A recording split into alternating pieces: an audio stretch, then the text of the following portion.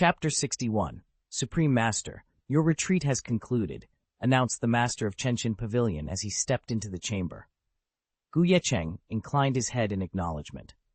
Through his spiritual perception, he sensed that Zhang Lianxin had already emerged from seclusion ahead of him. She was now wandering the pavilion's island, leading little Gu Yunqi through the bustling streets just beyond its gate. Gu Qingchen, however, remained unaccounted for. No one knew where he had gone. The results of this retreat were nothing short of astounding. Ye Cheng's own cultivation had soared, but he was not alone in his progress.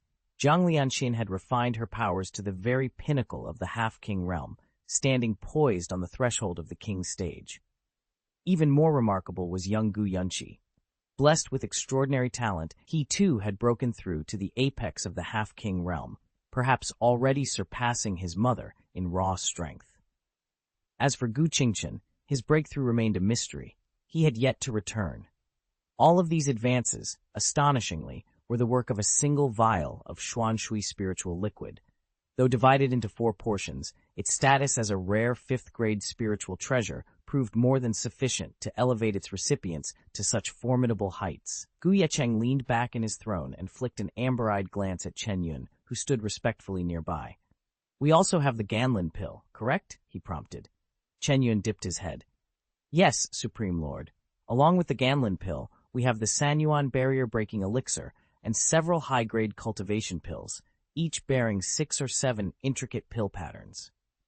"Good." Ye Cheng tapped his jade armrest, eyes narrowing slightly. "And the Mu family? Have you settled their affairs as I instructed?" "Report to the Supreme Lord. Everything is in order." Chen Yun's voice was calm, but carried a hint of satisfaction. "Under Miss Muziyi's leadership, the Mu clan has retaken sole control of the Haiyue auction house. They've pledged their loyalty to you." "Excellent." Ye Cheng allowed a faint smile to touch his lips. "Have they formally agreed to join our alliance?" "Indeed, Supreme Lord." "Very well. Maintain close exchanges with them going forward. As a gesture of goodwill, and to strengthen our partnership, present this vial to the Mu family's half-king on Haiyue Island." With a casual flick of his wrist, Ye Cheng sent a jade bottle skimming across the marble floor. Chen Yun caught it deftly. Inside lay a swirling assortment of pills, the barrier-breaking elixir, nestled among several realm enhancement pills, each stamped with 6 or 7 luminous patterns. Elixirs of this caliber were exactly what every aspiring King Realm cultivator craved. Chen Yun's heart stirred as he examined the bottle. If his instincts were right, these were the very same pills Lord Ye Cheng had used to shatter the King Realm ceiling years ago. He bowed once more. "At once, Supreme Lord." Ye Cheng inclined his head, already turning his mind to the next move in his grand design. "Yes." Alongside the Mu clan's elixir, Chen Yun distributed several bottles of strength advancement pills. "You and the Great Elder must train diligently," he instructed. "Strive to break through into the heavenly King Realm as soon as possible." "Thank you, Your Majesty," the disciples chorused. Ye Cheng's gaze swept the courtyard. "Where's Qingchen?" Chen Yun exchanged a glance with a guard before replying. After the young master emerged from seclusion, he insisted on journeying to Lanyue Palace. He claims he's searching for a sister he encountered in the secret realm. Madame tried to persuade him to stay, but ultimately she relented. "That stubborn boy," Ye Cheng said with a fond shake of his head. "Is he traveling alone?" "The Great Elder is shadowing him," Chen Yun assured him. "Lanyue Palace lies just a short sail from Chengqin Island. There's no real danger."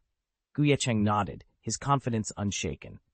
With the life-saving jade talisman he had given Ye Cheng, no one in the South China Sea could threaten the young master.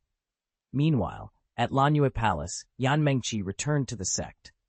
She placed the crimson-silver stone, entrusted to her by Gu Qingchen, carefully before the assembly of elders, fulfilling her duty with solemn respect. Yan Mengqi held the smooth, blood-red lump of ore thoughtfully. A 4th-grade red-silver stone like this offered her little direct benefit. Its true value lay in converting it into sect points, then exchanging those points for alchemical ingredients, talismans, or cultivation pills. Senior Brother Lan and the others silently agreed. They all remembered Ye Cheng's warning. To carry such a treasure was to paint a target on your back. Within the walls of Lanyue Palace, no one dared challenge them, but outside, a whisper of its existence could unleash calamity. Even a few grains of red silver would draw covetous eyes and reckless schemes. The only safe choice was to hand it over to the sect treasury at once. What Yan Mengqi and senior brother Lan did not realize was how deeply alarmed Lanyue Palace's leadership had become. Though respected, Lanyue Palace ranked only as a mid-tier semi-king sect, hardly a power to intimidate rivals for long. No sooner had Ye Cheng reported his discovery than the palace master summoned every elder and disciple in the know. In a hushed council, he spoke with unusual gravity. Under no circumstances must a word of the red silver stone reach the outside world. If this secret leaks, Lanyue Palace will face ruin. And with that, the chamber fell into tense silence. The burden of concealment pressed down on every heart. In the end, there was no question. The red silver stone would be locked away in the sect's vault, its power and its peril kept beyond the reach of all. Master Lanyue sat alone in the main hall, eyes narrowed in thought. We need to find a buyer, or better yet, an auction house, for these fragments of red silver stone as soon as possible, he mused, fingers tapping against the jade table. Meanwhile, Yan Mengqi could hardly believe her good fortune. In just a few days, the sect points she'd earned from the red silver stone had swelled her resources to levels she'd never imagined, securing her cultivation needs for years to come. Even more astonishing was the third elder's decision after that harrowing confrontation with Ye Cheng and the terror unleashed by his father. He had offered to take her on as his personal disciple. To become the third elder's personal disciple, essentially the private student of a half-king, was an honor Yan Mengqi had only dared hope for in her wildest dreams. Until now, she had been nothing more than an outer disciple with no special privileges. Now, she stood proudly among the true disciples of Lanyue Palace, her status elevated overnight. With this new rank, she could reject any unwanted marriage arrangements imposed by her clan and pursue her own path without interference. All of it, the wealth, the prestige, the freedom, had stemmed from one impulsive decision, bringing along Ye Cheng, the so-called little crybaby, on her journey. As she reflected on how his actions had set these events in motion, gratitude swelled in her heart. She had chosen wisely, and her life would never be the same. Yan Mengqi stood in the courtyard, watching a handful of errand disciples haul trunks and crates onto waiting carts. In just a few hours, she would leave for the new residence reserved for true disciples. Yet before she moved in, there was one more matter to settle. She had to return to her family home, break the news of her promotion, and, most daunting of all, refuse the marriage her clan had arranged. Her family lived on Lanyue Island, just beyond the outer gate of Lanyue Palace. Though the island stretched far and wide and hosted many smaller sects and clans, Lanyue Palace cast the longest shadow over them all. The Yan family, however, remained one of the island's minor houses. Only 2 or 3 of its members had broken into the Calamity Realm, and the family head, Yan Mengqi's father, was the only one to have reached the 3rd level. Because their estate lay so close to the palace, Mengqi's trip home was a matter of minutes rather than hours. The road wound through low hills dotted with ancient pines, and before long she stood before the modest gate of the Yan residence in Wangshu City. Even here, in this small town, the family's name carried little weight. Mengqi drew a steadying breath and stepped inside. The courtyard was neat and humble, a few potted bonsai, a stone birdbath, and a narrow path leading to the main hall. Beyond, the familiar scent of her mother's incense drifted through the open windows. With each step, her resolve hardened. Today she would tell them of her elevation, accept their proud congratulations, and then, firmly but respectfully, decline the betrothal they'd already begun to discuss. She found her mother in the receiving hall, kneeling before the family altar. At the sound of her footsteps, the older woman rose, surprise and delight lighting her features. "Mengqi, you're back so soon." Mengqi bowed respectfully. "Mother, father, I have news." She paused to gather her courage. "I have been chosen as a true disciple of Lanyue Palace." Her mother's eyes glistened. "A true disciple? My daughter, this is wonderful." Before her mother could embrace her, the dojo doors opened and Yan Mengqi's father entered. Towering and stern, his 3rd-level aura barely contained itself. When he saw Mengqi, A faint smile broke through the hardness of his expression. "You've done well." Mengqi's smile wavered but did not fade. "Thank you, father, but there is something else I wish to discuss." She lifted her chin. "I've heard the clan's plans to betroth me. I appreciate Uncle Yan's offer, but I must decline. My future lies with Lanyue Palace, not here." Silence fell. Her mother's hand went to her throat, her father's brows knitted. After a long moment he spoke, his voice calm but firm. "You are my daughter. What you choose I support, but marriage is not just your affair. The clan does not part easily with its daughters." Mengqi swallowed. "I understand, father, but a true disciple's path demands complete focus. I cannot afford distractions, nor would I want to bring shame to the palace or to our family." Her mother pressed on her shoulder, tears welling. "Mengqi, you must be careful. Lanyue Palace is powerful, but it is also unpredictable." "I know," Mengqi said, "but this is my path. I hope you will let me walk it." Her father's stern face softened. He placed a hand on her head. "Very well. You have made your choice. The Yan family will not stand in your way, so long as you remember your roots." Mengqi exhaled, relief flooding her. She bowed deeply. "Thank you, father. Thank you, mother." Later, as the sun dipped behind the palace spires, she stepped back outside. The errand disciples had already loaded her belongings onto the carts. Soon she would set off for the true disciples' quarters, leaving behind her small-town life, but taking with her the unshakable support of her parents. And so, on that quiet evening, Yan Mengqi's new chapter truly began. When Ye Cheng returned to the family estate, the courtyard buzzed with excitement, as if everyone were celebrating some grand occasion. "Ye Cheng Gay!" A young woman in white hurried toward him, her fan forgotten in her hand. Gu Xiaowu, his cousin, beamed at his unexpected arrival. "You got back just in time. I was about to ride out to Lanyue Palace to fetch you." Ye Cheng inclined his head politely. Before he could speak, Gu Xiaowu pressed on. "But there's no need now. The He family has come to propose on their son's behalf. The second young master of the He clan is here, ready to make his formal offer to the Gu family." Her eyes glittered with envy and excitement. "He's one of the 3 celebrated scions of Wangshu City. His talent even surpasses his elder brother, who's already taken as an inner disciple by Lanyue Palace. His future is said to know no bounds." "I envy you, Ye Cheng Gay," she sighed, glancing at him with a quirk admiration. "Envy?" Ye Cheng lifted an eyebrow, a small smile playing at the corner of his lips. He'd heard enough about the He family's prestige to know why this match would delight his relatives, but what did he think of it? Before he could answer, the clan's senior steward approached, bowing low.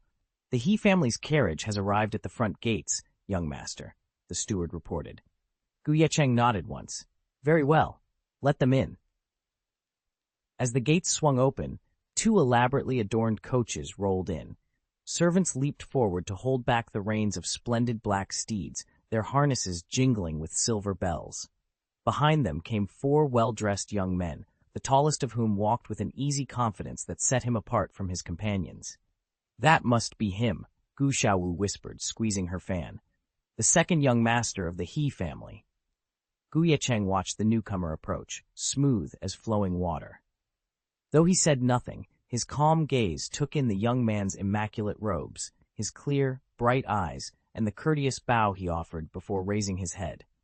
This was the man everyone praised, talented beyond measure, destined to rise even higher. And today, he had come to pledge his hand to the Gu family. Ye Cheng drew in a quiet breath. In that moment, beneath the watchful eyes of family elders, he prepared himself to welcome or to refuse, according to his own heart. Ye Cheng, the second young master of the He family, was one of the most admired figures among the city's younger generation. With an impeccable lineage and outstanding talents, he attracted countless admirers wherever he went.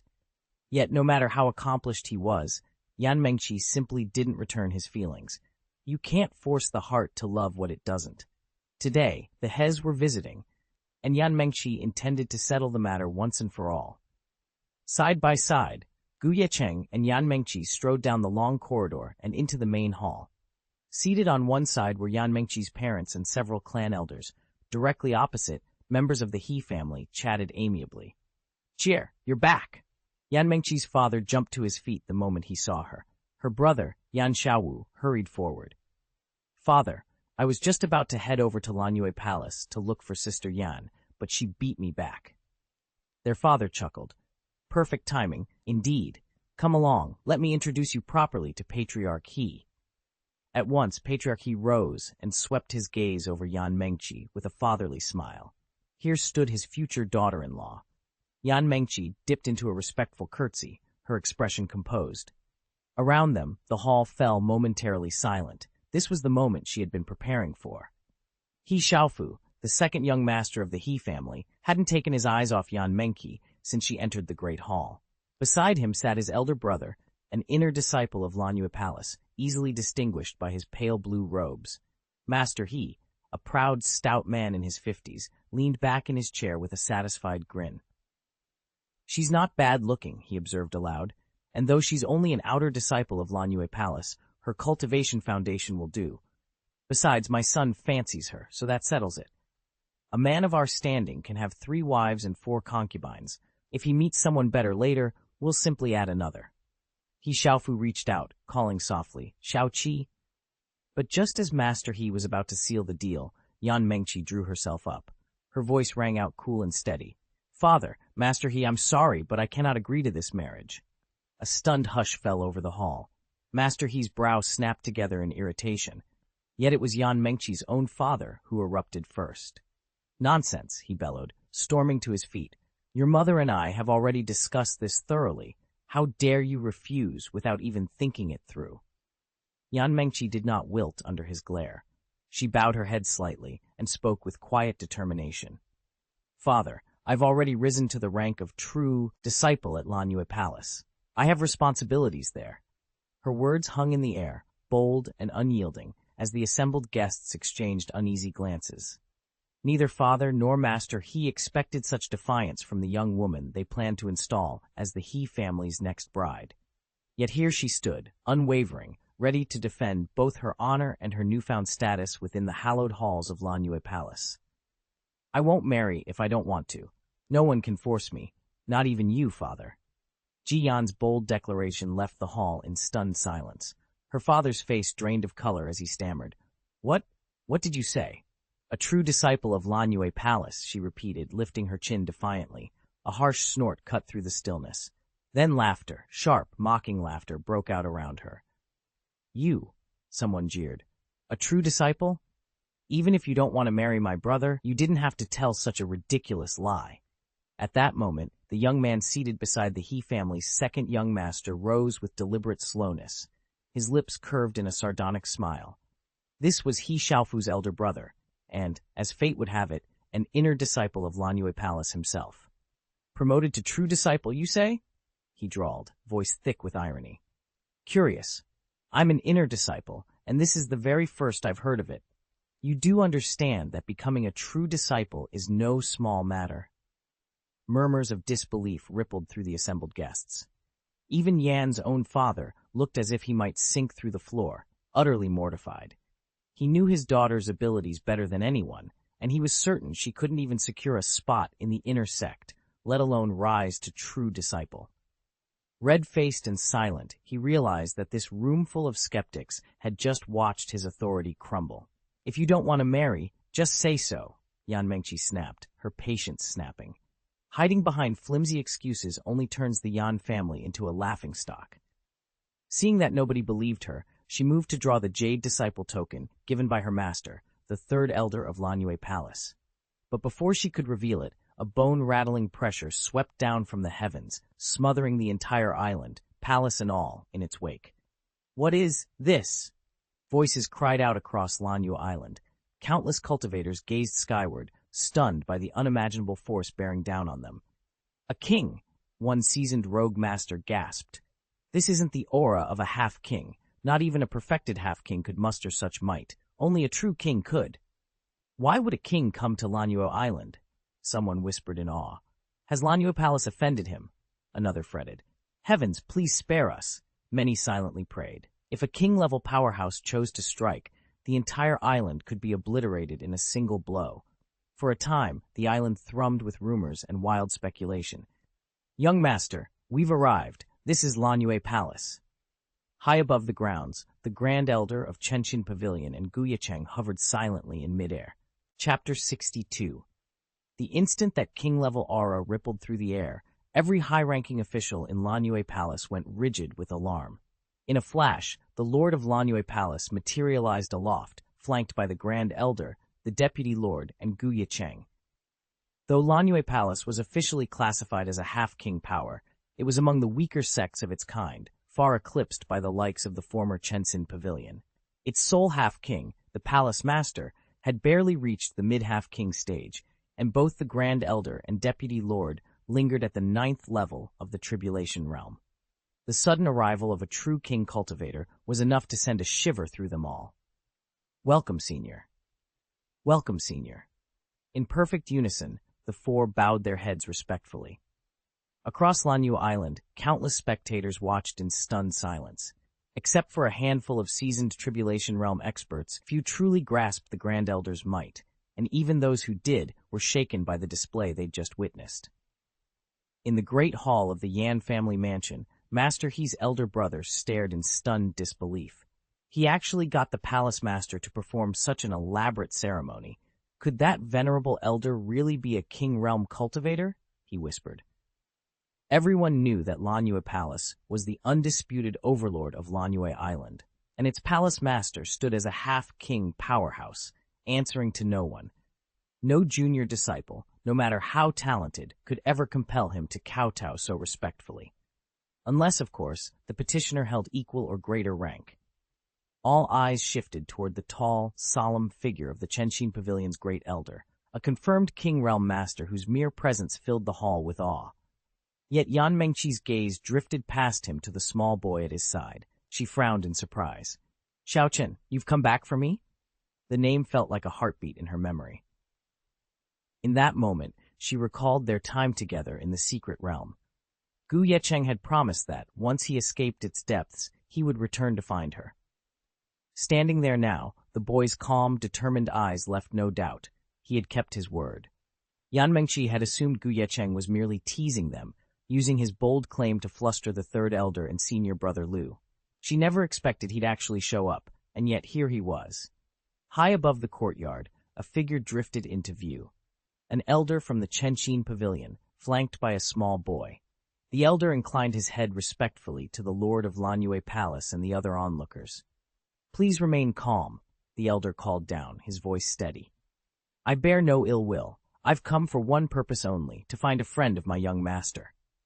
"A young master?" murmured the gathered cultivators. All eyes shifted to the boy at the elder's side, Ye Cheng. So this King Realm powerhouse was merely the attendant to that child?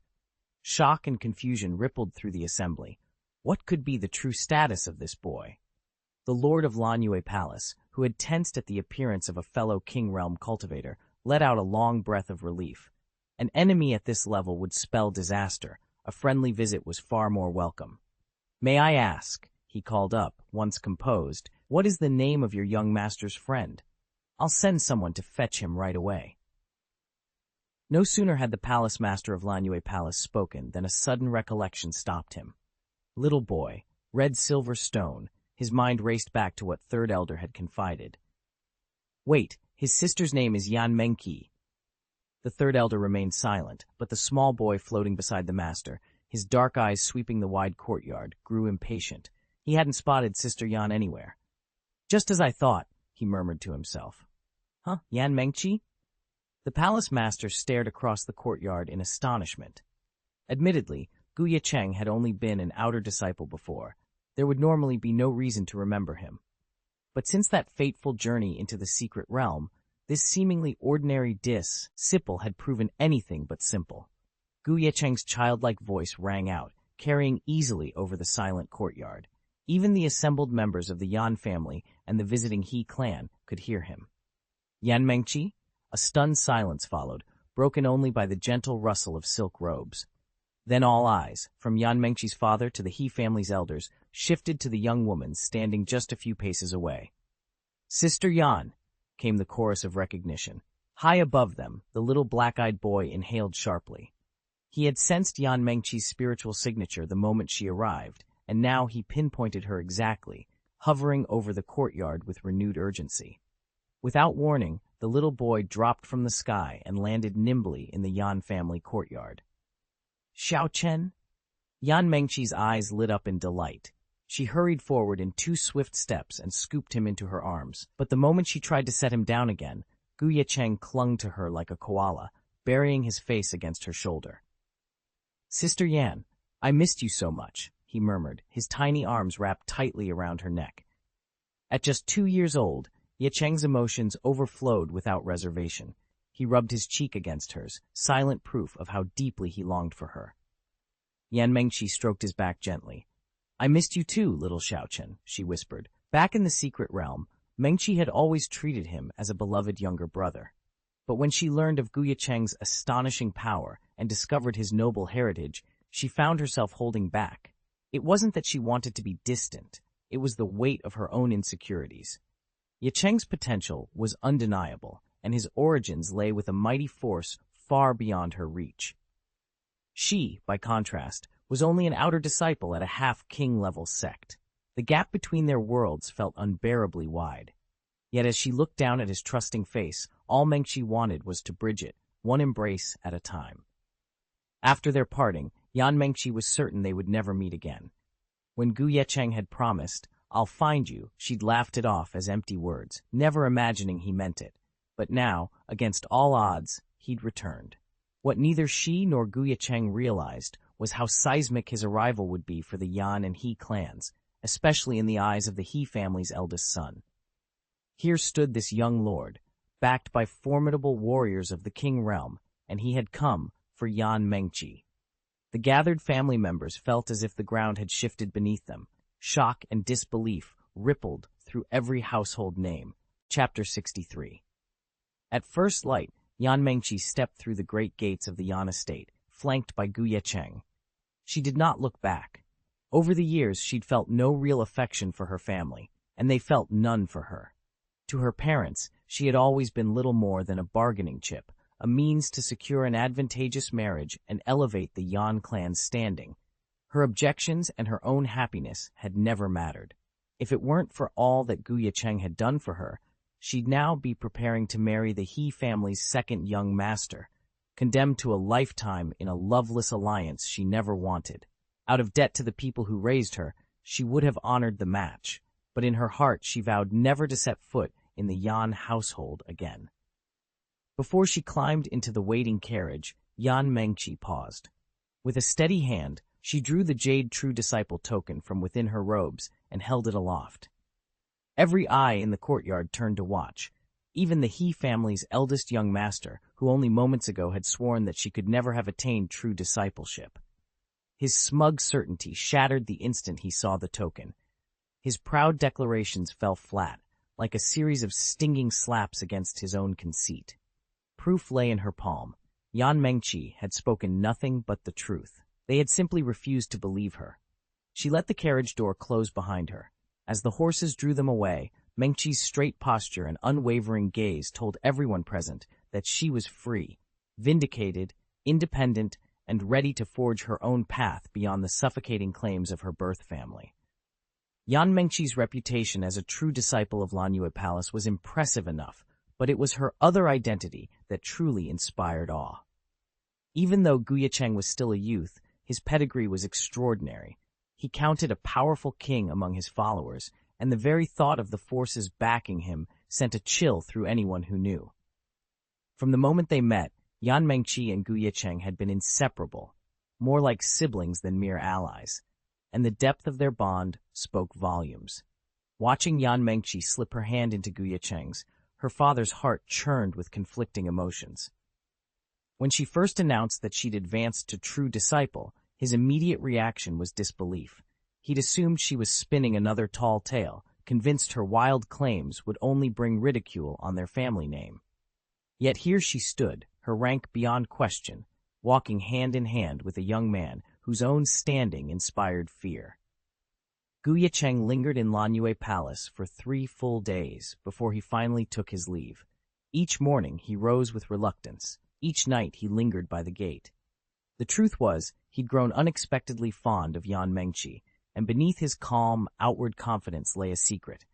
Despite his formidable cultivation, he had never felt such unease. It wasn't fear of battle or sorcery that troubled him, but the first time he'd ever been separated from his sister, Gu Yunxi. And in that unease, a deeper attachment had quietly taken root. Ye Cheng's heart pounded. He'd never been without his parents before, and the strange new world around him felt overwhelming. Though barely 2 years old, he appeared closer to 5, a half-grown toddler swaying on unsteady legs. Just when his fear threatened to swallow him, Yan Mengqi materialized like a guiding light. With gentle words and a soft touch, she eased his trembling spirit until the terror in his eyes faded. He would always remember how, in his earnest little voice, he'd begged senior brothers Lan and Liu to let him remain under their care. And before he left, he pressed into Yan Mengqi's hand a bundle of elixirs, healing tonics his mother, Jiang Lianxin, had prepared especially for him. "Sister Yan," he vowed, "I'll come back to play with you." Then he produced a smooth jade token, the character Chen carved in its center. "If you ever need help," he explained, "take this to Chenshin Pavilion, my father's command post. They'll resolve any trouble, and if they can't, I'll have my father intervene myself." It was this token, after all, that would one day bring him to Chenshin Pavilion. Chenshin Pavilion. Yan Mengqi knew the name well. Situated in the South China Sea, Chenshin Pavilion had just been elevated to king-level status and boasted 2 king-grade powerhouses in its ranks. To both Lanyue Palace and Yan Mengqi himself, it was a true behemoth. Yet to his astonishment, this newly crowned sect answered to Ye Cheng's father. The memory of Ye Cheng subduing the silver-armored stone figurine in the secret realm flared in Yan Mengqi's mind. That young man in flowing white robes, so ethereal he might have been a banished immortal, was indeed Ye Cheng's father. Their farewell at Lanyue Palace had drawn many spectators, and a few couldn't conceal their unease. Among them was brother Liu, who'd flatly refused to bring Ye Cheng into the secret realm and had broken away from Yan Mengqi's party, and the handful of disciples who had followed him. At that moment, a wave of regret crashed through her heart. If only they hadn't followed brother Liu back then, everything might have been different. Brother Lan and the others who'd struck up a friendship with Yan Mengqi have already been elevated to core disciples, while they're still stuck at the inner disciple level. And as time goes on, that gap will only grow wider. Now Yan Mengqi must curry favor with even the palace master, lavishing him with polite smiles and flattery. Thanks to Ye Cheng's connections, let alone the palace master, even King Realm experts would think twice before messing with her. They once stood before a golden opportunity and failed to seize it. That single choice has come to define the rest of their lives. Wherever people gather, power struggles inevitably follow, and the waters around Lanyue Palace are no exception. This region, known as Fuhai, teems with complexity and hidden currents. 6 or 7 half-king-level factions vie for dominance there, and Lanyue Palace is only one among many players in this restless, dangerous sea. Unbeknownst to Ye Cheng, master of Lanyue Palace, a deadly conspiracy is quietly taking shape somewhere in Fuhai. 4 half-king powers, each wielding immense, near-kingdom-shaking strength, have banded together with one goal: the complete annihilation of Lanyue Palace. Leading this alliance is the longtime rival, the Tianming sect. In the sect's inner chamber, 3 half-kings are already gathered, 1 at the mid-stage of half-king cultivation, 2 at the early half-king level, and a 4th yet to arrive. The mid-stage half-king, head of the Tianming sect, casts a cold gaze over his allies and unfolds their plan with chilling precision.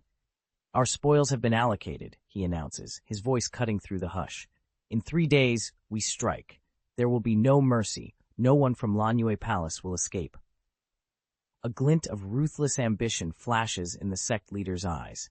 This plot has been years in the making, yet until now the Tianming sect felt it too risky to act alone, or even with a single ally. Lanyue Palace's power in Fuhai, especially under Ye Cheng's leadership, is notorious. But in 3 days' time, this coalition of half-king forces will move, and nothing will stand in their way. Late morning light filtered through the high windows of the strategy hall, illuminating the hastily spread battle maps and blueprints that detailed the planned assault on Lanyue Palace. Ordinarily, one or two mid-stage half-kings might struggle to lay a finger on their target. But today, 4 half-kings had been assembled, 2 at the height of their power, and 2 just breaking into the mid-stage. With such strength marshaled, victory should have been assured. A sudden gust of wind heralded an unexpected arrival.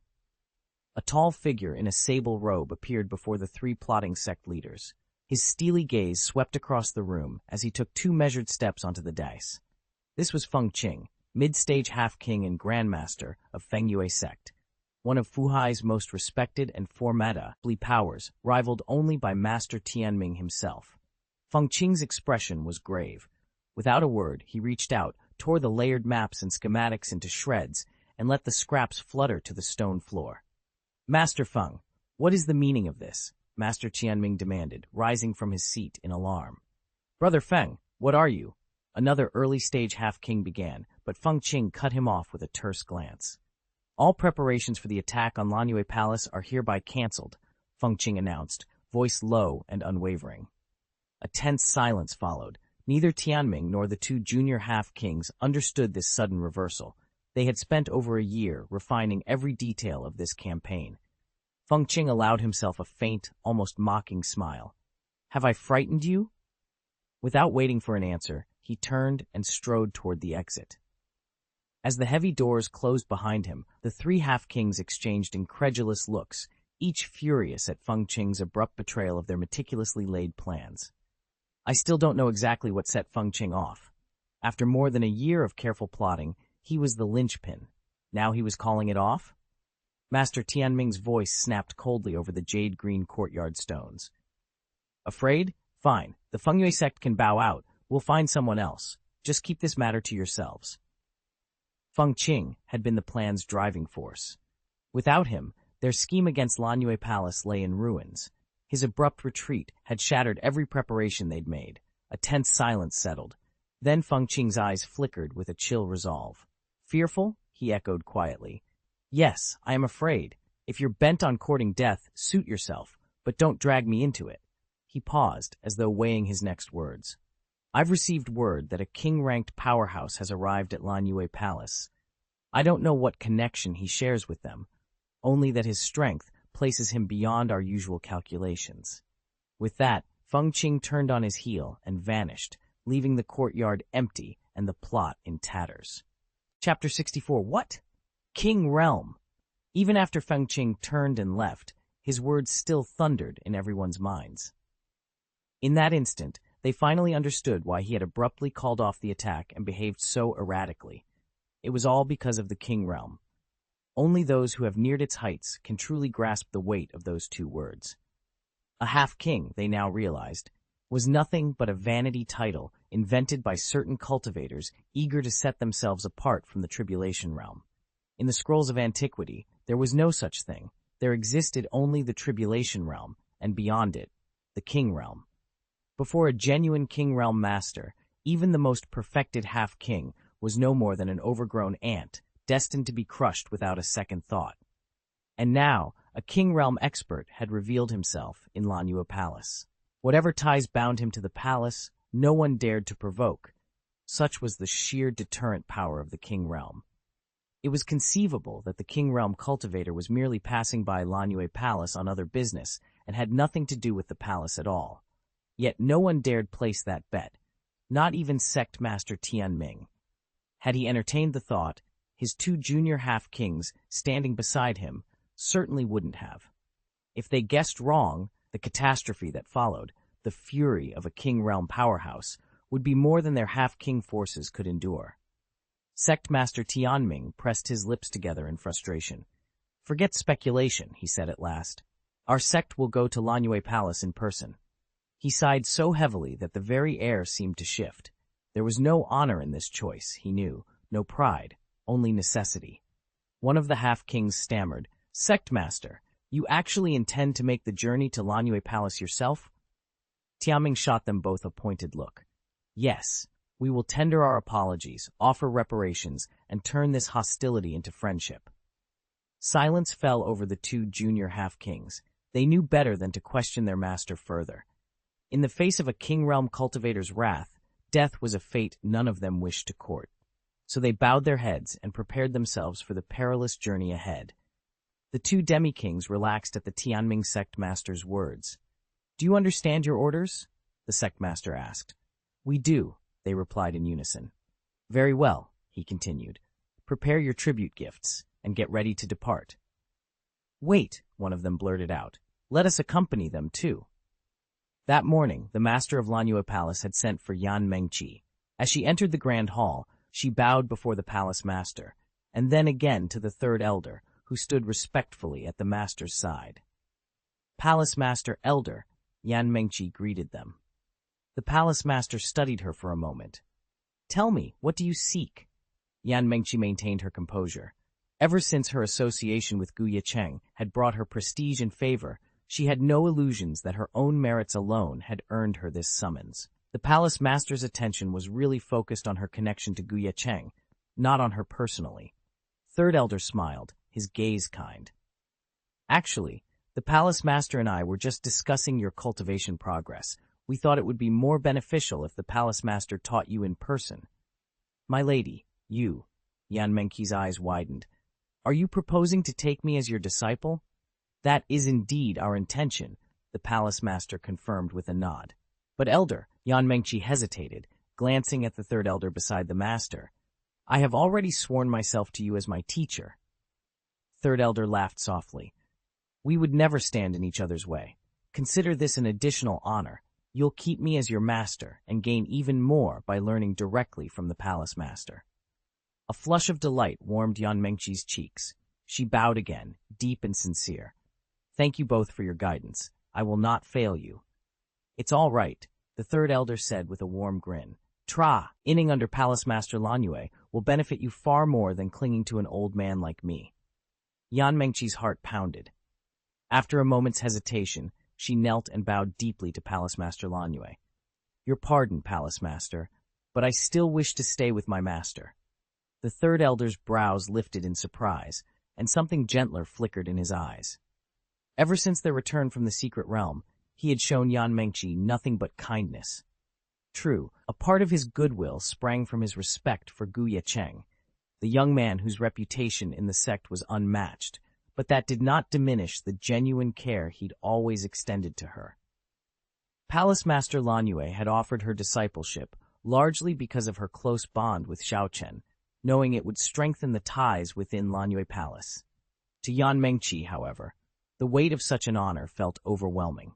She still lacked the skill and confidence to meet the lofty expectations that came with being the palace master's protégé.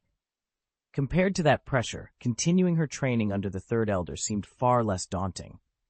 A tender smile curved the third elder's lips as he rose and gently helped her back to her feet. "Forgive my haste," he said softly. "If you prefer to remain by my side, then so be it." Palace Master Lanyue inclined his head in quiet agreement. As the ruling master of Lanyue Palace, he bore no resentment.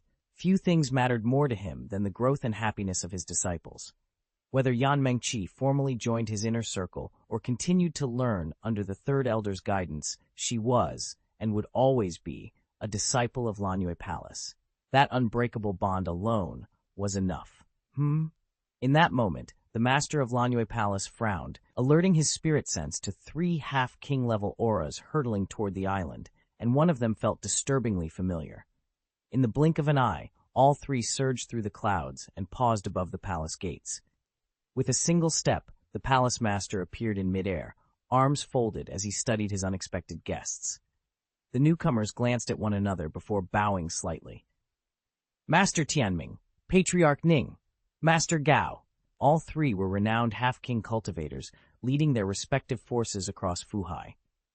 Their sudden arrival sent a chill through the halls of Lanyue Palace, especially since Master Tianming had long been an adversary.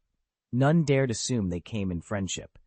At once, the palace elders, led by the Grand Elder, fell into battle formation, faces grim as they leveled their weapons at the formidable trio.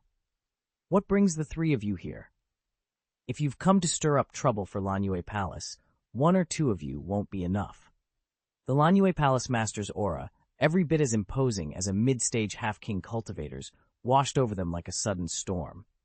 The gathered disciples of Lanyue Palace tensed under its weight. The Tianming sect master managed a wry, strained smile. He had no desire to clash with such overwhelming power. Instead, he drew in his own energy, bowed respectfully, and spoke with measured calm. Master Lanyue, we bear you no hostility.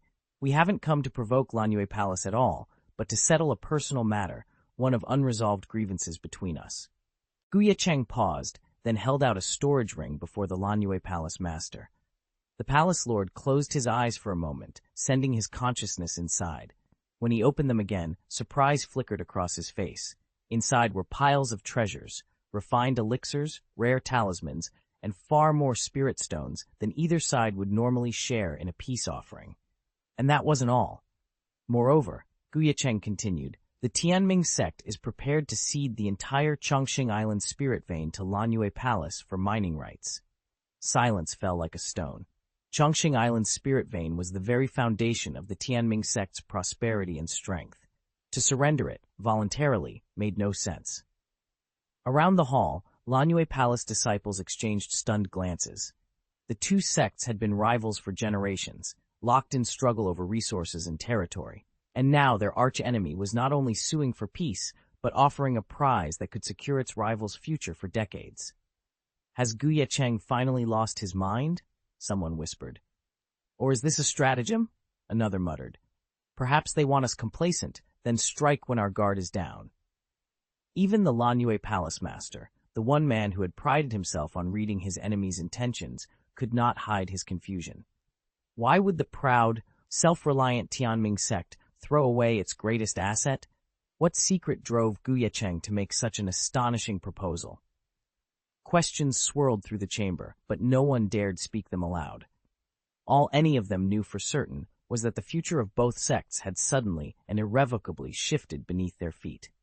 Lanyue Palace master studied the Tianming sect master carefully before lifting his hand to accept the jade storage ring. Very well. I accept your terms. From this day forward, the sect master replied, voice steady, all hostilities between the Tianming sect and Lanyue Palace are formally ended. In 3 days, I will dispatch a troop to assume control of the Chongqing Island spirit mine. A weight seemed to lift from the Tianming sect master's shoulders. Then we shall take our leave, he said. I will at once send word to Chongqing Island so our people can withdraw. With a courteous nod, he turned and departed. Only the two half-kings remained in the vast hall. They exchanged a quick glance, then, one after the other, presented storage rings to the palace master. Palace Master Lanyue, the taller of the two half-kings, said with a faint bow, please accept this small gift from us. Lanyue Palace Master accepted the rings and examined them.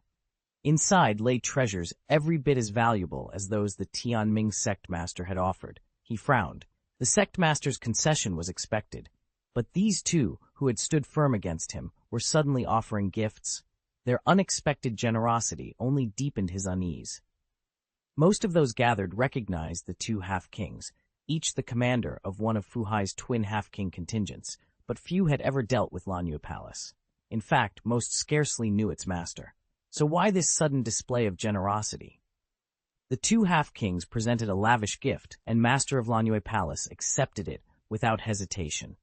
Thank you, sirs, he said, bowing gracefully as he received their offerings. The half-kings visibly relaxed. They harbored no personal animosity toward Lanyue Palace, but ever since pledging themselves to the Tianming sect master's clan extermination plan, they'd lived in quiet fear. If the conspiracy ever came to light, the Tianming sect master might weather the storm, but they would be left exposed, their lives and reputations in ruins. By extending this gift, they hoped to secure Lanyue Palace's goodwill, and, if necessary, a safe harbor, should the plot be uncovered. As the two half-kings and the sect master hurried away, Elder Wu turned toward the palace master, concern creasing his brow. Palace master, this seems too convenient. I fear there may be a trap. The palace master watched the departing figures without a word, his dark eyes unreadable. A trap, he repeated softly, as if weighing the very notion for the first time. Not abnormal at all, the Lanyue Palace master laughed. Fourth Elder, you're overthinking things. There's no conspiracy here. Fourth Elder blinked, caught off guard. Ah, you're right, Palace Master. It really isn't a plot. At that moment, the Grand Elder rose from his seat, stroking his long beard with a knowing smile. "Do you recall the King Realm powerhouse who visited Lanyua Island a few days ago?" A ripple of realization swept through the assembly. Of course, it was the lingering aura of that King Realm veteran, Fourth Elder exclaimed, his eyes lighting up. Precisely, the Palace Master agreed. That overwhelming presence was unmistakably the deterrent of a true King Realm expert. Even I felt its weight. News of that expert's appearance alone had been enough to cow the once hostile Tianming sect, driving them to sue for peace and reconciliation.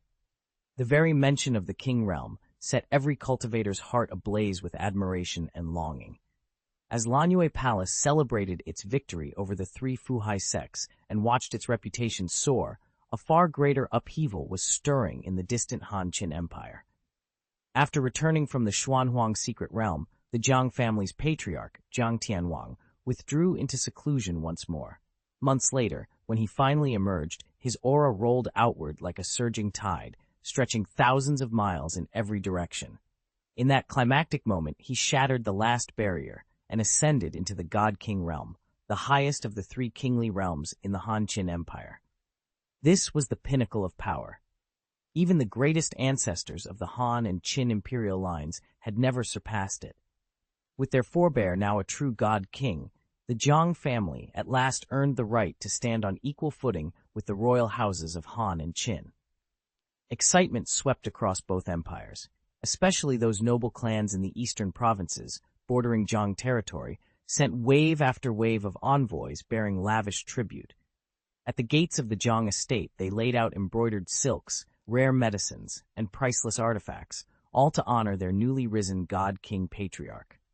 Even the imperial courts of both the Han and Qin dynasties have sent envoys to the Jiang clan, and the elders of Jiang House are positively swelling with pride. News of their ascendant power has even reached the distant Gu estate in Jianglin City. For generations, the Gus have maintained a low profile, quietly holding the top seat among the city's families. Yet compared to the newly exalted Jiangs, the Gus are plainly a tier below, powerful only within the bounds of Jianglin City, and with limited influence beyond. In the surrounding provinces, the Gu family's business interests and manpower often clashed with other local powers. Skirmishes, territorial disputes, outright hostilities. Until now, the Gus could only hold their own through sheer grit. But the advent of a God King in the Jiang clan changed everything. The moment word spread that a divine sovereign resided within the Jiang lineage, every hostile faction near Jianglin City hastily backed off. No one dares provoke the Gus or pick a fight, for fear of incurring the wrath of their mighty allies. Of course, the Gus and the Jiangs have never been intimate allies, and it's been years since any envoy from Jiang House set foot in Jianglin City. Still, the Jiang God King's relatives remain the Gus's kin in name, and that's all it takes these days. Who can say when the Jiangs, haughty as they are, might remember those ties and throw their weight behind the Gu family? In volatile times like these, no one is willing to gamble against them. Ever since the Jiang and God King families refused to accept his challenge, they had no choice but to back down before the might of the Gu clan. News of their surrender rippled through the Gu household, and even the elders exchanged rueful glances. The Gu family's ascendancy had never rested on alliances with the Jiangs or the God Kings. It had always been built on the strength of their young master, Ye Cheng. And truth be told, no one felt the need to explain this to their rivals, least of all Ye Cheng himself.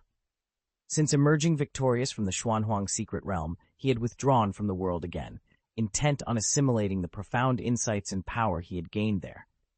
Then, one crisp morning, a delegation arrived at the Gu estate, an unexpected visit that sent ripples through the household. At the main gate in Jianglin City, Gu Yuan and a circle of senior elders stood waiting. As the carriage drew up, Gu Yuan inclined his head in a formal greeting. "Honored guests, welcome to the Gu residence. We apologize for any shortcomings in our hospitality." His words were polite, but his voice betrayed no warmth. In fact, it carried a thin edge of steel. No one needed reminding why. The distinguished visitors before them were none other than Jiang Yunshan, head of the Jiang family, flanked by his esteemed elders, and trailing just a pace behind, the graceful but inscrutable Jiang Baiwei. For the Gu family, this was no social call. It was a summons and a challenge. As Gu Yuan's calm eyes met Jiang Yunshan's, both houses sensed that the real game was only just beginning. Hearing Ye Cheng's cool dismissal, the Jiang family's elders bristled, none more so than Jiang Baiwei. With their ancestor now ascended to the God-King realm, the Jiang family's prestige throughout the Han Qin Empire had never been higher. Even the imperial clan treated them with the utmost deference. In their view, the Gu family ought to have thrown open their main gate, rolled out red carpets, and offered a grand welcome to show proper respect. Instead, they'd been met with stone-cold indifference. Anger flickered in the elders' eyes, but they forced themselves to remain silent.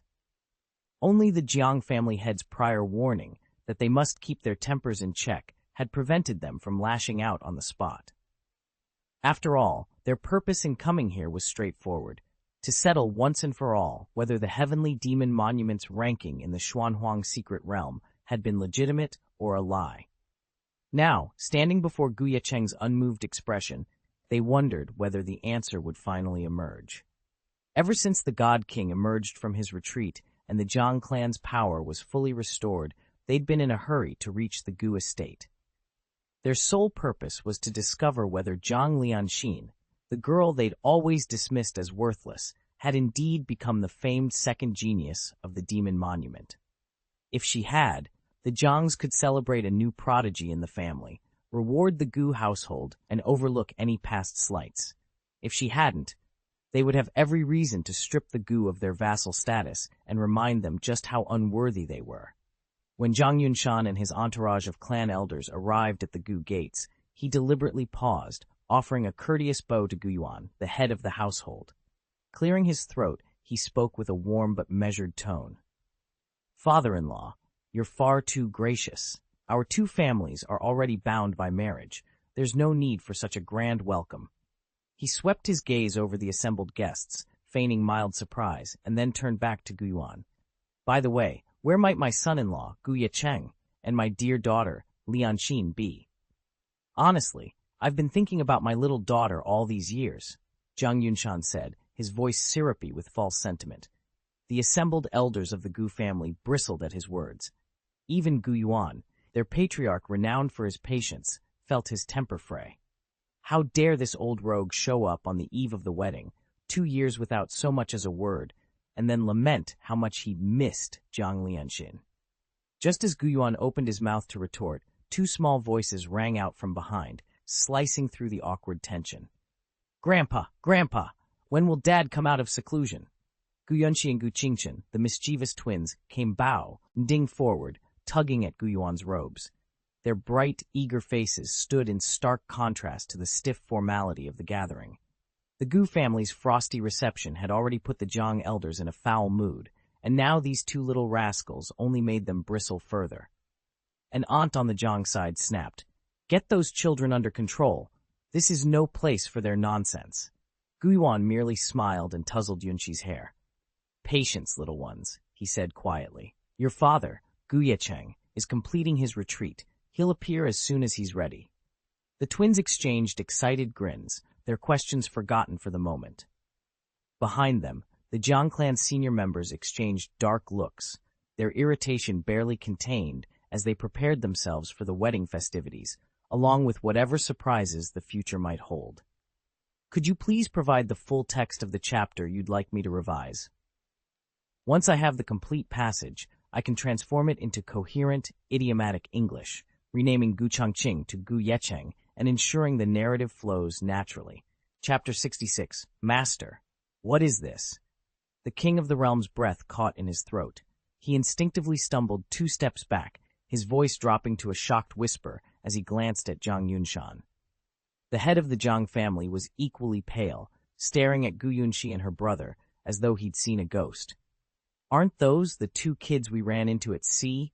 They were barely 6 or 7 years old, and yet they've already reached the tribulation realm. Why are they here in the Gu family? Gu Yuan, grandfather." Jiang Yunshan's voice cracked with disbelief. Every leader of the Jiang family felt their hearts pounding. That day in the 10,000 Monsters Sea was unforgettable.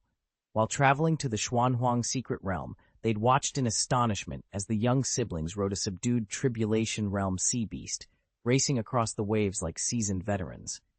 Even God King Zhang had been utterly stunned. None of them had ever imagined these two children would belong to anyone but the greatest sects, holy sites, or noble clans. Yet here they stood, in the Gu family's courtyard.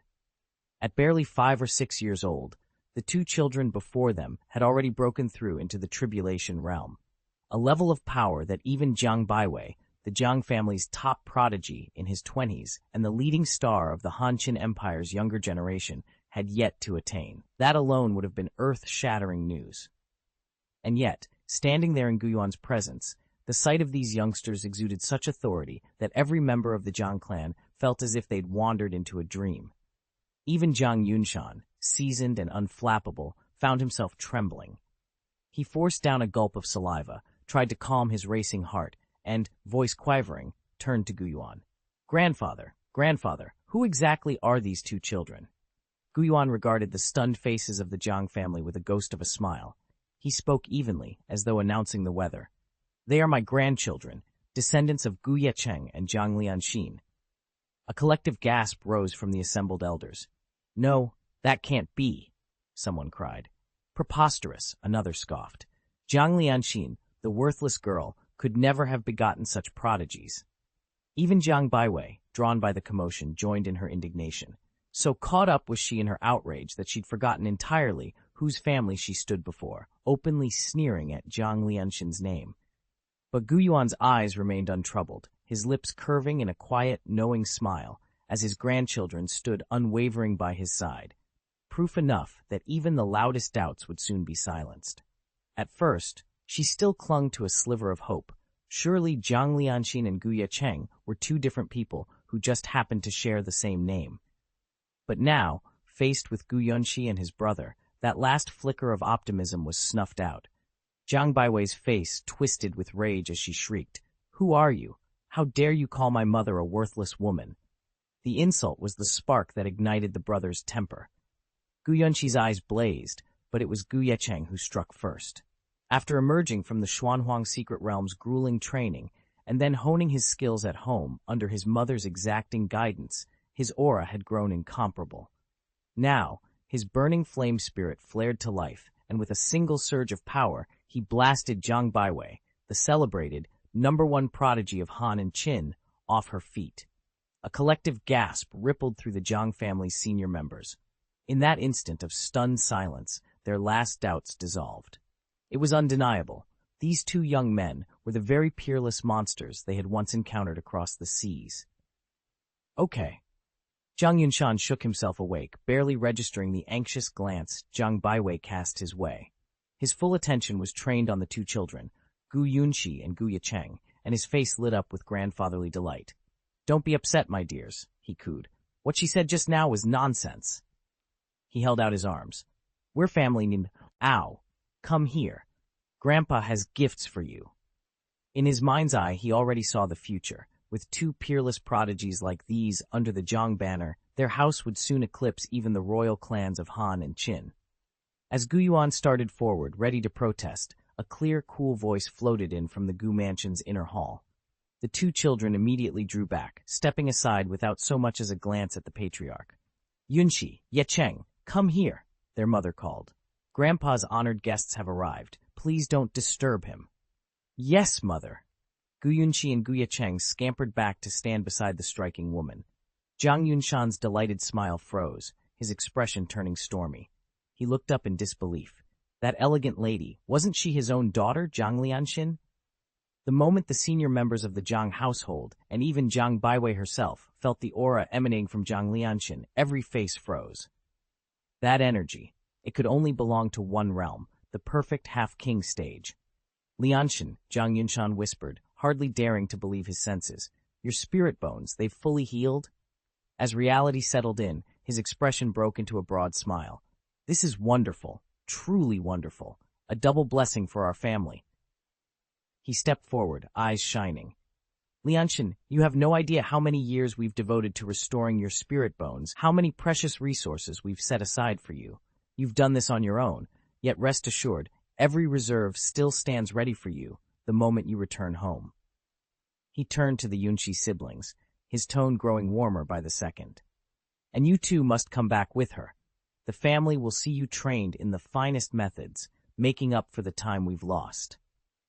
Then he added, with a sweeping gesture, "Even her husband. You should both come back to our Jiang estate. There you'll enjoy unrivaled cultivation conditions and all the resources you could ever need." Zhang Yunshan put on a contrite expression and sighed. "Lianxin, you don't know. Your father has been carrying this guilt for years. He blames himself every single day." He shot a quick glance at the clan chief, who gave a solemn nod. Instantly, the other elders chimed in to support him. "That's right, Lianxin. Though your father hasn't said it aloud recently, he's always felt sorry for you deep down." "We know how furious you are," another elder added, "and we understand completely. The family owes you more than words can express. But things have changed now. With our ancestors' ascension to God King, our clan stands stronger than ever. We've come today to bring you home and make things right." One earnest declaration followed another, each more heartfelt than the last. Their warm words and touching sentiments stood in stark contrast to the cold indifference and lingering rumors that surrounded Zhang Lianxin's wedding. The more she listened, the colder her heart grew. A bitter irony twisted in her chest. "He never showed up for my wedding, and he hasn't set foot here in years. Yet now they act as if nothing ever happened.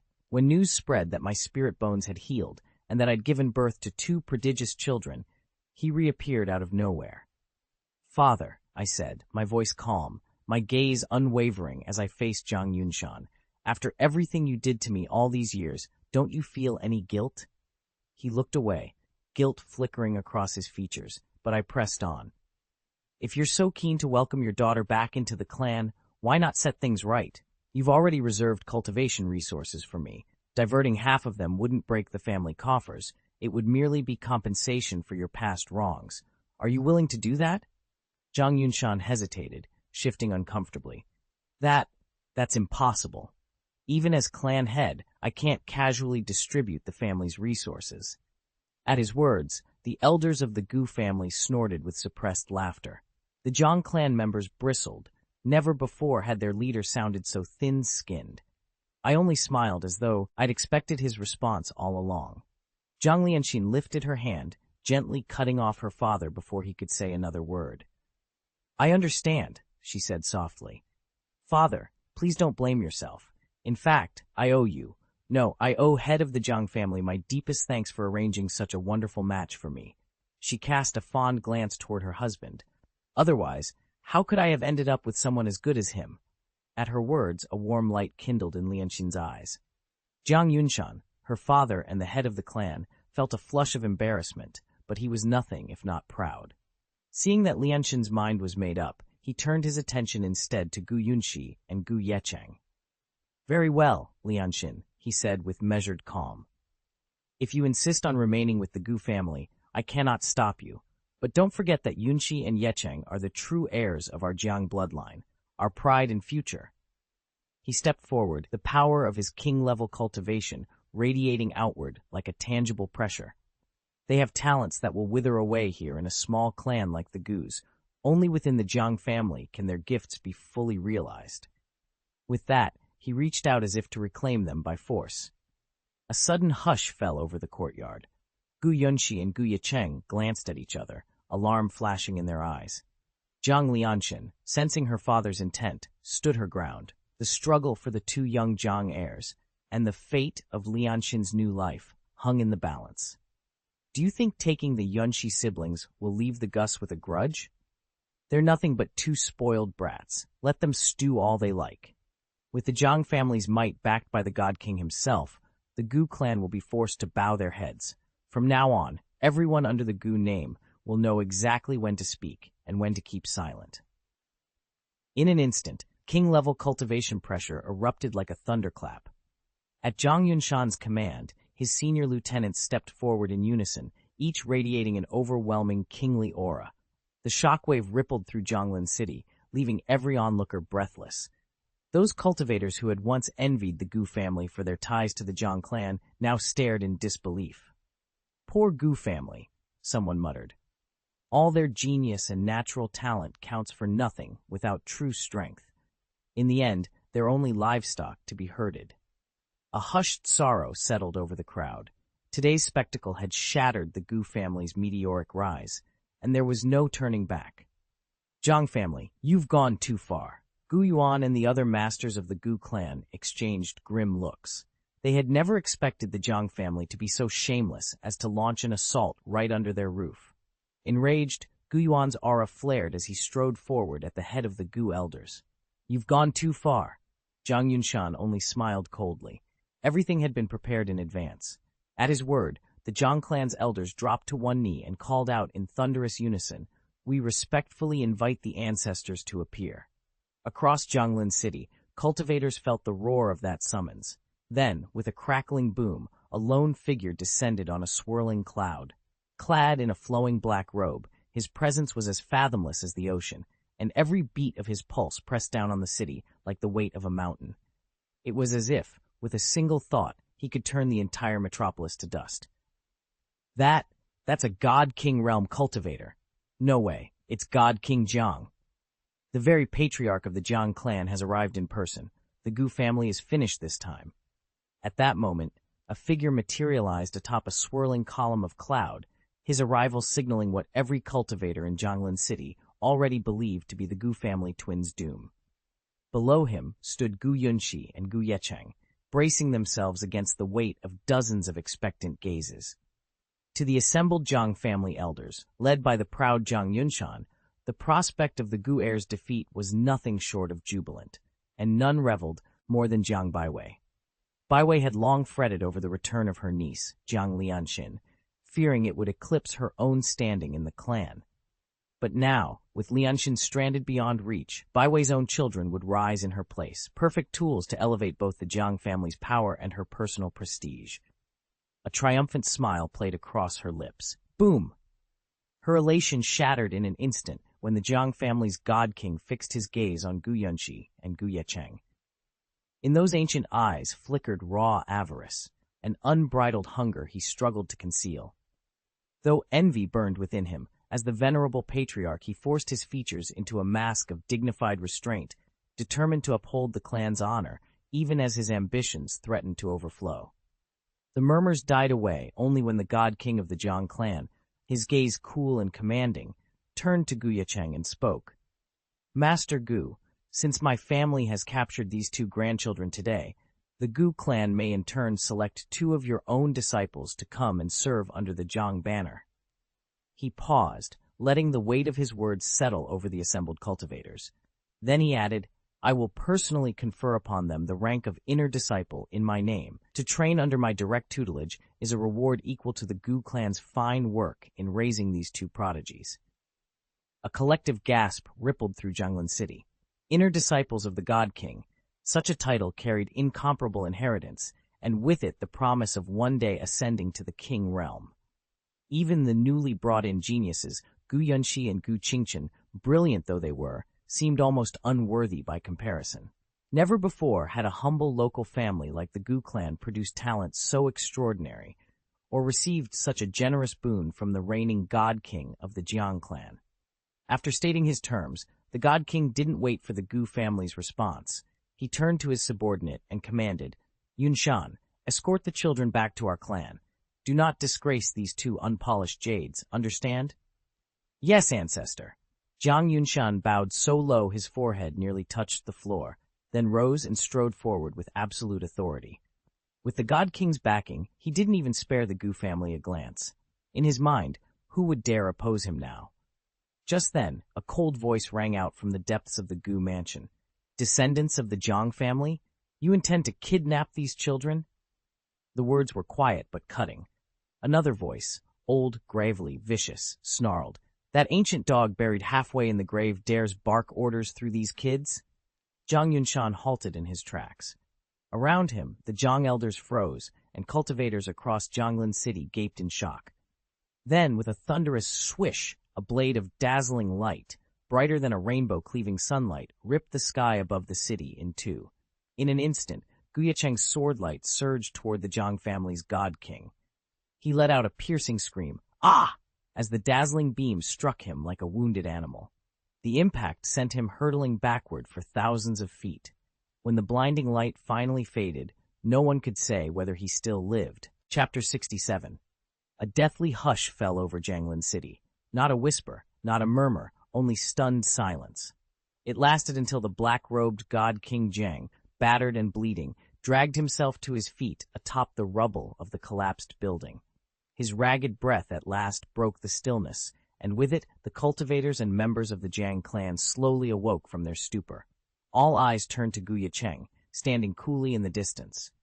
He looked no more than 20, the unassuming young master of his family, but in that moment he had done what none believed possible. With a single, lightning-fast sword stroke, he had severely wounded a god king. In the empires of Han and Qin, the finest talents of his generation still wrestled with the Calamity Realm. Yet here was Ye Cheng, evidently far beyond their reach. Had he perfected the God King stage, or even broken through into the legendary Emperor realm? As the crowd's astonished whispers swelled into uproar, a single, clear voice rang out from the edge of the square. "Father! So, you've returned from seclusion." Gu Yunxi and Gu Qingchen paid no heed to the baffled strangers hurrying forward to claim kinship. The instant their father appeared, the two children shouted with delight and rushed into his arms. Their joyous cries snapped the Zhang family out of their awe at Ye Cheng's display of power. As they watched the siblings cling happily to their father, a chill of fear ran through every onlooker. At first, they had assumed these two prodigies owed their gifts to their mother, Jiang Lianxin. Now it was painfully clear that their true inheritance came from a far more formidable source, Ye Cheng himself. Jiang Baiwei's heart pounded as she confronted the reality of her defeat. Across the courtyard, the black-robed god king, venerated ancestor of the Zhang clan, lay sprawled among the ruins, struggling to his hands and knees but unable to stand. Not far off, Ye Cheng knelt beside Jiang Lianxin, gently cradling her in one arm, while Gu Yunxi and Gu Qingchen pressed close under his protective gaze. In that moment, all hope drained from Jiang Baiwei. She had misjudged her enemy, and now her own children were utterly powerless against this terrifying patriarch. A bitter regret welled up within her. They had lost everything. Jiang Baiwei pressed her back against the pavilion's carved railing, heart twisting with envy. If only she had endured a little longer, if she'd married into the Gu family herself, would she be the one whom everyone feared now? Would the god king of the Jiang clan tremble before her? Instead, it was Jiang Lianxin's name whispered in awe alongside Ye Cheng's. Once, Baiwei had believed her own fate so fortunate. Now she could only taste bitter regret. No one else noticed Baiwei's silent anguish, and no one paused to pity her. Before them stood Ye Cheng, his dark robes stained crimson, the breathless form of the Zhang family's god king crumpled at his feet. He sheathed his sword with a single decisive motion and turned to the trembling elders behind him. "We are bound by marriage," he said, voice low and iron-cold. "Because of that bond, I will spare you today. But hear this, at sunset, your ties to the Gu family end. From this moment on, there will be no more alliances, no more obligations between us." A heavy silence fell. Zhang Yunshan, patriarch of the Zhang clan, and father to Ye Cheng's wife, Jiang Lianxin, bowed his head in solemn acceptance. The rest of the family followed suit, faces pale and hollow. Had it been any other house, given Ye Cheng's legendary temper, not a single Zhang would have left this ground alive. But blood was thicker than vengeance, and today he honored the one tie he could not break, the loyalty he owed his bride. Then, without another word, he turned on his heel and strode away, leaving the two great families forever severed. "If you ever come back, you already know what awaits you." Ye Cheng's voice was low and steady as he fixed the god king Jiang with a cold stare. Only moments ago, Jiang, propped to a P by Zhang Yunshan and his retainers, had worn an air of supreme confidence. Now he cowered beneath Ye Cheng's gaze, every trace of arrogance gone. Those 6 simple words were enough. Zhang Yunshan's face drained of color as he bent his knee in surrender. Even the mighty god King Jiang let out a tremor of fear and slipped away without a backward glance. A hush fell over the onlookers from Jianglan City. The proud Zhang clan, who had swaggered in only minutes earlier, now slunk off in disgrace. Whispered memories rose among the crowd. Just a few months ago, everyone had been envious of the Gu family's good fortune, an influential in-law and the backing of a god king. They'd speculated endlessly about the family's rise. Yet here stood Ye Cheng, proving that true strength needed no borrowed glory. The assembled cultivators exchanged wry smiles and shook their heads. How folly had blinded them once, and how swiftly reality had corrected their envy. Backing from the God King clan? With young Master Ye Cheng's sword mastery, I doubt even a God King who sought to serve him would be accepted. He'd probably have to pass a trial by steel first. It seems the Gu family has always flown under the radar. They're not some backwater city clan. That day, news broke that the Gu family's young master had unleashed his unrivaled sword technique and severely wounded the Jiang family's God King in a single stroke. The tale spread like wildfire. From the streets of Jianglin City to the outlying hamlets, everyone spoke of it, and before long, the surrounding powers, wary of a hidden force, took notice. Just over 500 miles from Jianglin lay Yunshan sect, a grand order that controlled 3 precious spiritual ore veins. One of those veins had long been claimed by both the Gu and Yunshan clans. Though the deposit was first discovered by the Gu family years ago, a daring elder of Yunshan sect had later seized it outright. Ever since, tensions simmered between the two factions. Old wounds only deepened when the Jiang family produced a god king of their own. Yet now, all eyes turned to the Gu household. Whispers filled every jade hall and bamboo courtyard. Was there some secret power lending them strength? And who exactly was this Ye Cheng, whose sword could fell kings in a heartbeat? As rival sects prepared to reassess their alliances, the stage was set for a clash that would redraw the balance of power across the realm. The Yunshan sect leader's decree arrived without warning. Elder Lu was to return to the sect at once, and the spiritual mine would be handed over directly to the Gu family. The announcement sent ripples of anger through the sect, not just among the junior disciples, but even its senior elders. Before long, clusters of disgruntled Yunshan disciples began turning up in the small market town by the mine, eager to sow discord and test the Gu family's patience. One afternoon, under the flutter of colorful banners and the chatter of merchants, a group of inner disciples in Yunshan robes gathered around a steaming food stall. "Master's being outrageously unfair," snarled a tall youth, his arms folded across his chest. "But mark my words, in 3 to 5 years, once the Gu and Jiang families sever their ties, we'll have that mine back." A second disciple punched his palm. "That's right, second senior brother speaks the truth." A third leaned forward conspiratorially. "The sect master's just too cautious. The Jiang clan hasn't even set foot on Gu land in ages. What's he so worried about?" They snickered, glancing around to make sure no elders were within earshot. Their whispered plotting blended with the marketplace din, a muted challenge floating on the afternoon breeze. Outside the market square, a breathless disciple from Yunshan sect elbowed his way through the crowd, immediately drawing the attention of his fellow sect members. "Brother Sun, what's wrong? You look frantic," they called out. Sun Ning paused to catch his breath, then spotted his companions and relaxed slightly. "Don't worry," he said.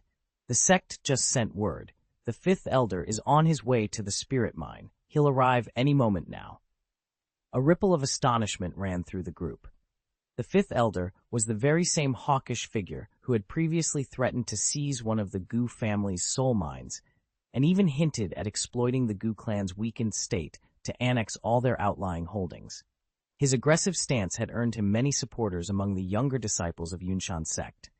Now that his return was imminent, excitement buzzed through the air. "Has the sect master really changed his mind?" someone whispered. "Changed his mind?" scoffed another. "He made up his mind ages ago. The Gu family is finished, nothing more than a dead tiger. It's time to strike. It may look fearsome, but its power is gone. There's nothing to be afraid of." A cluster of Yunshan sect disciples shouted as they surged forward behind junior brother Sun, eager to back the 5th elder and reclaim the spiritual mine. Yet when they reached the sect's outpost on the edge of the market town, they stopped cold. The 5th elder, once the very picture of arrogance and strength, appeared drained, his face ashen, his eyes haunted by fear and regret. Flanked by the sect master and 2 senior elders, he made no move to confront the Gu family. Instead, he turned his horse toward Jianglin City at a furious pace, leaving no doubt that his intention was not to seize the mine by force, but to beg the Gu family's forgiveness. What's going on? One disciple gasped. Have the Jiang really thrown in their lot with the Gu family?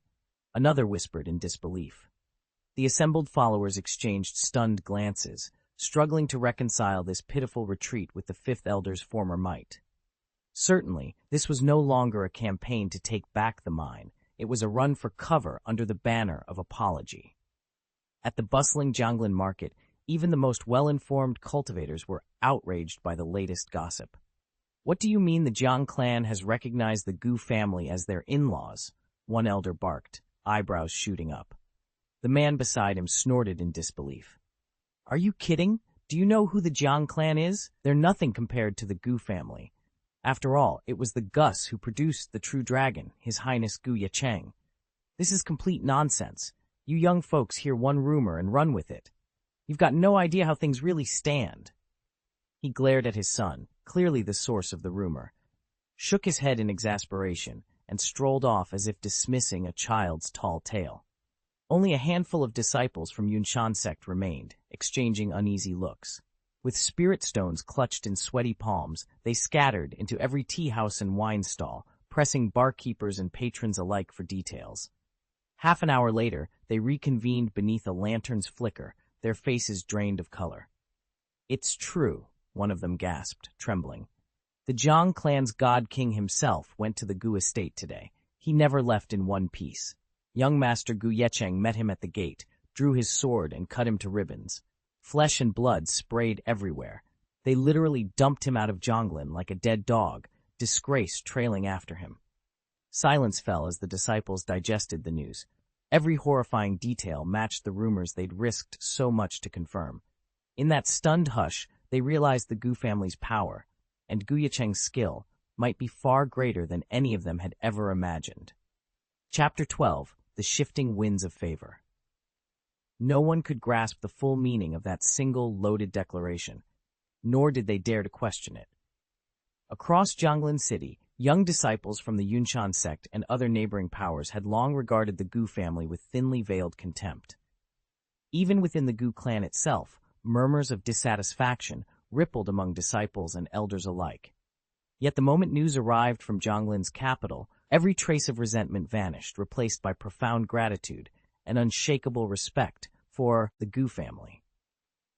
At the Gu estate in Jianglin City, Ye Cheng remained unfazed by the whirlwind of gossip and awe swirling beyond his private chambers. To him, the rival Jiang family was no more than a colony of ants, easily crushed and utterly inconsequential. After today's revelations, they would finally acknowledge his true status. Their petty scheming would be of no further interest to him. Leaning over a broad rosewood table, Ye Cheng laid out the treasures he had recovered from the Xuanhuang secret realm.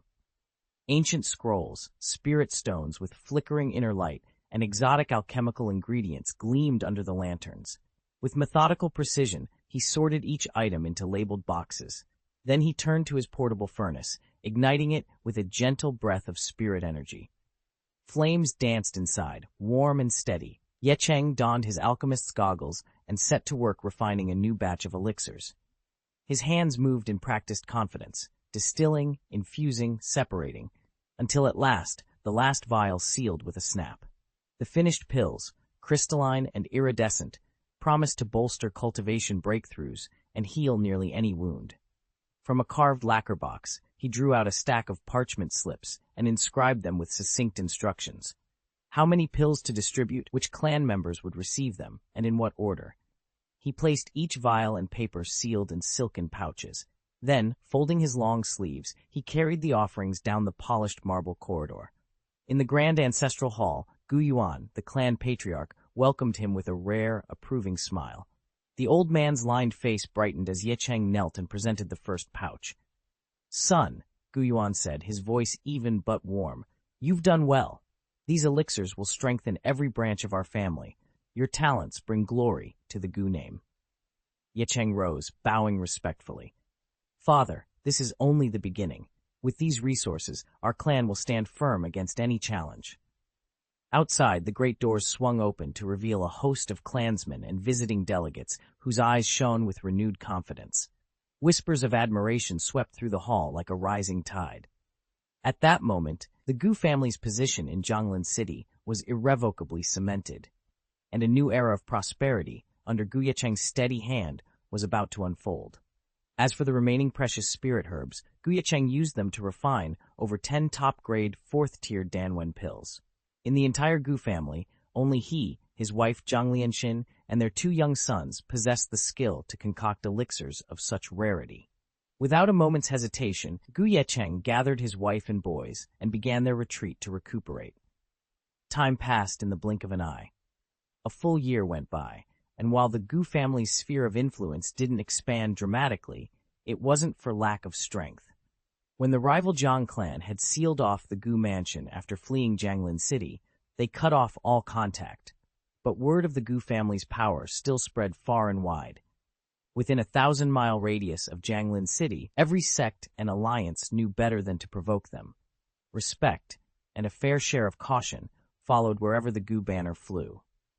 Even the Yunshan sect surrendered several resource outposts and came to publicly apologize. The Gu family, however, chose to dispatch only ordinary administrators to manage these newly acquired points. Why send their true elites when the spoils from the Xuanwang secret realm had already filled their coffers beyond measure? After this year's harvest, the Gu family's top priority is to absorb these gains and strengthen the clan as a whole. Thanks to the fresh batch of elixirs Ye Cheng has refined, our collective martial might has soared to unprecedented heights. First and foremost, everyone in the clan can finally breathe easier. A few months ago, Ye Cheng ventured into the Xuanhuang secret realm. When he returned, he miraculously restored Xuanhuang's true body and guided her back to the God Emperor tier, adding yet a knot, her God Emperor, to the Gu family. From that moment on, the breakthroughs within our ranks have been nothing short of astonishing. Most prominent was Patriarch Gu Yuan, who ascended into the Xuanwang realm. Then there's Bai Heng, a long-standing guest of our household. After taking the pill Ye Cheng entrusted him, he not only stabilized his cultivation, but leapt to the pinnacle of mid-stage Xuanwang, now only one step away from its late stage. Yet the greatest marvel of all came from the clan's 2 youngest prodigies, Gu Yunxi and Gu Qingchen. Ye Cheng had only just perfected his half-king cultivation when his elder sister, Gu Yunxi, took an even more astonishing step. A few days ago, she summoned the legendary Purple Thunder from the heavens and awakened her Purple Sky Erosion Thunder body. Tempered by that raging storm, she shot straight into the Xuanwang realm. Their mother, Zhang Lianxin, by contrast, was still struggling through the early stages of Xuanwang. Boom! At the very moment the Gu clan pushed their training to the limit, a titanic fluctuation of spiritual energy erupted in Ye Cheng's courtyard. The ancestral hall trembled. Every family member rushed outside to witness the spectacle. For half a day, Jianglan City buzzed with rumors of the dazzling display. When the blinding light finally faded, a lone figure emerged. Ye Cheng stepped forward calmly, his aura now crackling with the overwhelming authority of the God King realm. Chapter 68. Ye Cheng felt it the moment his chi surged to its limit, the sublime power of the God King realm.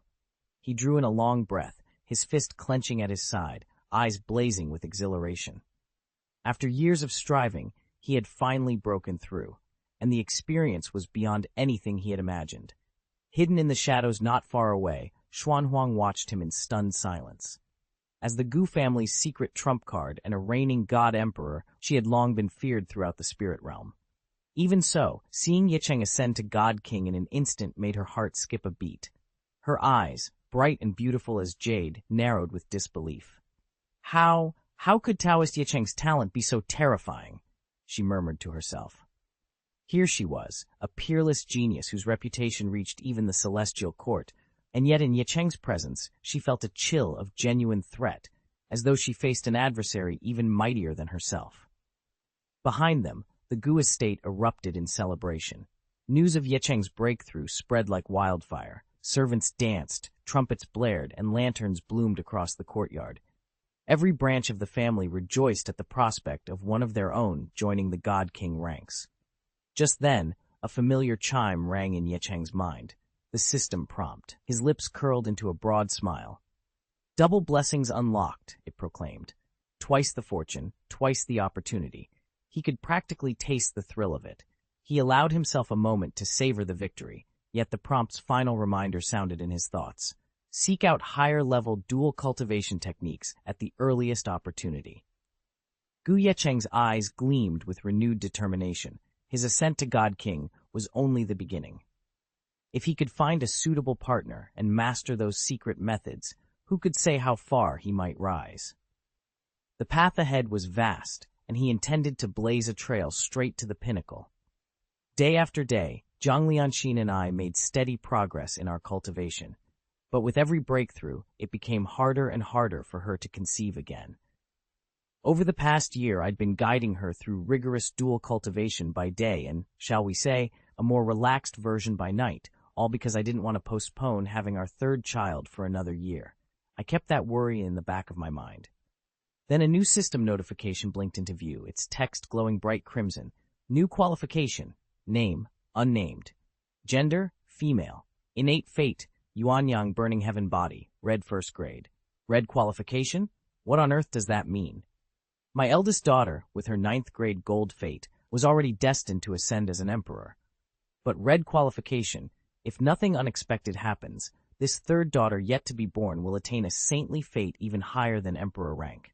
Even more astonishing, the system had just recalculated my eldest's destiny, downgrading her from gold 9th grade to red 8th grade, and now this unborn child was slated for red 1st grade, just as I'd hoped. Ye Cheng felt a sudden chime echo through his mind. Ding! Congratulations to the host on acquiring the red 9th grade heavenly refining saint body.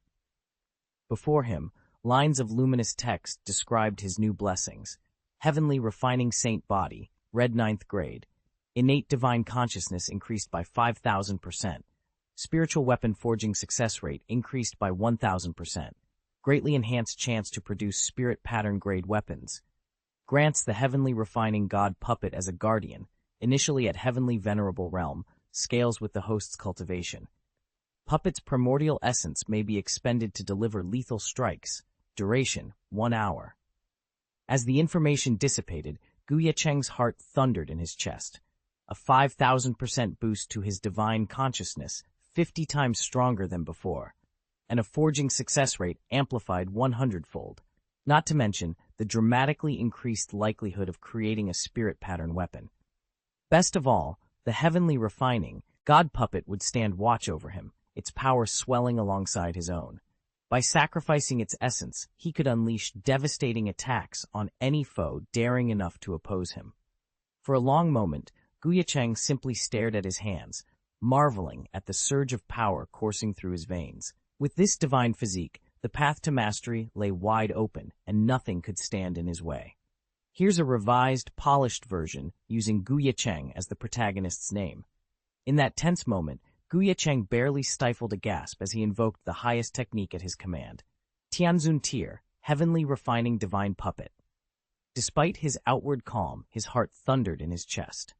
Above the imperial realm loomed the even more exalted supreme realm, itself divided into 4 grades, Xuanzun, Tianzun, Shengzun, and Daozun. Across all the spiritual domains, even a single Tianzun cultivator could trample entire nations. These were true transcendents, beings whose very thought could shatter a battlefield. Rumor said that the famed southern overlord of the Kanglan Holy Land would be no match for one. Still, even the heavenly refining divine puppet had its limits. Each deployment consumed its finite, original essence, a power source that could not be restored until its master, Ye Cheng, himself advanced into the supreme realm. Deplete that essence prematurely, and the puppet would lose its lethal edge, reduced only to the death-in-place failsafe that guaranteed mutual annihilation. As long as a drop of essence remained, however, Ye Cheng knew he could face down any foe, even a Tianzun. This version preserves every key detail, rank names, the puppet's mechanics, and the stakes, while smoothing out the narrative flow and clarifying Ye Cheng's thoughts. Even if a saint intervenes directly, Ye Cheng can still use the heavenly refining god puppet to bring the dead back to life, truly granting himself an extra life. Closing his eyes, he He concentrated on the flow of primordial essence within the puppet. Moments later, he opened them again, a triumphant smile flickering across his features. There was far more energy stored in the heavenly refining god puppet than he had dared hope, enough to activate it 10 times over. 10 chances, he murmured, voice low and confident. 10 opportunities for the Heavenly Lord to intervene, and 10 opportunities to raise the Kanglan Holy Land to the ground. He rose to his feet, eyes glinting with cold determination. Now that he had reached the God King tier, his offensive power rivaled even that of a God Emperor. In contrast, the greatest champion of Kanglan Holy Land was merely a Queen of Heaven, a formidable foe, to be sure, but no match for his newfound might. And he would not face them alone. At his side stood Xuanhuang, his steadfast ally, and the formidable Tianlian god puppet, ready to strike. With such strength arrayed against them, the downfall of Kanglan Holy Land was all but assured. Ye Cheng was just giving orders to his disciples, preparing to set off and finally settle the score with Kanglan Holy Land, when a messenger arrived breathlessly. "Young Master Gu, your father requests your presence. He says it's urgent." A chill ran down Ye Cheng's spine. Urgent? He'd thought of little else but this campaign. Could something have happened to his mother? He dismissed his subordinates with a few curt instructions and hurried back to the manor. The study door stood half open. Inside, Gu Yuan sat slumped behind a heavy wooden desk, a modest clay wine jar at his elbow, and a short-stemmed cup dangling from his fingers. The wine was nothing more than muddy rice brew, hardly the refined spirit a cultivator on the brink of the king realm would choose. Yet his cheeks burned red, his eyes glazed, as if he'd willingly laid down every scrap of his protective aura. Ye Cheng paused at the threshold. "Father?" Gu Yuan lifted the cup, spilling a few drops as he nodded him in. "Sit, Ye Cheng. I've been expecting you." Ye Cheng took the offered seat, warily watching his father's unsteady posture. "You said it was important. What's happened?" Gu Yuan set the cup down with a soft clink. He ran a hand through his hair, rubbing his temples. "I've just received news. Your mother has been found." Ye Cheng's heart thudded in his chest. "Found? I thought she'd disappeared years ago, presumed dead." Every plan he'd made for this campaign vanished in an instant. "Where is she now?" A tremor ran through Gu Yuan's voice. "She's alive, but—" He closed his eyes and drew a slow breath. "She's in danger, deep in the Black Marsh, one of Kanglan's forbidden territories. We have to go now." Ye Cheng's mind spun. Kanglan Holy Land was ruthless. Its marshes were said to swallow entire sects. Yet the thought of his mother's suffering there ignited a fire in him stronger than any vendetta. He stood, resolve hardening. "Then we leave at once. I'll gather the men and ride through the night." Gu Yuan managed a weak smile. "Good, but beware. Kanglan's reach is long, and they will want to break you before you even reach her." Ye Cheng nodded. "Let them try. I swear, I won't fail her again." As father and son rose together, the clay jar sat half empty on the desk, a silent testament to the recklessness bred by fear and hope in equal measure. And so their fateful journey began, not merely for vengeance, but for the only family they had left. "Are you serious?" Ye Cheng asked, his voice barely a whisper. Gu Yuan met his son's gaze, relief and pride easing the stern lines of his face. He drew a slow breath. "There's one more thing you need to know, about your mother." Ye Cheng's heart thudded. He'd always understood that his mother died giving birth to him. Now another secret lay waiting. Could he truly escape the twists of this story? Seeing the turmoil in Ye Cheng's eyes, Gu Yuan's expression softened into regret. "You were perceptive to sense there was more to the tale. Your mother did not die. Her own family took her away." At that confession, long-buried memories resurfaced for Ye Cheng. Years ago, his mother had been on the run from relentless enemies. Near collapse, gravely wounded, she had stumbled into Gu Yuan's care. He had carried her into his home, tended her injuries through countless sleepless nights, and in the gentle hush of her recovery, love had blossomed between them. Before long, she gave birth to him, and to a daughter. But just as their new life was taking shape, her relatives had descended like a storm, seized her from Gu Yuan's arms, and disappeared with her into the night. Ye Cheng stood in stunned silence, the weight of his father's words settling over him like a sudden winter dusk.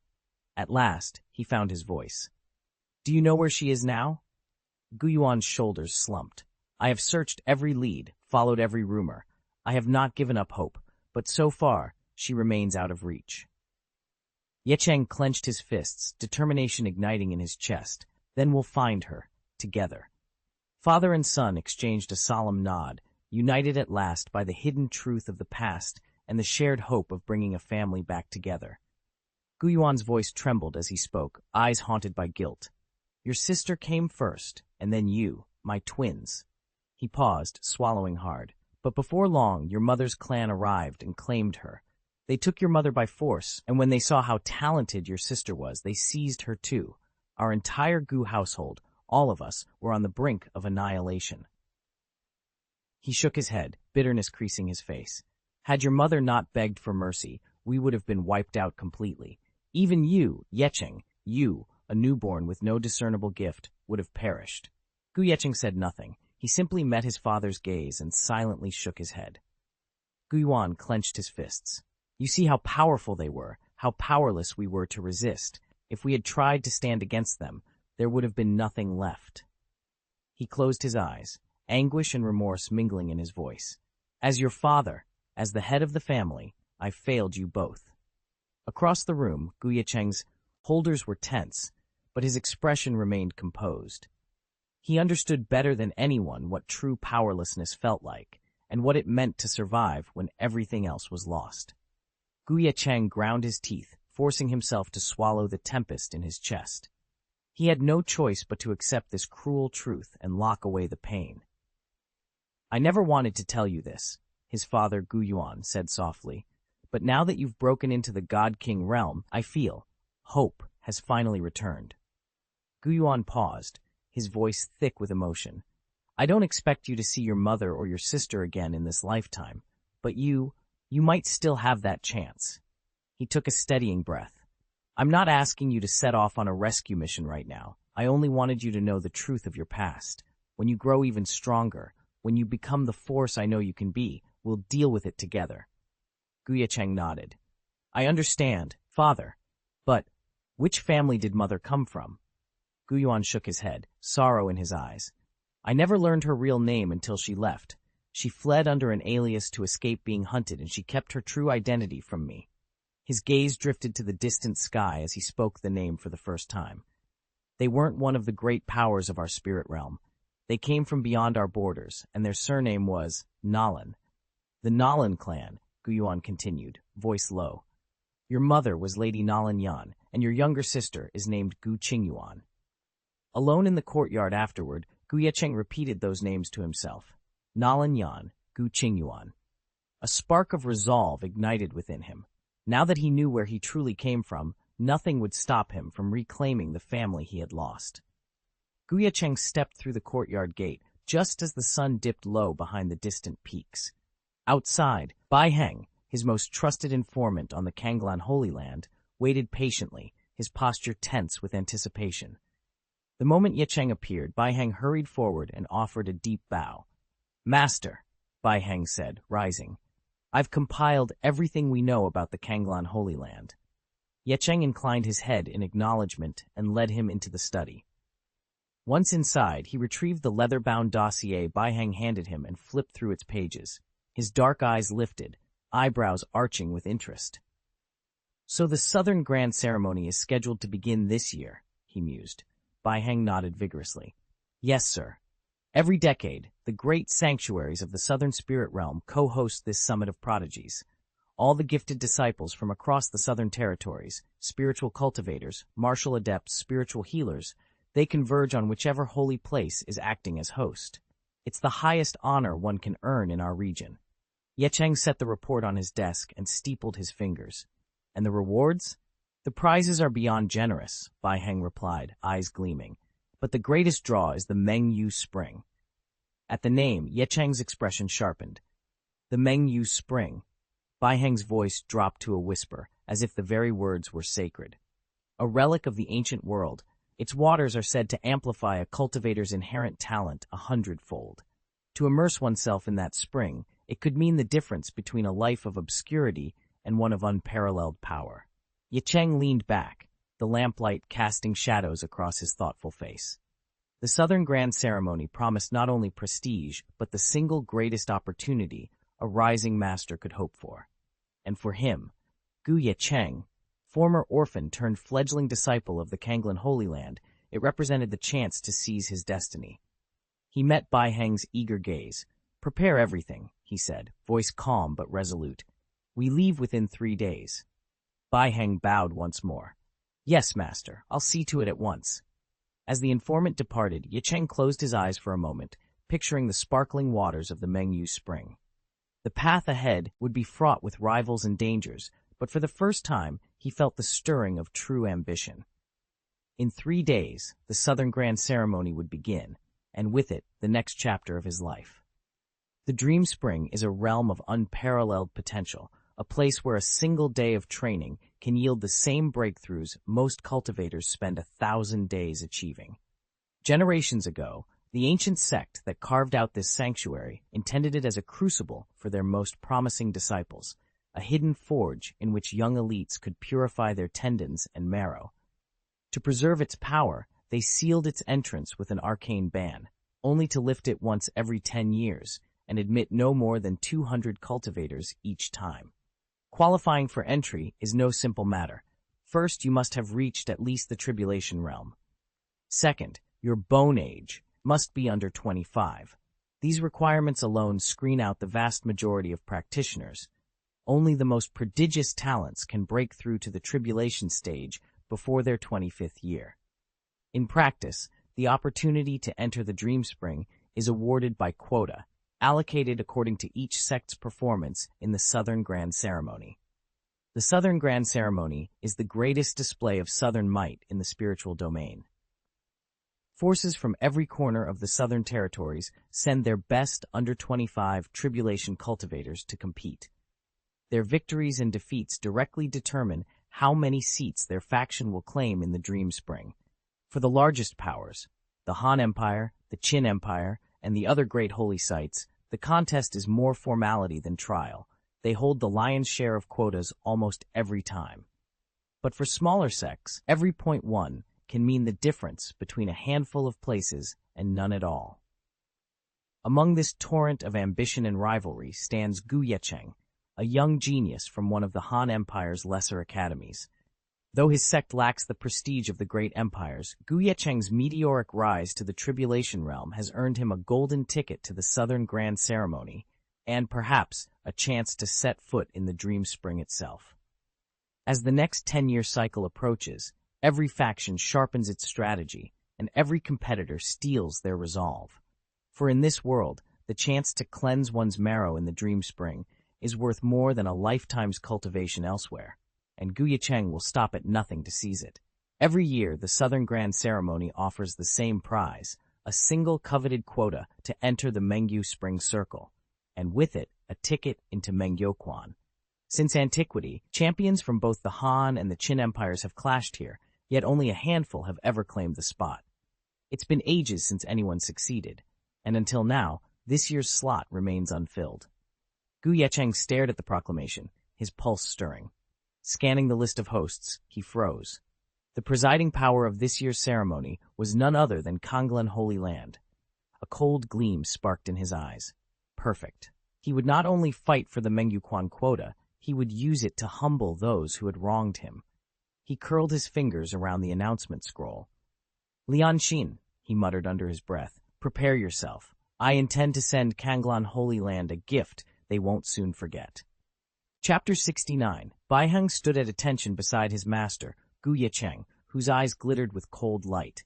After a long hesitation, Bai Heng lowered his voice. "Master, I've uncovered something. The Saintess Yue Lingxuan, the one who wounded the mistress in Kanglan Holy Land, has a brother, Yue Baifeng.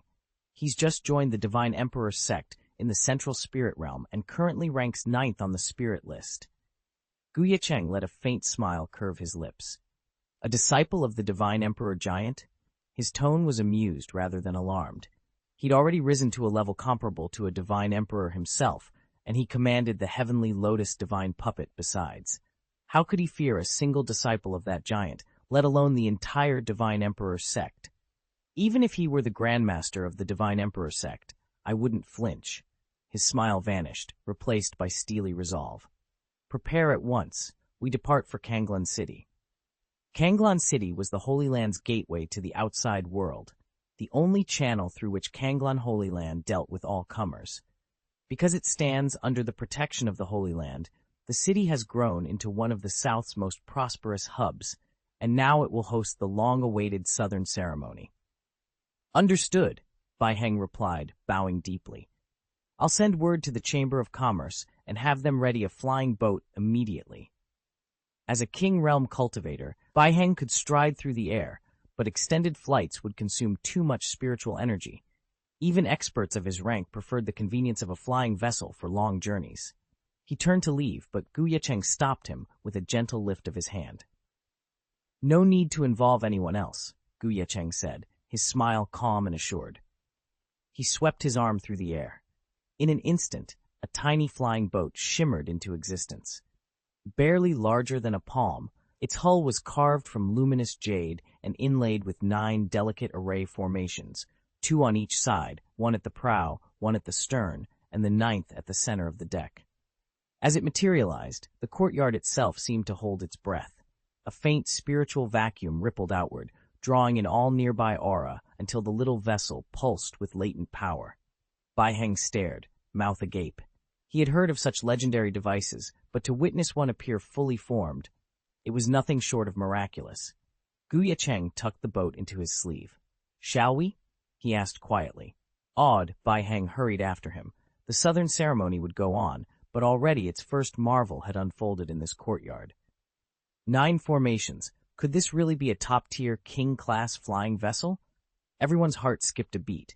Sect flying boats are rarer than gemstones, each powered by a spiritual stone and embedded with at least 3 magic formations for offense, defense, and aerial maneuvering. Just gathering the materials is a monumental task.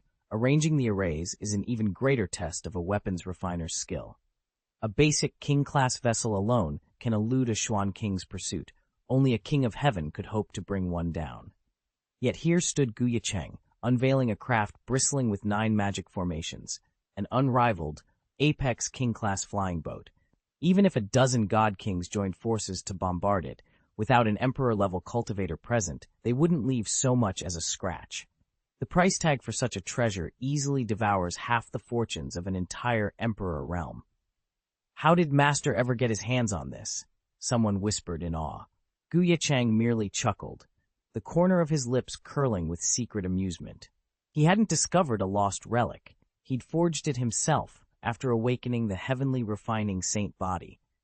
At first, Ye Cheng only meant to conserve precious materials, intending later to craft a true king-grade spirit sword. In the end, though, the prototype blade he produced far surpassed all expectations, a testament to just how much his saintly power had honed his forging skills. We're heading south to the southern ceremony, Ye Cheng announced to his companions. Bai Heng, you'll oversee the clan while I'm gone. Bai Heng bowed deeply. I won't disappoint you, Lord Ye Cheng. With that settled, Ye Cheng summoned Jiang Lianxin, Yun Shi, and his father, and slipped a secret message to Emperor Xuan, instructing him to accompany the party from the shadows. Then they boarded the flying boat and surged toward Kanglan City. Below, a sea of clouds churned, but the vessel cleaved through it like lightning, its roar scattering wind currents aside. Inside, however, all was calm. Not a jolt disturbed the cabin's peace. An invisible barrier of spiritual energy cocooned the craft, smoothing every turbulence. Though this flying boat was only a trial of Ye Cheng's refining talents, the blessing of his heavenly refining saint body made its performance nothing short of miraculous. Though not as lavish as some, the 100-foot flying boat possessed its own understated Taoist elegance. Its pentagonal formation circulated inner energies, drawing spiritual energy directly from the world to offset its consumption. Compared to the common sect vessels that burn through tens of thousands of spirit stones each day, this craft's self-sustaining design was in a league of its own. And despite Ye Cheng's attention being divided, half on piloting, half on refining weapons, the boat still maintained a respectable pace. In just 2 weeks, Ye Cheng guided the vessel safely to Kanglan City's floating docks. All the while, the Yunshi siblings laughed and played on the deck, marveling at their first-ever airborne journey. The sensation of gliding through the sky, clouds brushing past like silk, thrilled them to no end. Then, without warning, a faint hum reverberated through the air. Ye Cheng and the Yunxi siblings turned in unison, peering into the rolling mists ahead. With a crackling of displaced clouds, a grand three-tiered flying boat burst forth. Carved eaves and upturned corners gleamed with bright spiritual lights, and a brilliant aura shimmered around its hull. It swept toward them like a splendid celestial raft, its approach both majestic and swift. In the blink of an eye, a massive flying boat thundered past the Gu family's craft, sending a thrill of awe through the young heirs aboard. "Whose vessel is that?" one of them exclaimed. "It's unbelievably extravagant." The journey from the Han-Chin border to Kanglan City takes half a month, and it's fraught with peril. Not far ahead lay the Wailing Canyon, its cliffs stretching for thousands of miles. Hundreds of thousands of winged demon bats roosted there, and any unsuspecting flying boat would find itself besieged the moment it approached. Xuanwang-level bats attacked relentlessly, and on rare occasions a Tianwang-level beast would join the fray. Ordinary king-tier boats crumbled under such onslaughts. As a result, most captains either detoured around the canyon or throttled back to conserve spirit energy, then slipped through as quietly as possible. The Gu family's vessel, however, needed no such precautions. Meticulously refined by Ye Cheng himself, its spirit shields and defensive arrays put it leagues ahead of a standard king-tier boat. Yet even with that confidence, no one aboard could look away from the newcomer's craft. Its hull shone like moonlight on water, its sails crackling with untamed ki, an unmistakable sign of a formidable power behind it. Gu Yuan, normally quick to mask his emotions, found himself staring upward, heart pounding. Which force could command such an awe-inspiring flying boat? Ye Cheng watched in stunned silence as an elegant moonlit barge drifted into the courtyard. Its hull was carved with undulating musical motifs, and ethereal lanterns swayed above the deck. When it came to rest on the Southern Grand Ceremony's Grand Channel, he couldn't contain his disbelief. "Is that the heavenly sound boat of Xianyin Pavilion?" he whispered. At the name Xianyin Pavilion, the younger Gu heirs exchanged puzzled looks, but the clan's elders froze. A distinguished patriarch, his silver-streaked hair bound in a topknot, stepped forward, robes rustling as he spoke with a mix of pride and awe. "Indeed, the Southern Grand Ceremony has lived up to its reputation. It has even summoned the legendary Xianyin Pavilion." The youth still hesitated, unsure what to make of this revelation. The old man raised a hand to silence them.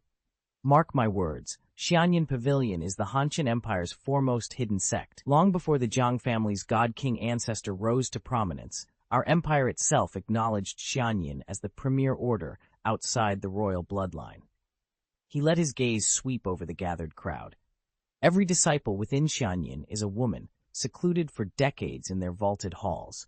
Yet those rare few who emerge into the wider world invariably rank among the empire's greatest talents, often even leading their peers. Remember Jiang Baiwei, the Jiang family's first noble lady? In her youth, she was crowned the empire's supreme prodigy, and her artistry was said to rival the heavens themselves. As murmurs rippled through the Gu clan, Ye Cheng felt both excitement and trepidation. The arrival of Xianyin Pavilion would surely transform this ceremony, and perhaps his own destiny forever.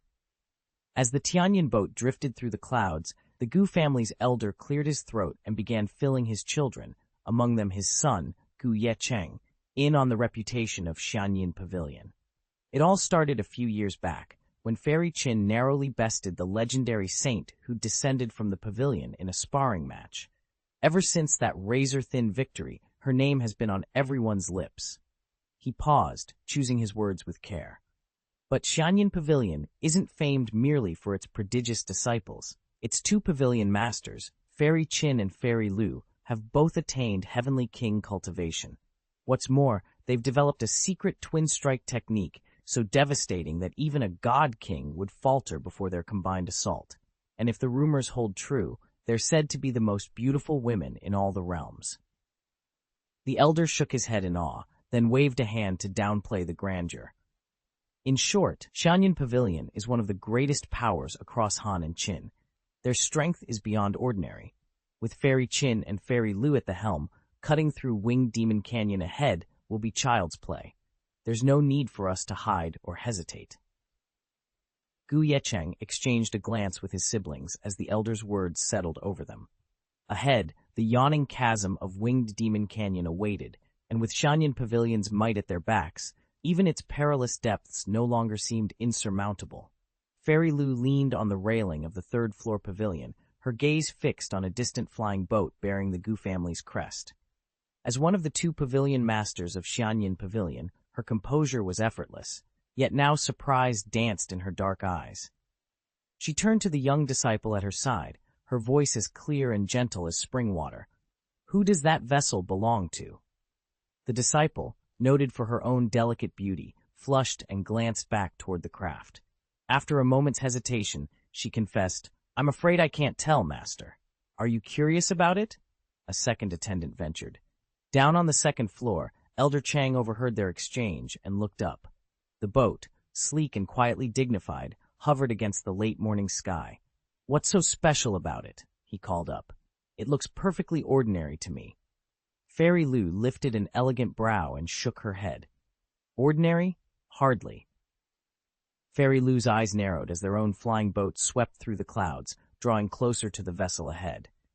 She couldn't read its exact grade, but even from a distance she sensed at least 5 perfectly woven magic arrays enveloping the hull, an incredibly efficient design that conserved massive amounts of spiritual energy. Whoever had forged and inscribed those runes must be a master artisan with rare spiritual insight. In the Han Qin Empire, boats like this were nothing short of legendary. Her junior officer peered ahead, surprise flickering across his face. "Hold fast," he warned, easing back on the wind reins. "Winged Demon Canyon is just beyond that pass, and that ship flying toward us, it's registered to the Gu family, also of Han Qin descent. We shouldn't ignore them out here." Fairy Lu allowed herself a short, amused laugh. "Friends?" she murmured, voice soft as summer rain. With the backing of Xianxia Pavilion, she need fear no one in the entire Han Qin realm, not even the formidable Jiang clan. If any power sought alliance, it would be Xianxia Pavilion imploring them, never the other way around. She tapped the helm and, without changing course, signaled for full speed ahead. Xianxia Pavilion had never been one to court alliances. Rumors and power struggles might swirl beyond its mist-shrouded halls, but the pavilion remained unmoved. If Jiang Baiwei of the Jiang clan hadn't bested one of their own saints years ago, they wouldn't have bothered to give the Jiang family a second thought. Such was the unshakable confidence of the Han Qin Empire's premier hidden sect. This, Fairy Lu insisted, was the true expression of Xianxia benevolence. "Yes, pavilion mistress," the senior disciple replied, bowing deeply as she accepted the command. She still felt a twinge of distaste at the idea of aiding the Gu clan's creaky aircraft, yet Xianxia Pavilion never turned its back on the weak, no matter how reluctant the heart.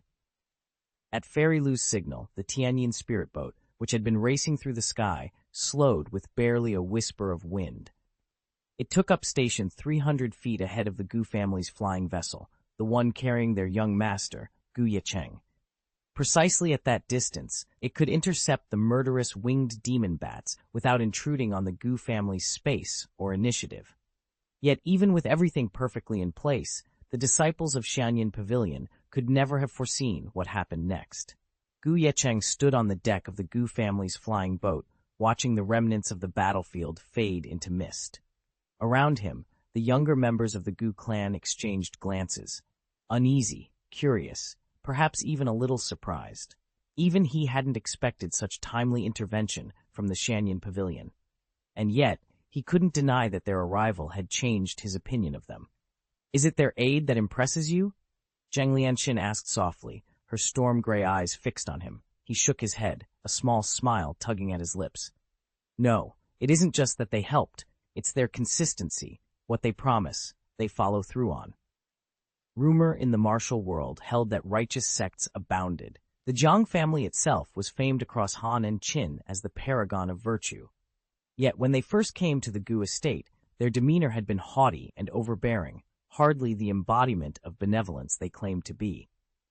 Xianxia Pavilion, by contrast, had shown up without fanfare, done exactly what they said they would, and left without demanding a single favor in return. That kind of integrity, Ye Cheng realized, was far rarer than boastful banners and lofty titles.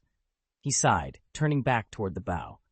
The boat hummed softly as ancient runes held them aloft, and for a moment the world seemed at peace. Then, from somewhere beyond the clouds, a piercing chorus of beastly roars split the air, raw, unending, echoing across the sky. Ye Cheng's expression hardened. Looks like our next challenge has arrived. And with that, the Gu family's flying boat surged forward, cutting through the roar of distant monsters toward whatever trial awaited them. As the two flying vessels glided into the mouth of Winged Demon Canyon, the slumbering beasts clinging to the cliffs stirred at once. Crimson eyes snapped open, fixed on the intruders above. A single, bone-chilling howl echoed through the gorge. Then hundreds, then thousands of winged demon bats descended in a dark, shrieking tide. "Form the defensive array," called Fairy Lu from the deck of the Tianyin spirit vessel. Her voice remained, calm and steady, her composure unshaken. At her command, the 7 magic sigils engraved into the deck ignited in unison. Spirit stones flared with raw energy, and in an instant a vast curtain of pale, undulating light, stretching over 1,000 feet, enveloped both the Tianyin vessel and the Gu family's skyship trailing behind, captained by young Ye Cheng. A roaring swarm of demon bats slammed into the barrier. Their talons scraped and struck, but each assault was repelled by the shimmering shield. Not one bat managed to break through or alight on the deck. They recoiled, screeching in frustrated rage, and tumbled back into the shadowed depths of the canyon. The light curtain held fast, turning the beast's fury to futile echoes against the cliff walls. The moment the disciples' weapons struck the light curtain, they detonated in a spray of blood-red mist that instantly dispersed into the air. Yet that final haze only inflamed the winged demon bat's fury, and more of them surged forward in a ravenous wave. Despite the onslaught, every Xianxia Pavilion disciple stood their ground. On the deck of the Gu family's flying vessel, the elders calmly issued instructions to the younger cultivators, Ye Cheng among them. "Remember," the senior elder intoned, voice steady over the wind, "winged demon bats may fight fiercely, but they lack strategy. They rush headlong, driven by raw instinct. Of course, there are exceptions." Before he could finish, a roar split the sky, far deeper and more bone-chilling than any bat's screech. The shimmering spirit curtain in the distance quivered, as though gripped by a massive hand. "A demon bat lord, on the king realm level," another elder gasped, face paling. Below the flying vessel, the foliage shook as something vast emerged into view. Over 5 meters tall, nearly twice the size of an ordinary winged bat, it hovered at the forest's edge. 3 pairs of violet membrane wings unfurled behind it, each ridge of bone and sinew outlined by an otherworldly glow. Its eyes, pits of liquid midnight, locked onto the ship's occupants with cunning intelligence and raw malice. Ye Cheng drew a steady breath, his hand tightening around the hilt of his sword. The younger disciples tensed beside him, but none wavered. Ahead lay a battle unlike any they'd faced, a clash not just of blades and spirit power, but of wills against an adversary that surpassed all expectations. And so, with disciplined calm, the Xianxia Pavilion prepared to face the demon bat lord. The Xianxia Pavilion's flying boat shimmered with its spiritual power light barrier, but even that failed to stop the creature's advance. 2 glowing crimson eyes pierced the barrier as the demon bat let out a thunderous roar. In a streak of violet lightning, it swooped straight toward the Gu family's vessel. Gu Yuan sprang forward and shouted, "How dare you!" more out of pride than necessity. The boat's defenses could have easily shrugged off the Bat King's assault. Freshly ascended to the King realm, Gu Yuan was itching to test his new strength. But the moment he collided with the beast, a shockwave burst outward, and he was sent flying 10 feet across the deck. He crashed down hard, eyes wide with stunned disbelief. So strong. From the cabin above came a clear, commanding voice. "Lightning? Grandpa, stand back! I'll handle this monster." Gu Yunqi strode onto the deck, her gaze locked on the roaring Bat King. The tension in the air crackled. This fight had only just begun. Ye Cheng surged forward like a bolt of lightning, landing squarely on the deck. He stared at the distant Bat King, his eyes alight with anticipation. Watching this, Gu Yuan allowed himself a small, approving smile. He knew all too well the strength his granddaughter possessed. But aboard the Tianyin flying vessel, The disciples of Xianxia Pavilion were anything but serene. A tense undercurrent ran through their ranks as they braced for whatever spectacle was about to unfold. Chapter 70. A frail little girl stood defiantly before the bloodthirsty demon bat lord, utterly unaware of the danger she courted. It was as though a lamb had willingly stepped into a tiger's maw. "Pavilion Master," one of the Xianxia Pavilion disciples cried out in alarm. From the top floor of the Triple Palace came the serene reply of Pavilion Master Lu Yexian. "Remain calm. I will intervene." Before anyone could react further, a clear, crystalline chime rang out from the distant Tianyin flying boat, echoing like a silver vase shattering. In that moment, a brilliant rosy radiance descended upon the battlefield, accompanied by the delicate reverberations of a spiritual piano. The instant the first note reached the demon bat lord, its massive form froze in midair. The rosy light washed over its leathery wings and snarling maw, purging its dark aura. Even a cultivator at the late Xuan King realm could not withstand such a purifying strike. With a final, reverberating chord, the demon bat lord disintegrated, scattering into nothingness between heaven and earth. All around, the Gu family's children, among them the young cultivator Gu Ye Cheng, watched in awe. The remaining winged bats, once fearless in their devotion, now trembled with terror. Their lord gone, they had lost every ounce of courage and dared not stay another moment. Silence fell, broken only by the fading echoes of that otherworldly piano.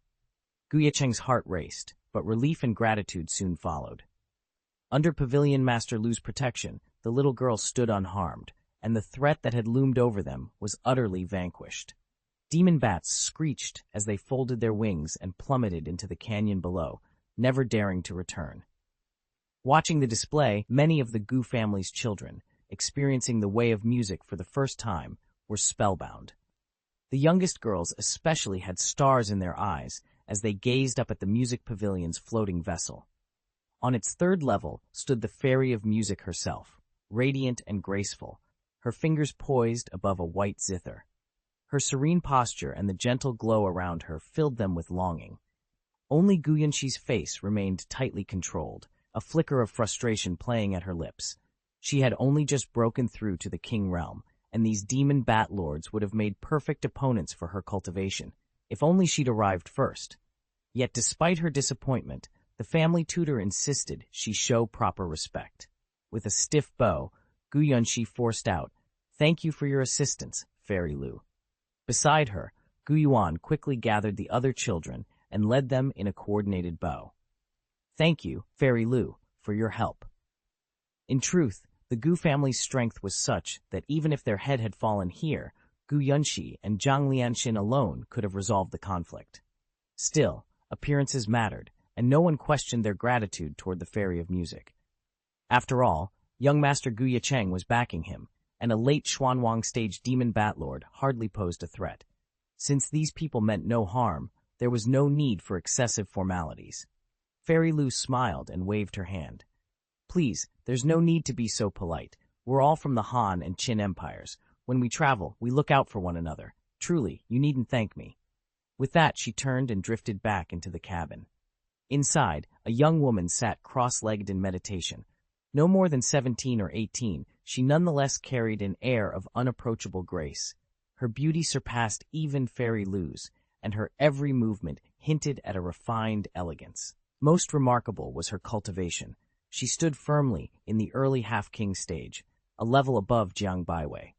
This was Bai Yuling, the current saint of Xianxia Pavilion. At that moment, Bai Yuling was staring intently out the cabin window in the direction of the Gu family's flying ship. Only when Fairy Lu's footsteps approached did she blink and refocus, sweeping her hair behind one shoulder. "Linger," she said gently, "what troubles you? Do you want to go out and spar with those demon bats? Get some real practice?" Fairy Lu had no reason to doubt her disciple. She assumed Bai Yuling was eager to test her strength in battle. Bai Yuling nodded enthusiastically, though a sudden blush colored her cheeks as she lowered her gaze. She couldn't bring herself to admit that she'd been sneaking glances at Gu Ye Cheng in the Gu family's flying vessel. Was he, too, heading to the southern ceremony? Determined to change the subject, Bai Yuling cleared her throat. "Master, how long until we reach Kanglan City?" Fairy Lu tapped her fingertips together, calculating the journey. A knowing smile curved her lips. Once we pass through Winged Demon Canyon, we should arrive in just a few days. Only a few days? Baiyueling echoed, eyes widening. A fierce light ignited within them. Good, I'll have plenty of time to settle my score with Jiang Baiwei. At the thought of her old rival, Baiyueling's fighting spirit surged. She straightened her posture, ready for whatever lay ahead. Baiyueling had more on her mind than just fighting for a seat in Mengyuquan this year. She was driven by vengeance, determined to wash away the shame of her defeat to Jiang Baiwei last season. Yet the Jiang family had all but disappeared. Ever since Jiang Baiwei ascended to the rank of God King Ancestor, he'd adopted an extreme low profile. Any news of him was swiftly suppressed. Baiyueling herself knew nothing of his current whereabouts or condition. Fairy Lu, sensing the fire burning behind Baiyueling's eyes, hesitated no longer. She leaned in and whispered of a rumor she'd overheard. Someone had launched a surprise attack on the Jiang clan and delivered such a crushing blow that even a god king fell. But the tale was drenched in exaggeration, traveled thousands of miles, reshaped by countless tongues. Who could say which parts, if any, were true? After all, we're talking about a god king here, a being at the pinnacle of power. Short of the Xianyan Pavilion's elite warriors, who else, even from the Han or Qin families, could have dared teach him such a lesson? The rumors aren't credible. I won't mention this to Yuling. Fairy Lu murmured to herself before retreating to her private chamber, where she resumed her silent training. A few days slipped by in this quiet routine. Then, one after another, the Gu family and the Xianyan Pavilion converged on Kanglan City. The moment they arrived, they found the city teeming with activity. Nearly every king-level sect from the southern spirit realm had sent representatives, not just the elite prodigies chosen to compete, but the countless spectators eager to witness the grand ceremony. By conservative estimates, well over 100,000 cultivators had crowded into Kanglan. Yet the Kanglan Holy Land had clearly anticipated such a turnout. The arena itself spanned a full 100-mile radius, large enough to hold 1 million onlookers. Overhead, a colossal luminous barrier, powered by 180,000 spirit crystals, hovered above the city. It beamed live images of the competition across the entire metropolis and even out to the surrounding plains. Few who saw it for the first time failed to gasp in astonishment. All except the Gu party, of course.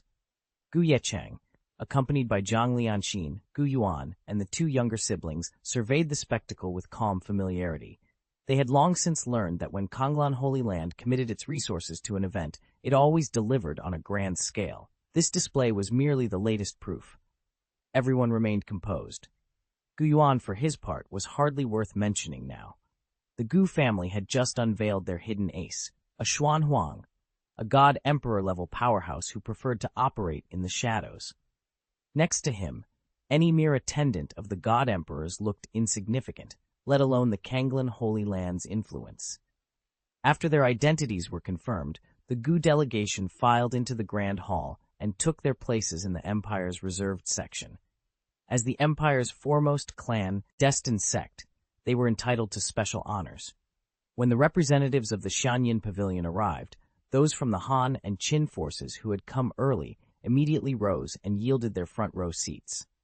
The pavilion's delegates slipped into place alongside the Han-Qin royal family and the equally early-arriving Zhang clan. Fairy Lu smiled, offered her thanks, and prepared to withdraw with Gu Yuan and the others, sure that the Gu family would be seated farther back. But at that moment, she glanced over and froze. Right beside the Xianyan Pavilion's front-row seats, directly across from the throne boxes, sat the Gu family, led by Ye Cheng, taking the most prominent spots in the hall. The Jiang heirs, embarrassed, hastily rose and shuffled back into the second row, their once coveted seats now surrendered. What's happening? Ye Cheng's voice caught in his throat as he stared in disbelief. Across the hall, the usually haughty scions of the Jiang family rose one after another, each relinquishing their place without a word. Even Fairy Lu blinked, clearly taken off guard, and the ordinary disciples of the Xianyan Pavilion exchanged stunned glances. The entire chamber seemed to hold its breath at the unexpected display of deference. Chapter 71. The The Jiang clan's reputation for arrogance and dominance was legendary, so much so that long before their ancestor ascended to God King, his iron-fisted rule was known throughout both the Han and Qin empires. It was that same pride that once drove Bai Yueling to clash with Zhang Baiwei. She simply couldn't stomach Baiwei's disdain for ordinary cultivators. Yet today, the disciples of Xianxia Pavilion watched in stunned silence as the Jiang delegation treated the Gu clan with an unprecedented deference. Was this some kind of trick? Could the Gu family really wield such hidden power?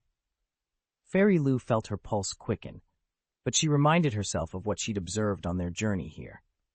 Gu Yuan, the head of the Gu clan, was nothing more than a standard Xuanwang cultivator. If their patriarch was only that strong, what could possibly make the Gu family so untouchable? As whispers rippled through the pavilion, Zhang Baiwei drew her lips into a thin line and turned her cool gaze on the members of the Gu clan.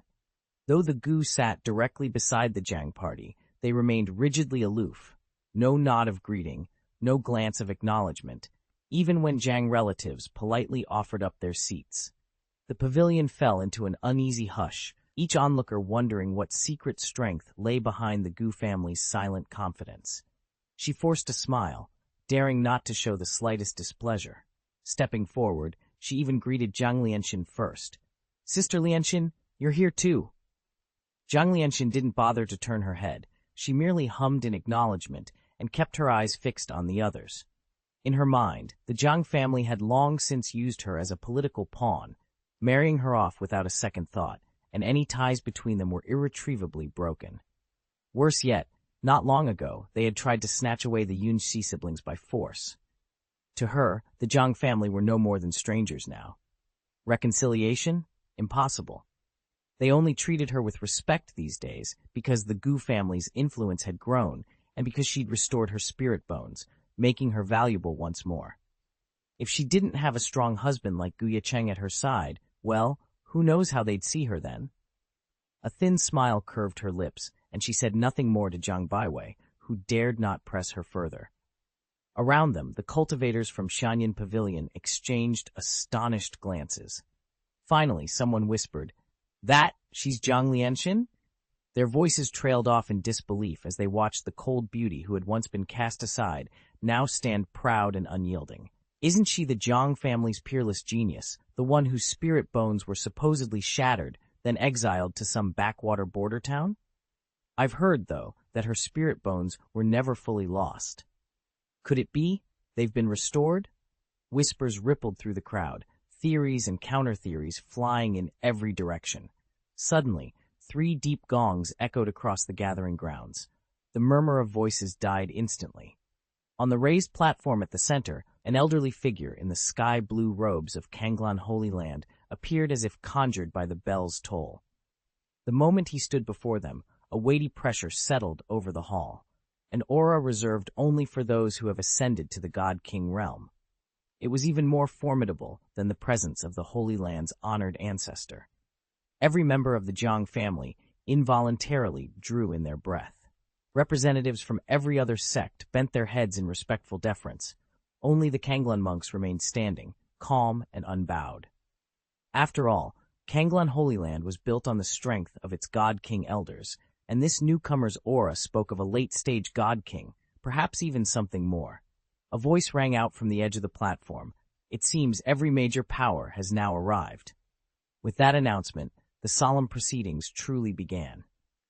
"All right, I won't say much," the elder proclaimed. His words echoed across the arena, and then the earth itself seemed to answer.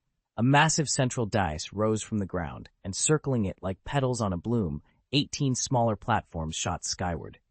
"All competitors may step onto any of these 18 rings," the elder continued, his gaze sweeping the gathered crowd. "Win, and you stay. Lose, and you withdraw. Each person has only one challenge. Let the Southern Grand Ceremony begin." At once, a surge of figures leapt forward. On one side stood representatives of the Han and Qin empires, powers whose greatest champions had only just achieved the rank of God King. Their young scions approached the rings more out of duty than confidence. At the same time, smaller but fiercely proud sects, each boasting veteran God Kings in their ranks, sent forth their brightest prodigies. In an instant, all 18 platforms were claimed. A thunder of shifting stones and clashing energies rang out as the first duels erupted, young geniuses testing their blades and their wills in the grandest contest of the South. However, in a contest like this, every genius threw themselves into the fight, so each duel ended almost as soon as it began. The quickest victories came in the time it takes a stick of incense to burn. Even the slowest encounters rarely dragged on past 15 minutes. Before long, many hopefuls were swept off the stage in defeat, and those who remained looked visibly exhausted. At the sight of their weary opponents, the reserve geniuses from the Han and Qin empires, who still held open slots in the competition, could not stand idly by any longer. "Master, shall we go?" one of them urged.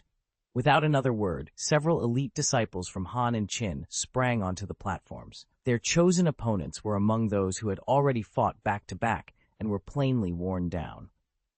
Although these defenders had fended off multiple challengers, the Han-Qin combatants had struck at just the right moment, seizing the advantage. "What a bargain for these three," muttered the observers from the southern contingents. Young prodigies and even the elder team leaders alike, eyes gleaming with envy as they watched the fortunate trio claim their fresh victories. Some of the elders even leaned forward and asked, "Is there any Taoist here who's been keeping tabs on the Han-Qin Empire's movers and shakers?" From their perspective, those so-called geniuses of Han-Qin had been strutting about with unshakable confidence. They expected to claim the ring trial first, and then sweep aside any challengers from our side. Naturally, they wanted every scrap of intelligence they could gather before the real battle began. The defending cultivators glared at the Han-Qin contestants, ready to unleash their full power. Yet in the time it takes a single stick of incense to burn, all three Han-Qin prodigies were soundly defeated and carried from the stage, humiliated. A ripple of satisfaction ran through our ranks, and Han-Qin's own supporters could only look on in awkward shame. Whispers of derision circled the royal pavilion. Even members of the Han-Qin royal family shifted uneasily, sensing the mocking eyes upon them. Then, as murmurs grew, a lone figure in white rose from the heart of their formation. He moved without hesitation, vaulting onto the stage as every eye in the arena fixed on him. This was no ordinary challenger, but the premier talent of the current Han-Qin generation, Ye Cheng. Ye Cheng, the third prince of Han-Qin and a seventh-level cultivator of the Calamity Realm, strode confidently into the arena. His chosen opponent was a young swordsman, exhausted and bloodied, who had just sent one of Han-Qin's own prodigies flying off the stage. With Han-Qin already reeling from 3 straight defeats, the prince's victory tonight was crucial if the empire hoped to save face. All eyes were on Ye Cheng as he advanced, his robes billowing, aura crackling with power. Spectators dared to hope that finally Han-Qin would score a win. The young swordsman, barely able to raise his blade, looked like easy prey. Then, in an instant, boom, the exhausted boy, unleashed a desperate strike. Ye Cheng barely had time to react before a shockwave of force shattered the center of the ring. Staggering, the prince lost his footing. With a final, sickening crack, he tumbled backward over the edge. Silence fell. Ye Cheng, the empire's third prince, lay sprawled at the rim of the arena, defeated. Han-Qin's tally now stood at 4 consecutive losses. The assembly of imperial prodigies, once brimming with pride, exchanged stunned, ashamed glances. Whispers spread through the crowd. Is the gap really this wide? Have we come all this way only to be outclassed so completely? Head bowed, each Han-Qin cultivator felt the sting of humiliation. Across the arena, the young swordsman raised his blade in salute, proof that the ancient God King faction's true strength had yet to be matched. Zhang Baiwei, prided as the Han-Qin Empire's #1 prodigy, sat frozen, her composure shaken. Though her talent should have carried her through, she suddenly couldn't bring herself to return to the arena. What if she lost? How could she ever hold her head high again before all these eyes? A heavy, embarrassed silence fell over the Han-Qin delegation, drawing curious glances from every corner of the stadium. Then, cutting through the stillness, a calm, icy voice drifted from among their ranks. "Master, I'm stepping onto the stage." Chapter 72. The announcer's voice echoed through the arena, and all eyes turned skyward. A graceful figure drifted down, her gown whiter than fresh snowfall. its hem fluttering like wings as she alighted in the center of the ring. It was Bai Yuling, the revered saint of Xianyin Pavilion.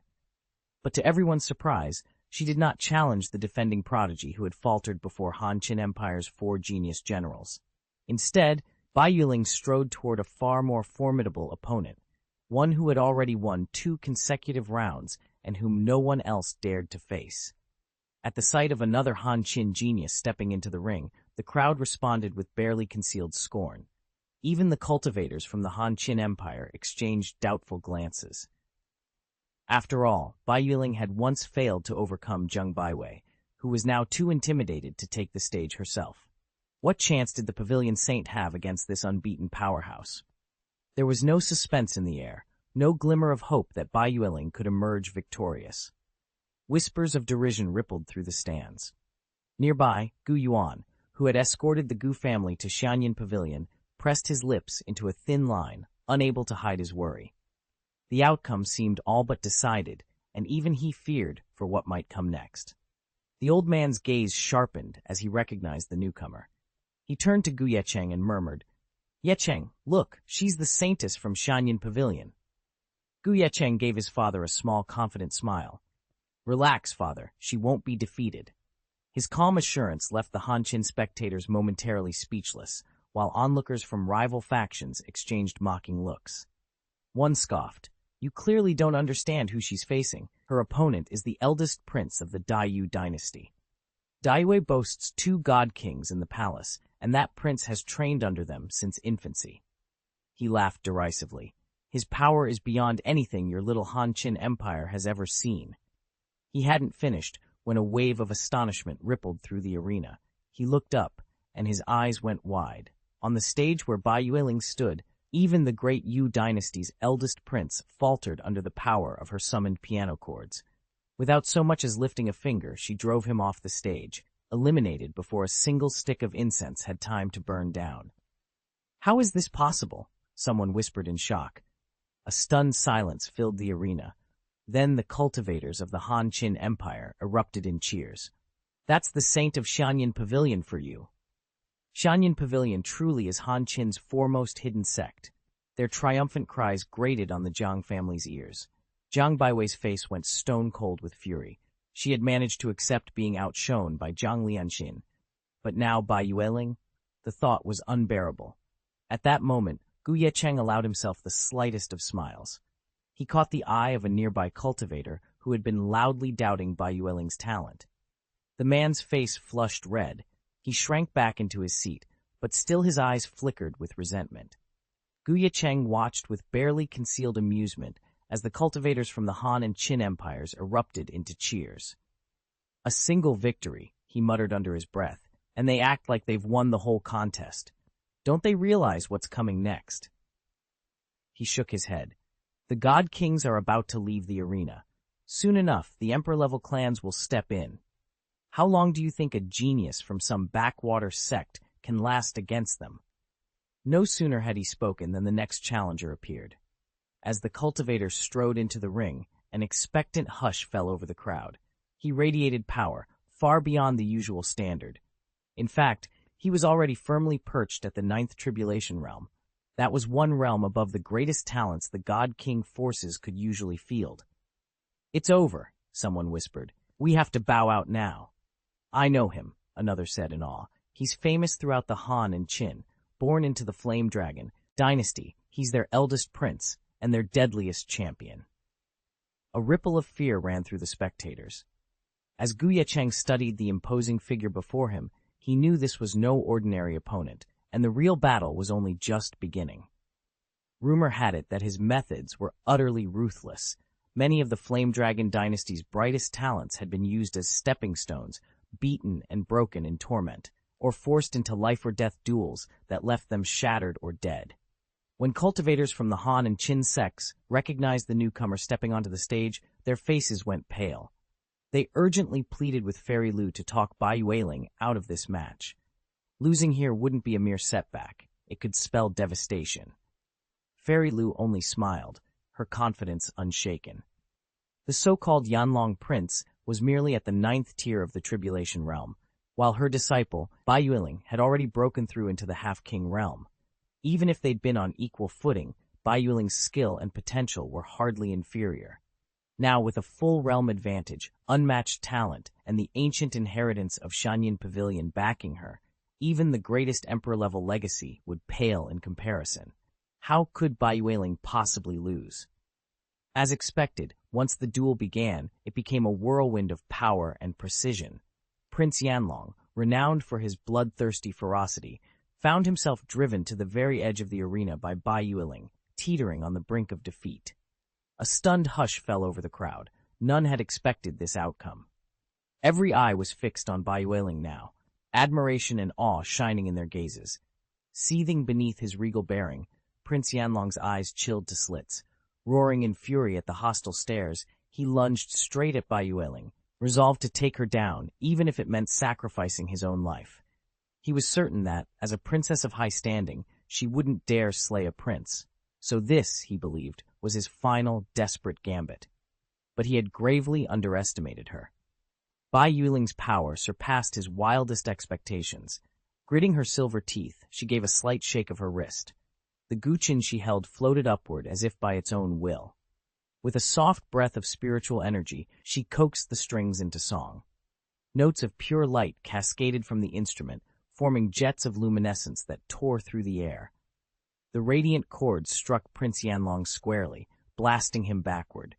He somersaulted out of the ring with a thunderous crash, his final charge ending in utter defeat.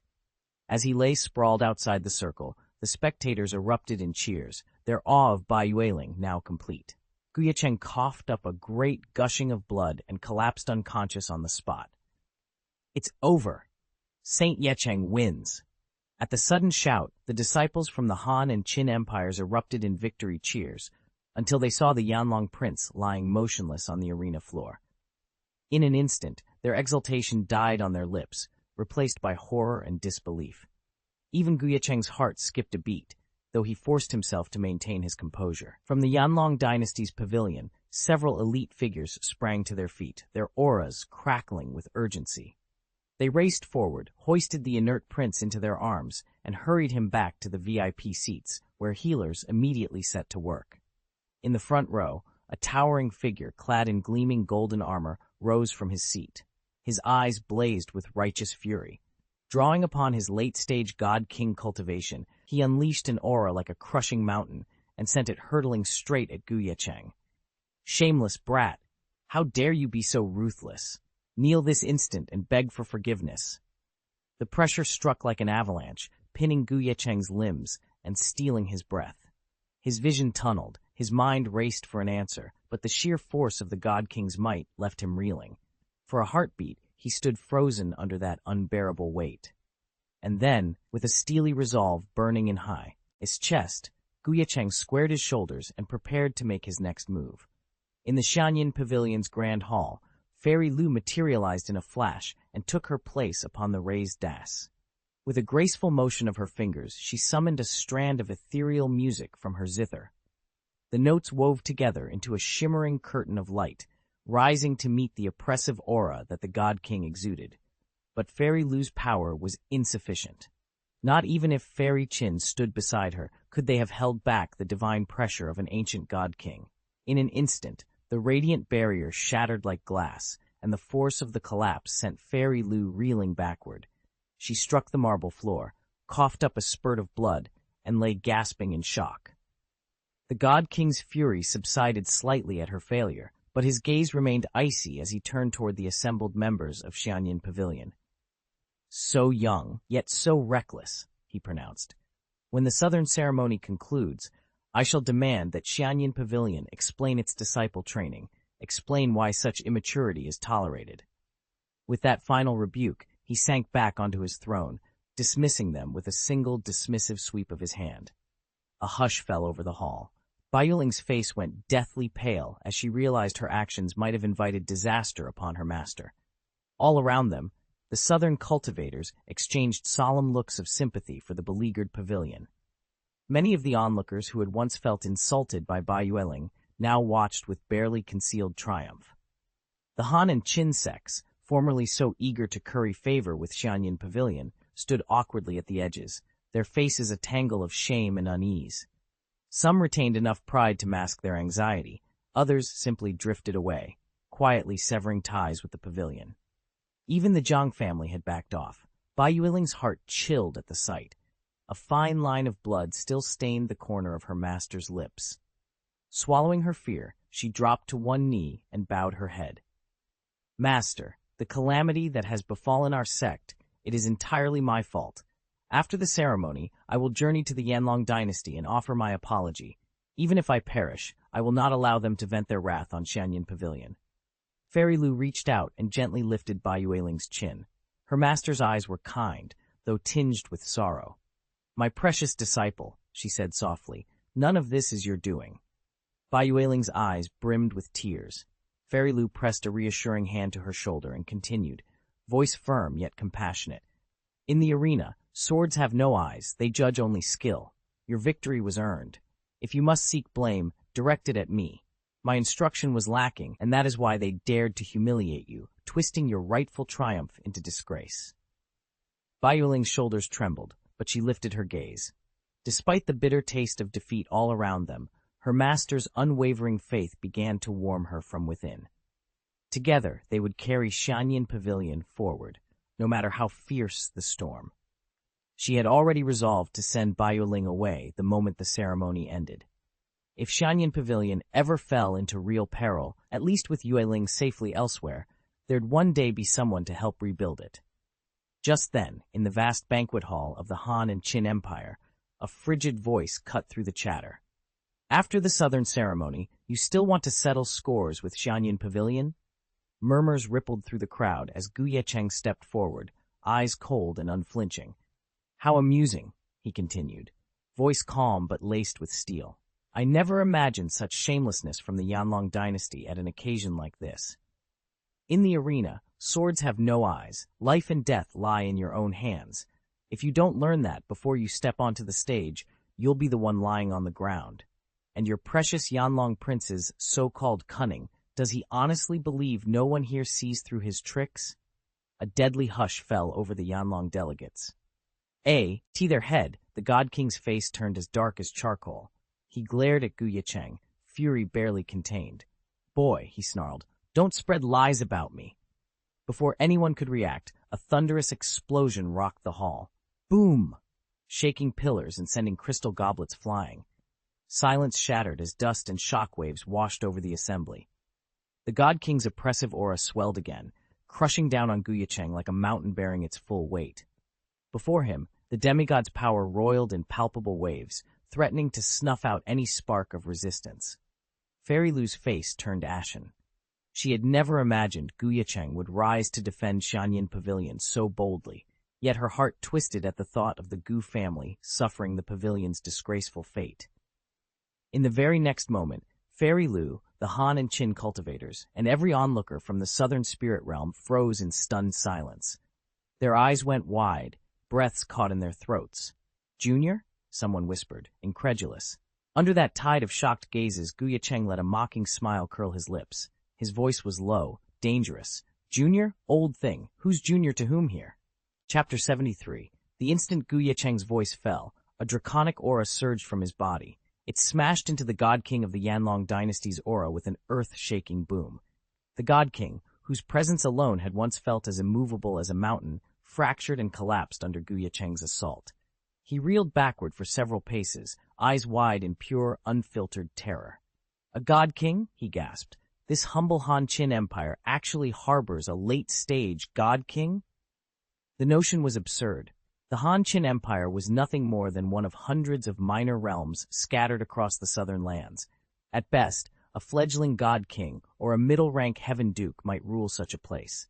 Yet here stood Ye Cheng, a man whose aura eclipsed even the peak of God King strength.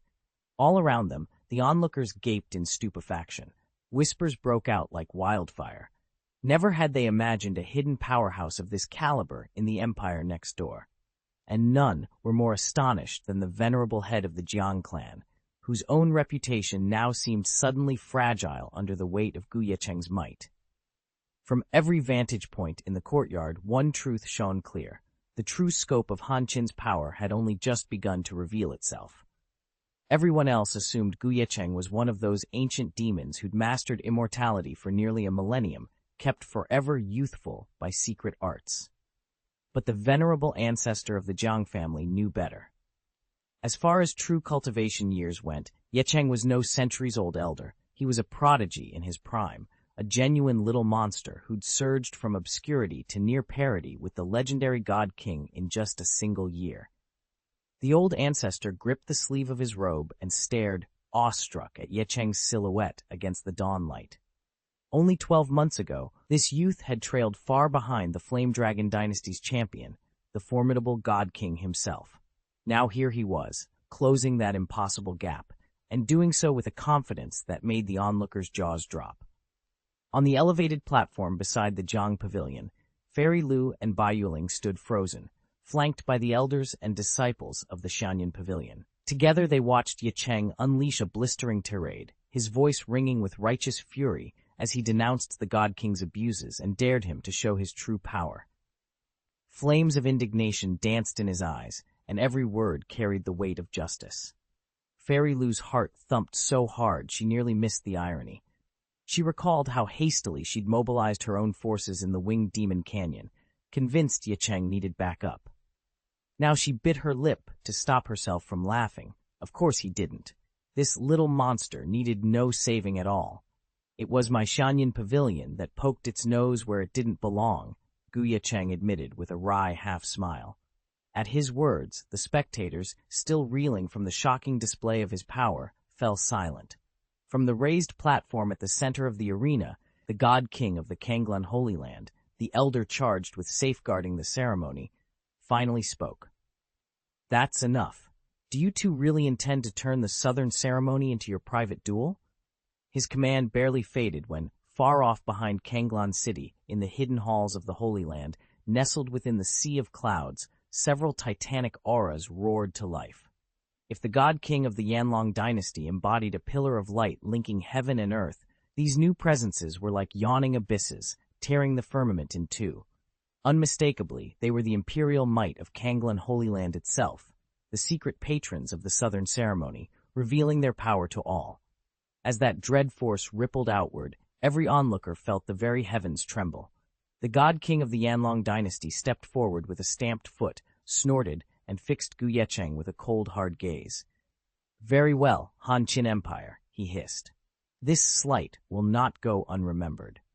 Without another word, he swept away, intent on settling the score after the southern ceremony concluded. From the force of their earlier clash, he already suspected that Ye Cheng's power was at least his equal, perhaps even greater. Ye Cheng merely raised an eyebrow in response. If he'd had the leisure, he'd have crushed the old tyrant with a single palm. But duty called, so he simply called out, "Xianxia Pavilion, my thanks to Gu Shenwang for his assistance." He paused, and Fairy Lu fell into step beside him, guiding Bai Yuling and the other Xianxia Pavilion disciples in a deep, respectful bow. Bai Yuling watched the God King's figure recede and couldn't help murmuring to herself, "So he isn't here to compete after all."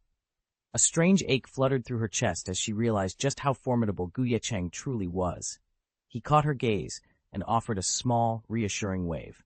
Then, composure restored, he turned his attention to the arena, ready for whatever came next. Over time, the challengers stepping onto the ring grew ever more formidable.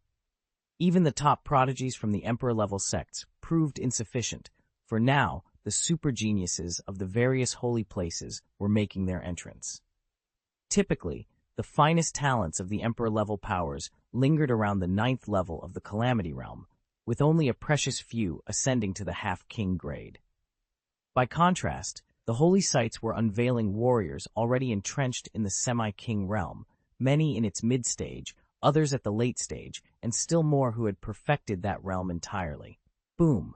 In that instant, the crowd's attention snapped to the center of the arena. A lone figure had descended onto the first stage, and every cultivator's eyes were fixed on her. That is, Saint Kanglan Yulingshuan. Clad in flowing imperial robes that accentuated her grace, Yue Lingshuan stood poised atop the dais. Her expression was one of serene pride as she surveyed her opponent. Across from her floated another holy place prodigy, whose confident mien wavered the moment his gaze met Yue Lingshuan's. Anxiety flickered in his eyes, aware that, despite his own exalted rank, he stood before one of the arena's most renowned semi-king cultivators. Despite his reputation as a prodigy of the sacred lands, he refused to back down. "Saint Yue, I've heard of your fame, but you won't defeat me so easily." With that, he stepped forward, and a late half-king aura of raw power rolled off him. The watching monks exchanged impressed glances. Such strength truly ranked among the sacred land's elite. Yue Lingshuan, however, stood unmoved, a cold smile playing on her lips. "With such meager talent, you dare show arrogance before me?" she mocked. Before he could even draw breath to reply, her figure blurred. A gale of dislocated air swept past him, and the next instant a spiritual palm imprint, brimming with divine power, struck him squarely. He never had the chance to counterattack. With one devastating blow, he was flung from the ring and eliminated. A stunned hush fell over the entire audience. Everyone in the arena froze, their eyes locked on Yue Lingshuan as she stood atop the first stage. As the saint of Kanglan Holy Land and the host of the Southern Grand Ceremony, they had expected her to be powerful, but nothing could have prepared them for this. With a single palm strike, she had just annihilated a late half-king opponent. Could she truly be approaching the king realm? A few of the finest prodigies murmured under their breath. Yue Lingshuan glanced disdainfully at the fallen challenger and raised her voice, brimming with arrogance. "Is there anyone else foolish enough to face me?" At her taunt, dozens of young geniuses from various holy lands stirred beneath the ring. One by one, the strongest among them stepped forward, each boasting even greater talent than the one before. Yet none fared better. Before they could react, Yue Lingshuan's palm struck home with lightning speed and crushing force, sending each would-be hero tumbling off the stage in turn. Silence reigned as the final challenger hit the ground. Not a single opponent had come close to wit, standing her assault. All that remained was the echo of her challenge and the undeniable proof that today Yue Lingshuan reigned supreme. The prodigies from the Holy Land froze in place. None of them dared to challenge Ye Cheng on the stage. They could only gape at him in stunned silence. It wasn't merely his flawless record that left them agape, it was the raw power he had just unleashed. Among the next wave of super prodigies, many had already refined their cultivation to the absolute peak of the half-king realm. Yet against Ye Cheng's onslaught, not a single one could mount a defense. Everyone present knew exactly what this meant. Ye Cheng had quietly ascended into the king realm, and he was only 23. The assembled geniuses from the Holy Land pressed their lips together in bitter frustration. They had convinced themselves that, at worst, the gap between them and Ye Cheng would be marginal. They never imagined he would so effortlessly leave them in the dust. On one side stood the half-kings, on the other, a genuine king, an entirely different stratum of power. "Unbelievable," one of the prodigies muttered, shaking his head.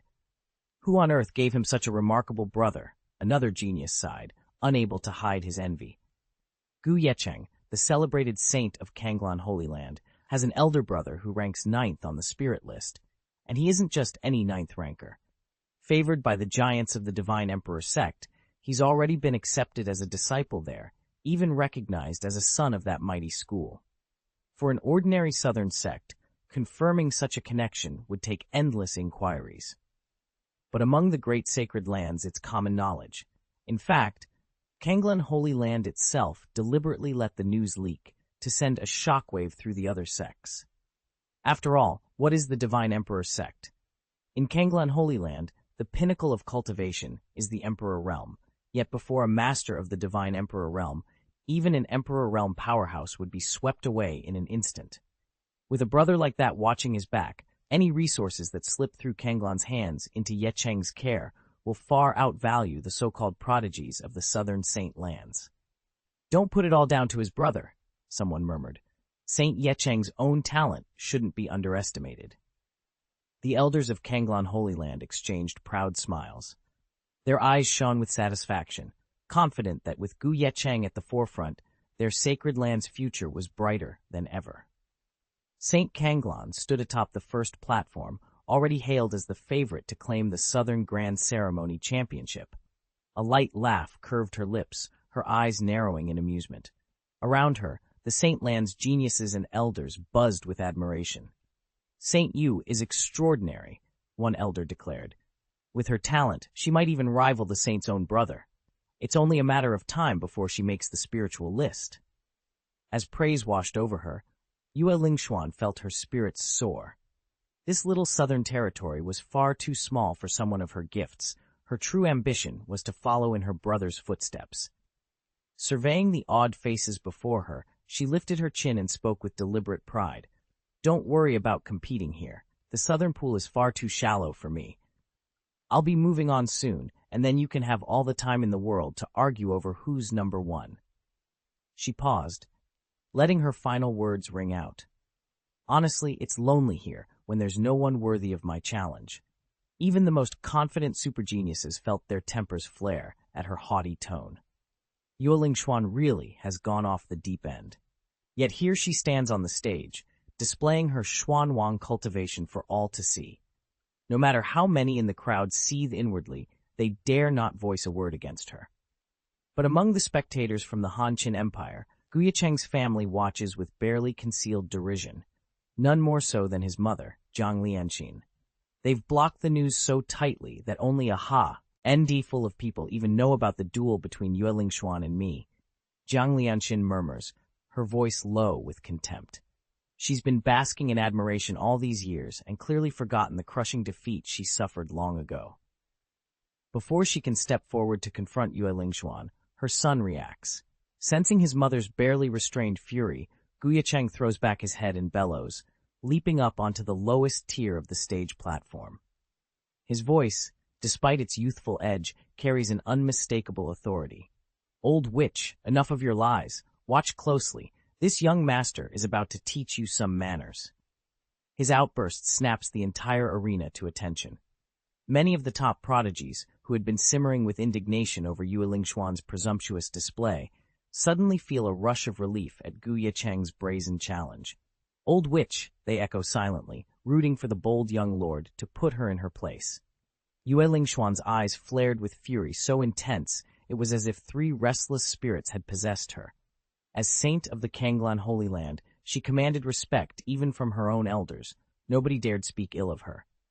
Yet here stood a child on the stage, no more than 5 or 6 years old, openly insulting her. She could barely contain a sneer. Where did this little brat come from, so rude and ill-bred? She hissed, her voice low and cold.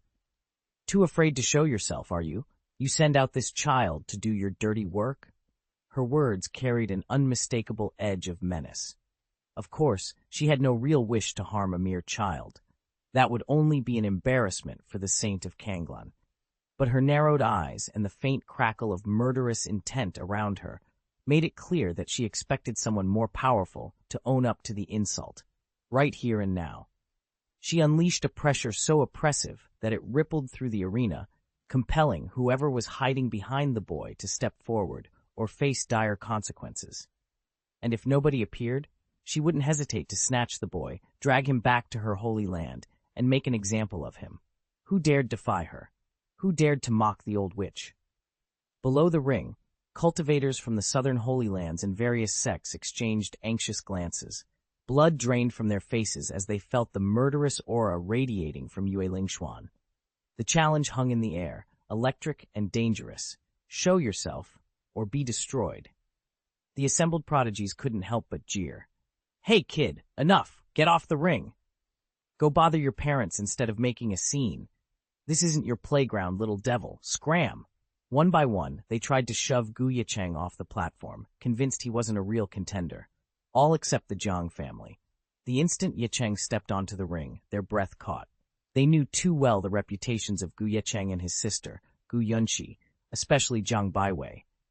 During her time in the Xuanhuang secret realm, she'd seen Ye Cheng's name carved on the heavenly demon monument herself. This boy was truly a peerless prodigy. Feeling the crowd's contempt wash over him, Ye Cheng's anger flared. He fixed his glare on Yue Lingxuan and hissed, You brag that no one in the south can challenge you, yet you lack the courage to fight me. A ripple of laughter spread through the spectators. After all, this mischievous little brat was barely 5 or 6 years old. "You'd like to duel me?" Yue Lingxuan's gaze iced over as she looked down at Ye Cheng. She was certain this upstart was planted by some rival sect to disrupt her demonstration. Engaging him directly would only undermine her reputation, but she couldn't let him continue spouting nonsense before all these witnesses. With a graceful flick of her sleeve, she signaled to her attendants, "Seize him! Drag that beast off the stage!" No sooner had she spoken than a figure descended from the sky above the Kanglan City Lord's manor. Clad in the flowing robes of a half-king deacon, he touched both fists to his chest in a show of deference. "Saintess, rest assured, I will move this troublemaker at once." The deacon's face was all eager flattery. He had read the barely concealed malice in Yue Lingxuan's calm eyes and hurried to ingratiate himself. Yue Lingxuan offered him a faint, approving nod. Pride swelling, he unleashed a fierce assault on Ye Cheng. A thunderous shockwave rippled through the air. The blow was designed to maim rather than kill, but its force would cripple anyone unlucky enough to take it full on. A hush fell over the crowd. Many of the gathered prodigies turned away, unable to bear the sight of Ye Cheng's potential downfall. Confronted by the roaring currents of spiritual power, Ye Cheng's eyes gleamed with ice-cold resolve. "Too scared to face me yourself?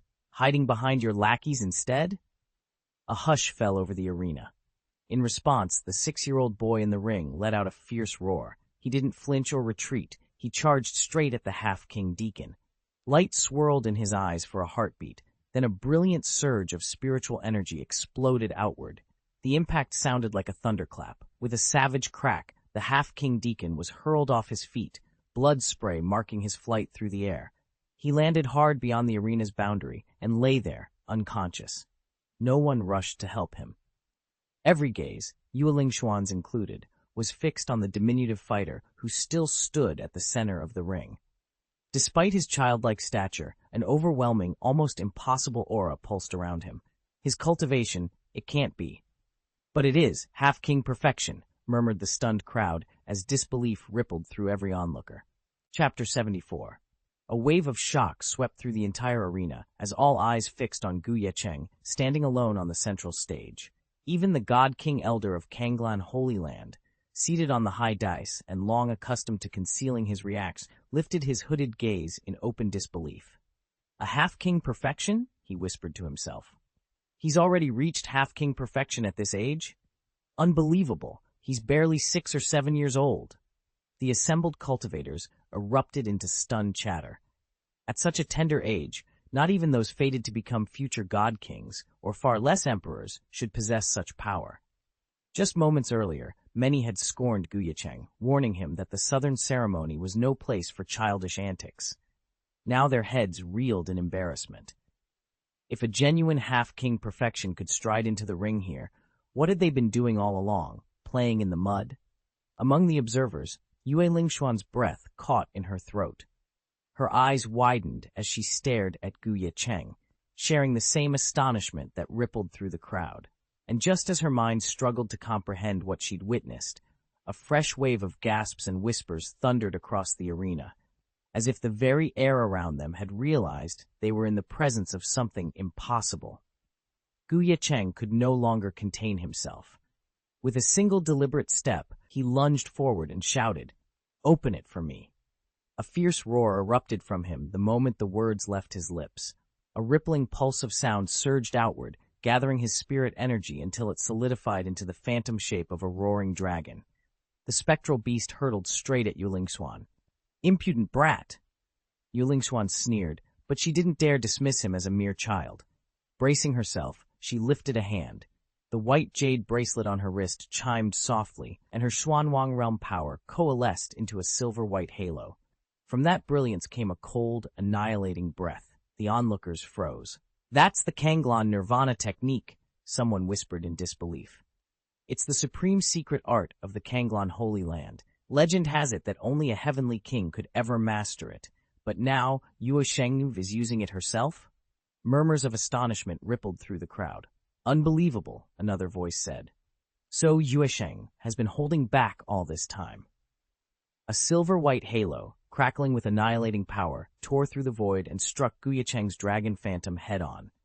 In an instant, the illusionary beast, its momentum fierce, exploded into nothingness. The spectators couldn't help but murmur among themselves. The gap between realms was simply too vast. Indeed, the chasm separating a half-king from a true king was immense. Ye Cheng, though brimming with talent, was still too young and too underdeveloped in cultivation. Perhaps after a few more years of training, and once he finally broke into the king realm, he might stand a chance against Yue Lingxuan. But for now, his strength fell woefully short. Even an ordinary early-stage king would have overwhelmed him. And Yue Lingxuan wasn't ordinary. As the Saint of Kanglan, her martial prowess and refined techniques left any peer crushed beneath her feet. Yue Lingxuan watched with cold precision as the dragon phantom, the mere echo of a spirit, shattered into mist at her lightest touch. Her lips curved into a frosty smile.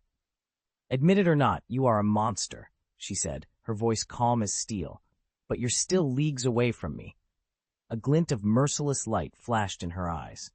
Instead of dispersing the Kanglan silence technique, she simply lifted her hand and made a single, deliberate motion. The 3 rings on her fingers began to hum, drawing the surge of her spiritual power into the silver-white halo of silence suspended before her. In an instant, that halo flared with dazzling force and shot forward like a meteor aimed straight at Ye Cheng. A heavy hush fell over the arena. The very air seemed to press in on the spectators, as if the silence halo's destructive will had leaped beyond its form and gripped every heart. Everyone understood Yue Lingxuan's intent. With one strike, she meant to snuff out Ye Cheng's life, and with it, the future of the peerless demon prodigy who might one day conquer the Emperor realm. Despite recalling the brilliance Ye Cheng had displayed earlier, the onlookers couldn't help a flicker of dread. Yet even as the halo barreled toward him at impossible speed, Ye Cheng stood unmoved, his posture steady, his eyes clear. In that moment, not an ounce of fear passed across his face. Ye Cheng lifted his head just enough to meet Yue Lingxuan's eyes, his voice low and icy. "Insurmountable? I beg to differ."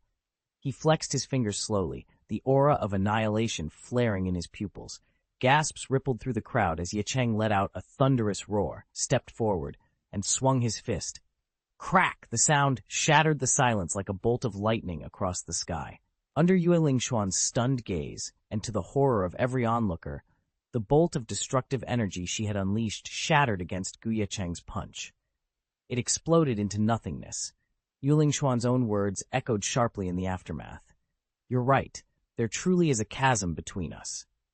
She had mocked him with that line moments ago. Now Ye Cheng returned it, voice steady. Countless southern monks watched with glazed eyes as he blurred forward like a streak of light. In an instant he was at her side, thrusting another precise blow upward. Yue Lingxuan barely managed to raise her arm in defense, and even then, Ye Cheng slipped past her guard with every attack. And whenever he struck, it was always just where her defense was weakest. It was obvious that Yue Lingxuan's cultivation and her vast reservoir of spiritual power gave her a crushing advantage over Ye Cheng. Yet she never managed to turn that advantage to her benefit.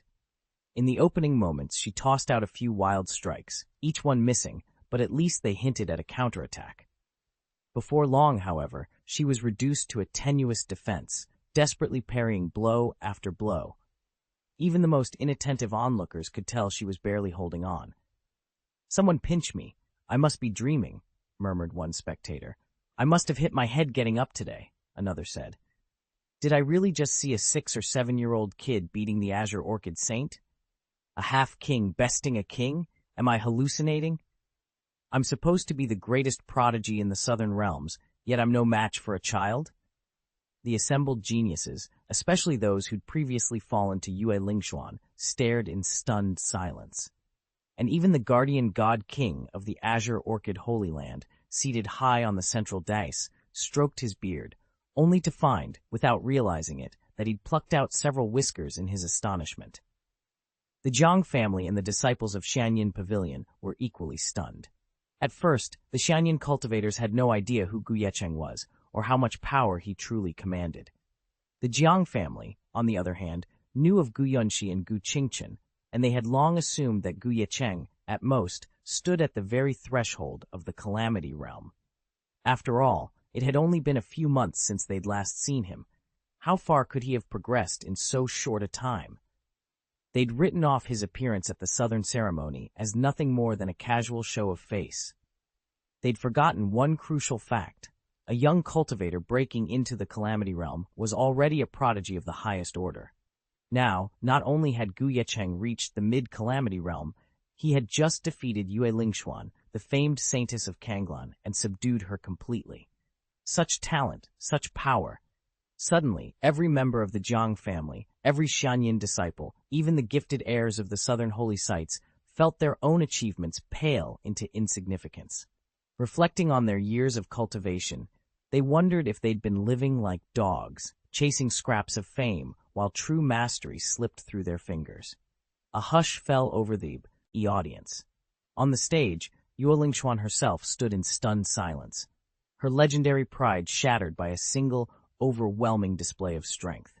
Yue Lingxuan pressed every ounce of her strength into one last, desperate strike, only to find Ye Cheng's defense as unyielding as a mountain. His aura bore down on her so fiercely she felt as if she might shatter under the weight. Just as all hope seemed lost, he stopped, mid-attack. A stunned hush fell over the arena. Yue Lingxuan froze in place, panting. The other cultivators exchanged bewildered looks. Then they saw her. Beneath the ring's edge, a girl had appeared as if from thin air. She looked slightly older than Ye Cheng, with the same sharp eyes and high cheekbones. But where he projected steadfast heroism, she glowed with fragile luminosity, like a pearl yet to be fully formed. At that moment, Ye Cheng bowed his head and stepped back to the side of the ring, his fierce countenance softening into respectful attentiveness, as if he stood before a revered master rather than an opponent. He asked quietly, "Have you had enough?" "I have," the girl replied, her voice gentle yet clear. "Then do you know what to do next?" She met his gaze and nodded. "I know. One question, one answer." The contest, at least for now, was at an end.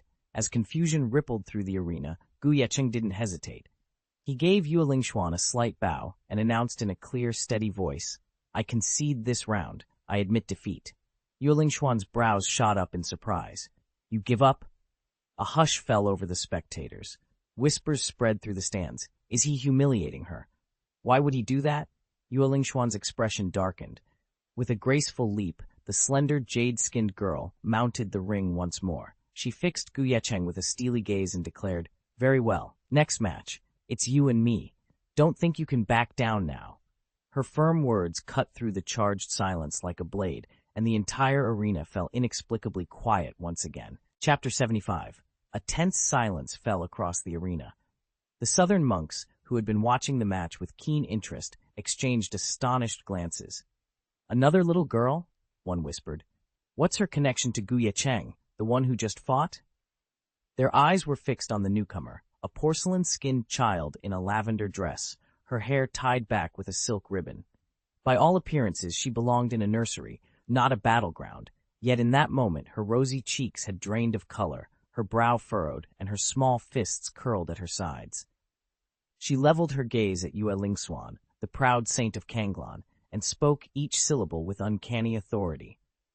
Though barely 7 years old, her posture and tone carried the weight of an empress issuing an imperial edict. A ripple of realization swept through the crowd. Of course, this was Gu Yunqi herself, and she had colluded with Ye Cheng before the match began. Ye Cheng had volunteered for the opening bout and then deliberately conceded, ensuring that the formidable Saint Kanglan remained in the ring. Now it was Yunqi's turn. Today she came not merely to compete, but to avenge her mother's honor and humiliate Yue Lingxuan before all. Yue Lingxuan, graceful and unflappable until now, felt her composure cracking under that child's icy stare. As Yunqi advanced onto the platform, the chanting of the monks grew louder, echoing through the high rafters. Every eye in the hall followed her tiny feet, waiting to see how the prodigious young heiress would unleash the power she wielded in her innocent frame, and whether the storied saint of Kanglan could withstand the storm brewing in that child's defiant glare. Yue Lingxuan's cheeks flamed with fury. First she'd been humiliated by that insufferable little spirit, and now another little ghost dared to barge in and taunt her face to face. Did they really think a Violet Cloud Sect disciple was pushover? Still, the girl standing before her bore an uncanny resemblance to the boy who'd just fled. She'd better not underestimate her. Gritting her teeth, Yu Lingxuan leveled a cold stare at the newcomer. "What's your name? And what's your relationship with that spirit brat you just defended?" The girl raised her head without a trace of fear. Her slender frame looked almost childlike, yet the glint in her dark eyes sent a quiet shiver through the crowd gathered below. "My name is Gu Yunxi," she said softly, "and the little ghost you mentioned is my brother, Ye Cheng. As for calling you a little devil, if you open your mouth to insult him again, I promise you won't live to boast about it." A cruel smile twisted Yu Lingxuan's lips. "Oh? You'd teach me to keep my mouth shut?" Before anyone could react, she swept forward in a blur of violet light, her attack unmistakably initiated in rage rather than courtesy. Boom! The sound reverberated through the courtyard as Yue Lingxuan's strike crashed against space itself, tearing at the very air. The assembled cultivators gasped. The senior disciple had taken the first blow, and her wrath was every bit as fierce as they'd feared. Yunxi's expression never wavered. She lifted a single, pale hand, ready to defend her brother and teach this proud disciple exactly what it meant to bite back. At the very moment Yue Lingxuan struck, her spiritual energy surged uncontrollably upward. She ignited it at once, and her combat power spiked, clearly the product of Ye Cheng's earlier warning. Though prideful, she'd learned to be cautious when unleashing her true strength. "Submit to me," she snarled. With that, her strike connected. Her hands blurred into motion, tracing 36 intricate seals in the space of a heartbeat. The spiritual energy coalesced and roared within her. Then, with a thunderous crack, a bolt of dark gold lightning descended, reshaping itself into a crackling spear of pure power. She held it poised before her, the tip aimed unerringly at Gu Yunxi. Could it really be the Xuanlei Po Tian technique, one of Kanglan Holy Land's secret arts? Yueling. Xuan has actually mastered it. The spear shimmered with a brooding golden glow, jagged arcs of electricity dancing along its shaft. Even the assembled super geniuses from other Holy Lands stiffened. After all, as fellow Kanglan disciples, they knew exactly which lethal cards each other might hold. At that instant, Yue Lingxuan unleashed the dark gold lightning spear, a fearsome killing technique reserved only for those elders who have surpassed the God-King realm within Kanglan Holy Land. A single thrust from this spear could fell a God-King in one blow. Of course, its power came at an extraordinary cost. Even if Yue Lingxuan drained every last drop of her spiritual energy, she still wouldn't be able to maintain control for long. It was obvious at a glance that this ultimate technique had been implanted in her by the Kanglan elders precisely to guard against opponents she might not ordinarily overcome at the Southern Ceremony. It was a shameless trick, but undeniably effective. Though the spear's force was halved because Yue Lingxuan's own cultivation level hadn't fully matched the technique's demands, it was still enough to obliterate anyone at the late Xuan King stage or below. Even a late Xuan King struck by that bolt of lightning would be gravely wounded on the spot. And yet, at this moment, Yue Lingxuan's only foe was the 6- or 7-year-old Gu Yunxi. No matter how talented this newcomer might be, she couldn't possibly outmatch Ye Cheng's former strength. Deflecting a lightning spear was beyond her abilities, or so everyone thought. Yet the moment Yue Lingxuan summoned her crackling thunder technique, Gu Yunxi's eyes lit up with something like recognition. "You asked for it," Gu Yunxi called out, voice cool and steady. "Don't blame me for what comes next." In the blink of an eye she moved, her violet robe fluttering like a butterfly's wings. Undeterred by the raging storm around her, she swept forward in a single fearless charge. Yue Lingxuan's lips curled into a cruel sneer. "Looking for death?" she spat, eyes flashing with malice. With a roar, she hurled the lightning spear. It tore through the air, a living bolt of electricity that rattled the void itself. Yue Lingxuan's heart swelled with triumph. She was certain Gu Yunxi would be obliterated the instant the spear struck. But as the spear descended, something extraordinary happened. The instant Yue Lingxuan's gaze fell on Gu Yunxi, time seemed to slow. From Gu Yunxi's body erupted a tempest of spiritual power, pure, king-level might that rolled outward in trembling waves. The very air quivered. Every cultivator present felt their breath catch, their hearts thunder in their chests as they watched Gu Yunxi stand unflinching before the oncoming lightning. In that frozen moment, Yue Lingxuan's confidence shattered, for she was no longer facing a mere prodigy, she was confronting a power she had never anticipated. King Realm.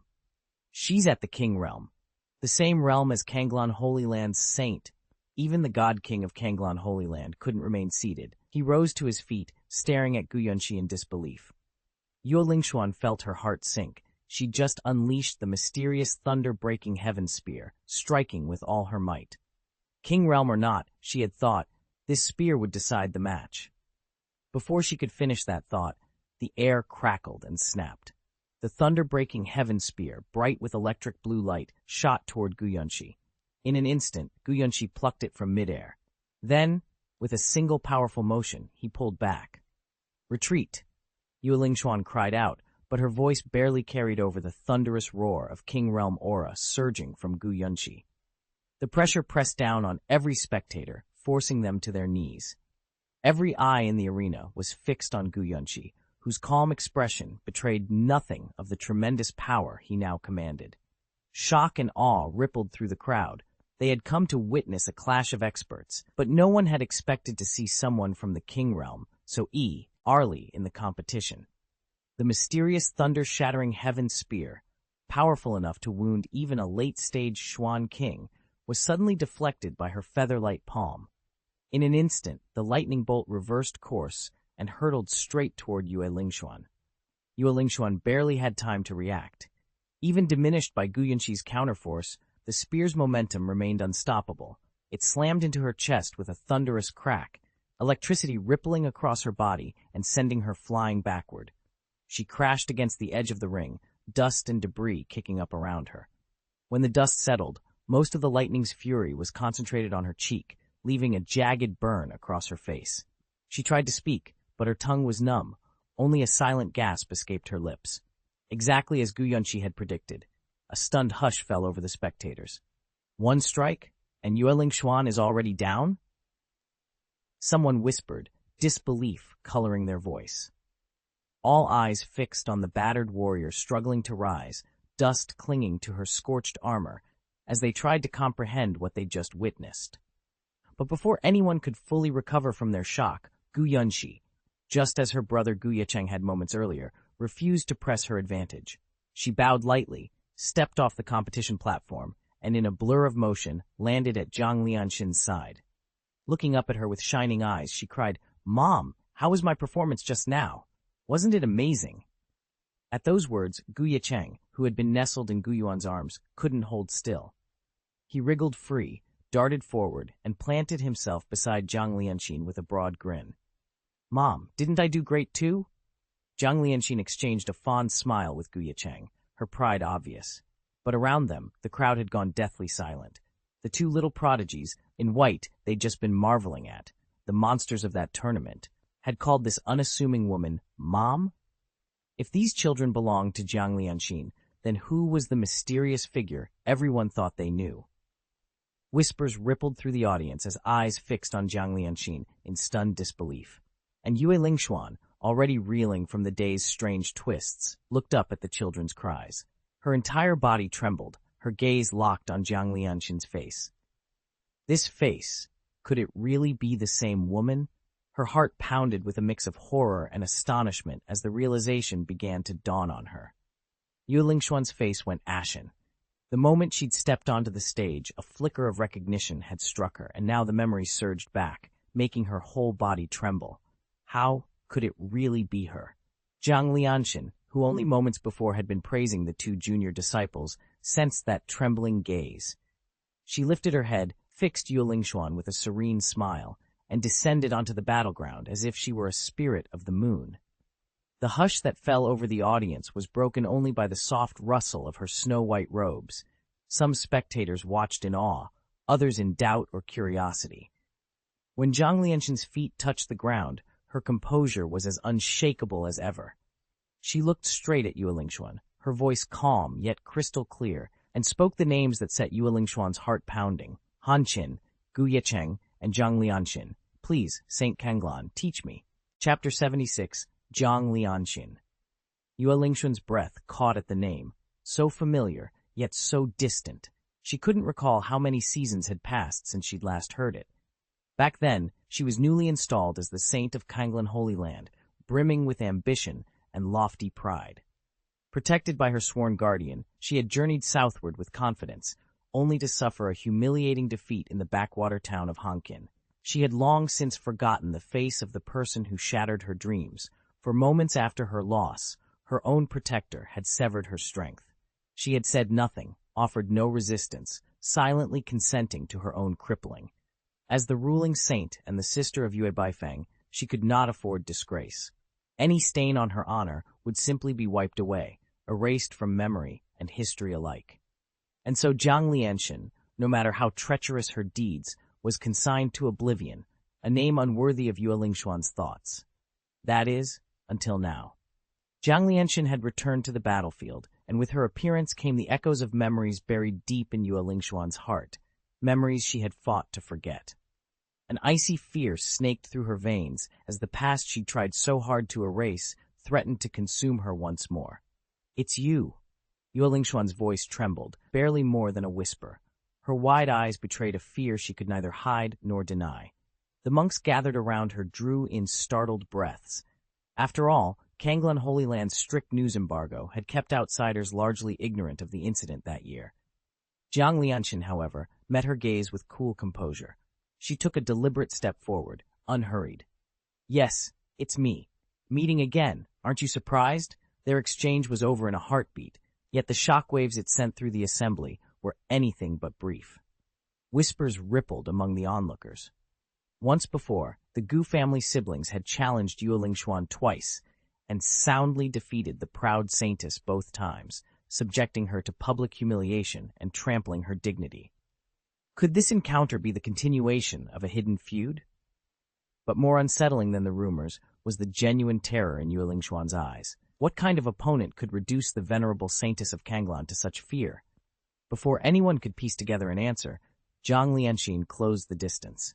A potent aura flared around her, the unmistakable pressure of early-stage Xuan King mastery, her intent clear. She had come not to speak, but to fight.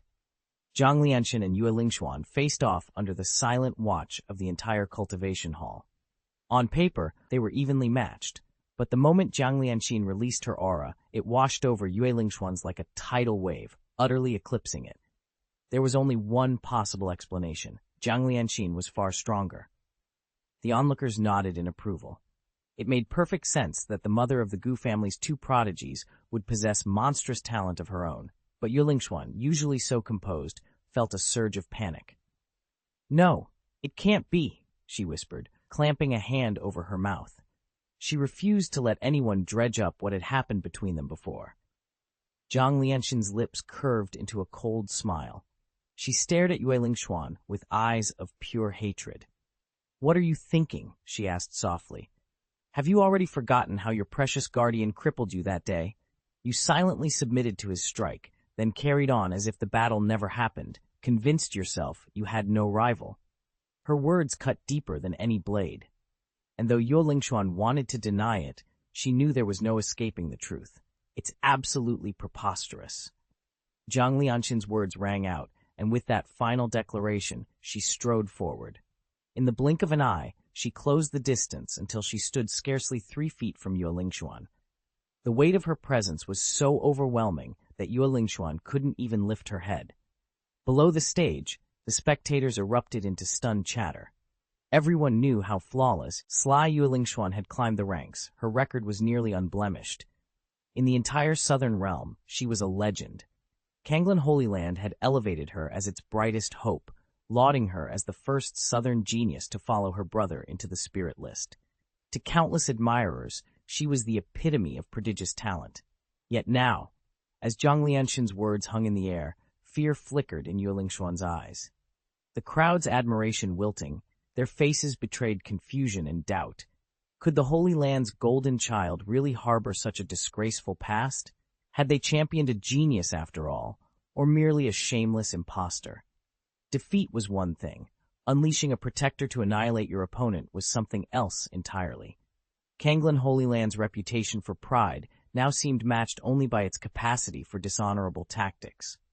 Zhang Lianxin's voice echoed through the arena, dripping with challenge. "Draw your sword. Aren't you the saint of Kanglan? You're still on the stage, yet you won't fight me?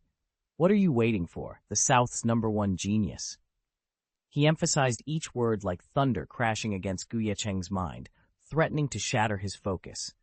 Ye Cheng felt his heart pound, his sea of consciousness rippling under the weight of those taunts. Enough! A roar rolled down from the central dais. The venerable god king of Kanglan's sanctuary rose from his seat, his voice deep and commanding. He extended a hand, and his spiritual power coalesced into a radiant sword of light that slammed down between Zhang Lianxin and Ye Cheng. The blade's shockwave swept across the arena, sweeping Ye Cheng back onto the stage and within the protective boundary that separated participants from spectators. The God King's voice rang cold and immovable. "I, the Saint of Kanglan, have secured 2 victories in a row. By the rules, I may withdraw from the stage to rest." Safe beneath the God King's aegis, Ye Cheng finally let his shoulders drop. The tension in his chest eased, and he allowed himself a quiet, grateful breath.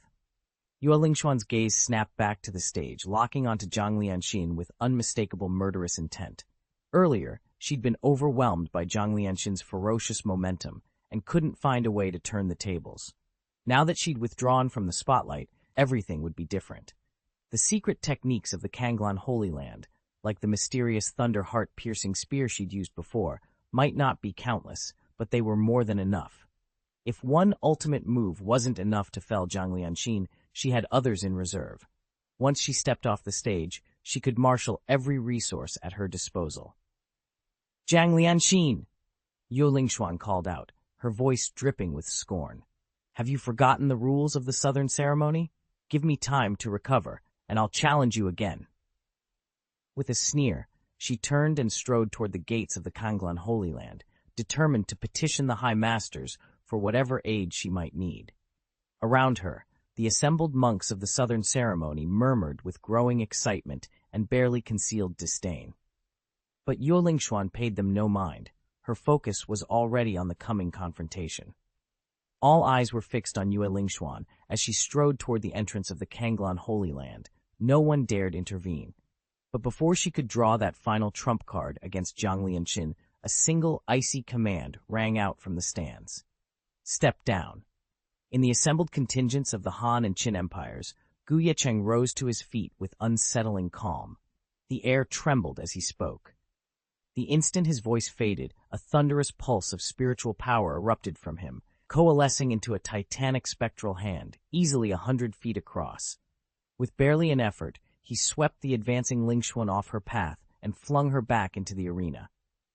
"Didn't I tell you to step down? Were you hard of hearing?"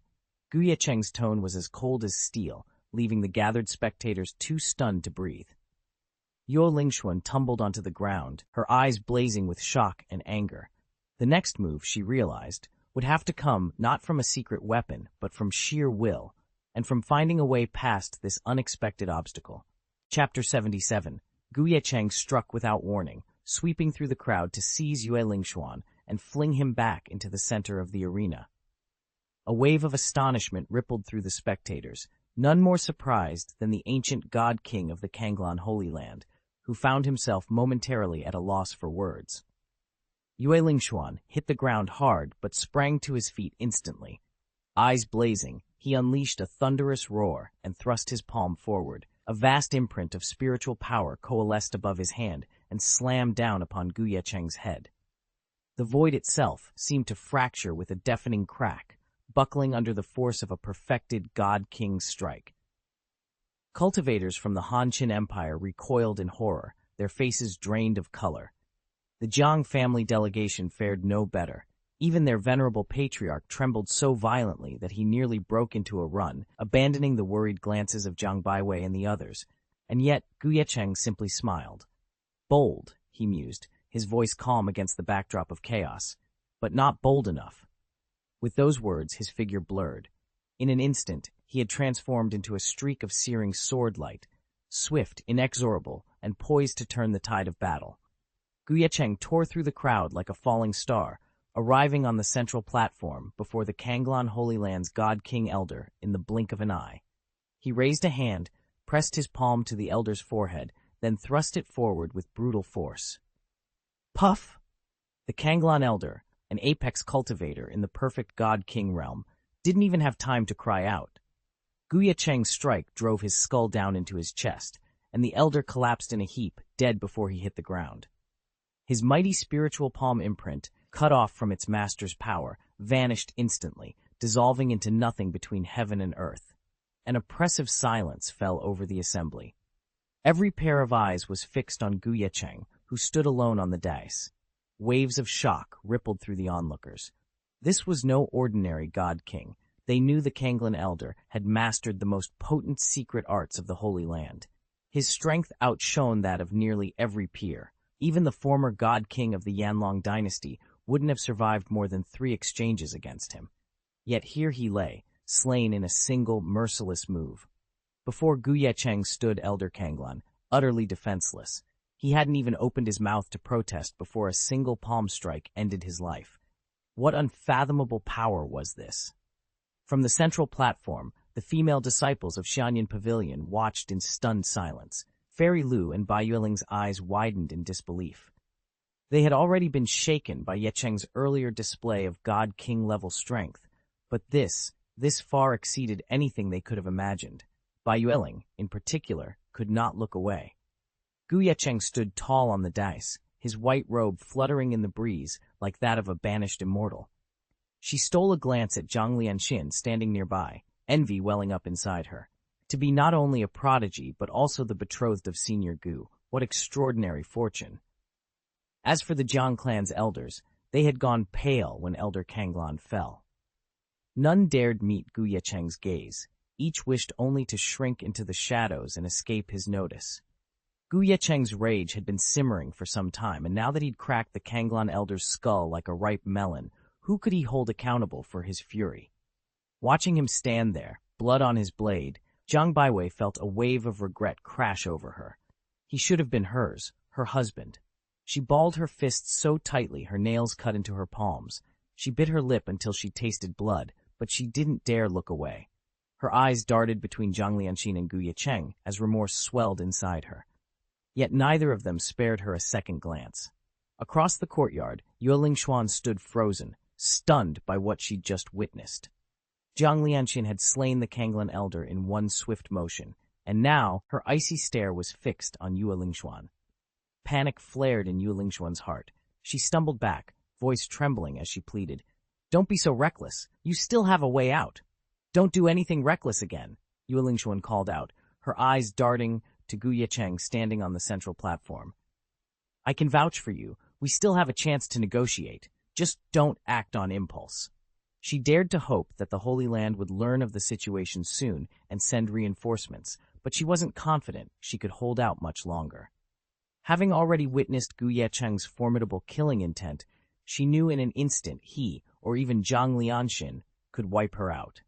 Every second mattered. Yet as she watched Zhang Lianxin's calm, measured advance, Yueling Xuan's desperation only deepened. Ignoring her warning, Zhang Lianxin took a single step forward, and her attack struck like a thunderbolt. Boom! A surge of Xuanwang stage energy erupted all around them. Acting on instinct, Yueling Xuan activated her body refinement art, leaving dozens of afterimages dancing through the air. But before Zhang Lianxin, such evasions were meaningless. With the slightest gesture, Zhang Lianxin brushed aside the illusions and in one fluid motion grasped Yueling Xuan's true form effortlessly. In an instant, a torrent of spiritual power flooded through Yueling Xuan's 365 acupoints, thoroughly sealing and imprisoning her cultivation. Panic overtook her as she felt the full weight of Zhang Lianxin's strength bearing down on her. "What are you going to do? Didn't you hear me? We can negotiate, make peace." Yueling Xuan stammered. "Peace?" Zhang Lianxin's voice was as cold as steel. She stepped closer, her eyes narrowing. "There's no need for that. What I intend to do is settle the score." The murderous intent behind those words shattered Yueling Xuan's courage. She opened her mouth to plead, but Zhang Lianxin was already raising her hand to strike. No, don't kill me, Yue Lingshuan screamed, her voice cracking.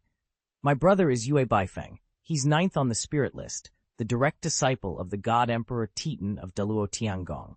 If you dare kill me, the God Emperor Titan himself will come after you. He won't spare you, your family, or your husband. At the mention of the God Emperor Titan of Deluo Tiangong, Zhang Lianxin froze. For the first time, doubt flickered in her eyes. Yue Lingshuan's heart pounded. She knew there was now another Xuan Huang in the clan, a senior cultivator her husband had rescued, but that elder was only a God Emperor. Against the spirit domain colossus of the Daluo Heavenly Palace, could they really stand a chance? When she caught sight of Zhang Lianxin's brief hesitation, hope surged through her veins. Panic fled her face, replaced by defiant pride. You must understand by now, she said, lifting her chin, that I am far more than the mere Kanglan Saintess. Even if you don't fear the Kanglan Holy Land, you cannot afford to provoke the Daluo Heavenly Palace in this spirit realm. Her challenge died in mid-sentence as a calm, commanding voice echoed from the central platform. Lianxin, Ye Cheng called, don't hesitate, kill her. Zhang Lianxin froze, then slowly raised her eyes. When her gaze met her husband's, she offered him a tender smile. A divine emperor, she murmured, her tone light. Hardly worth the trouble. Chapter 78. Zhang Lianxin's heart quivered at Ye Cheng's command. My lord, she whispered, drawing in a steadying breath. There was no time to hesitate. Every second of doubt would betray the trust he'd placed in her. Summoning her spirit power, she molded it into a glimmering sword, her gaze locked on Yue Lingshuan's chest. Yue Lingshuan's eyes went wide with terror.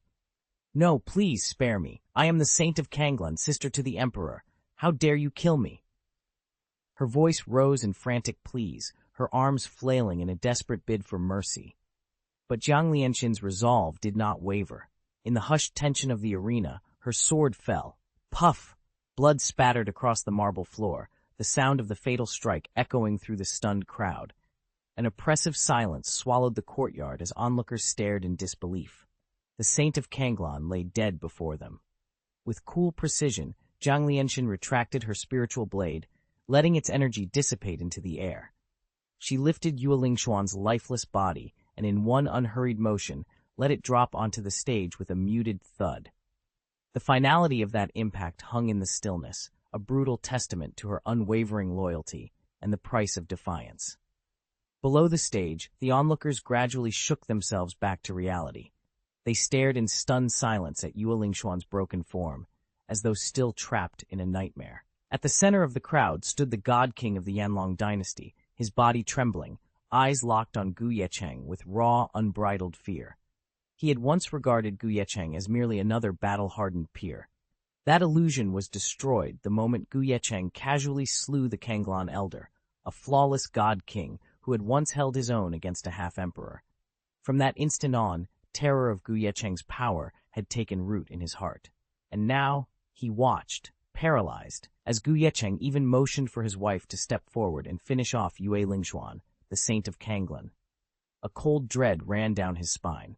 He must possess some unimaginable trump card, or perhaps he commands the secret backing of the Emperor himself. Otherwise, how could he dare behave so brazenly? Or, he is simply a lunatic, utterly indifferent to danger and consequence. If the first were true, the Yanlong dynasty could not risk offending him. And if the second were true, even the combined might of the God King Elder and his wife might prove powerless against such recklessness. He actually dared to kill the Kanglan Holy Maiden, had he not hesitated at the outset, and truly intended to see Ye Cheng, that age-old monster, defeated.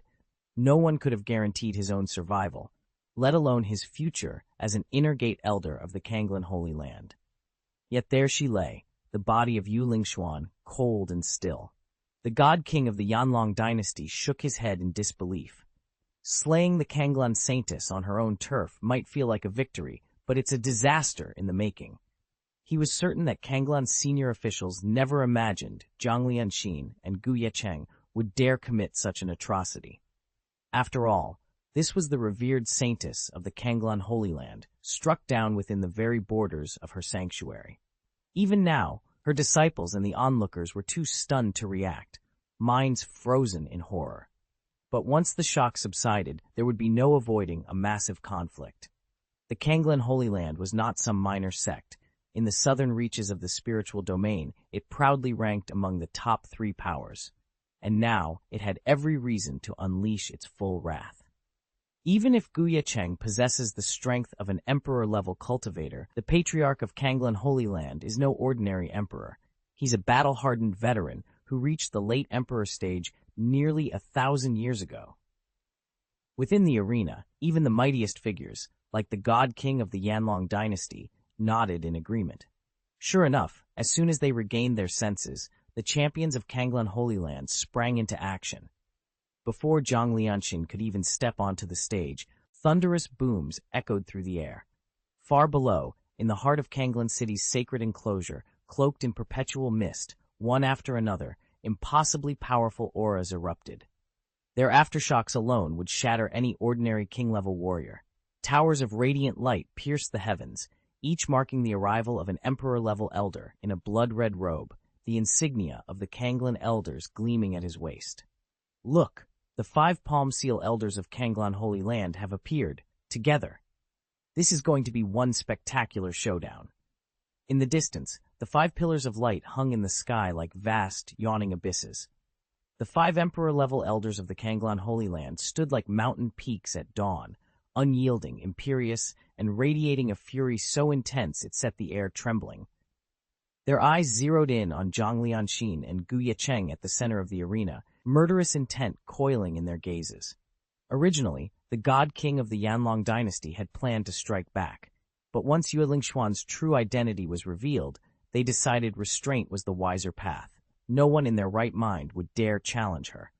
Yet here stood these 2 juniors, daring them anew.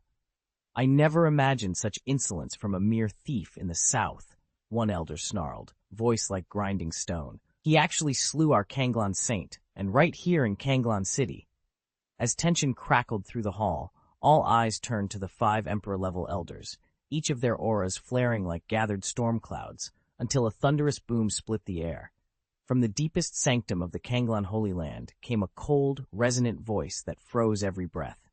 Intruders, you have defiled our sacred grounds and slain a saint. Prepare to pay with your lives. Under that voice, countless cultivators' eyes widened in terror. Then, emerging from shadow and incense smoke, a figure appeared. A man clad in a scarlet robe, embroidered with winding rivers and soaring peaks, each thread aglow with ancient spiritual runes.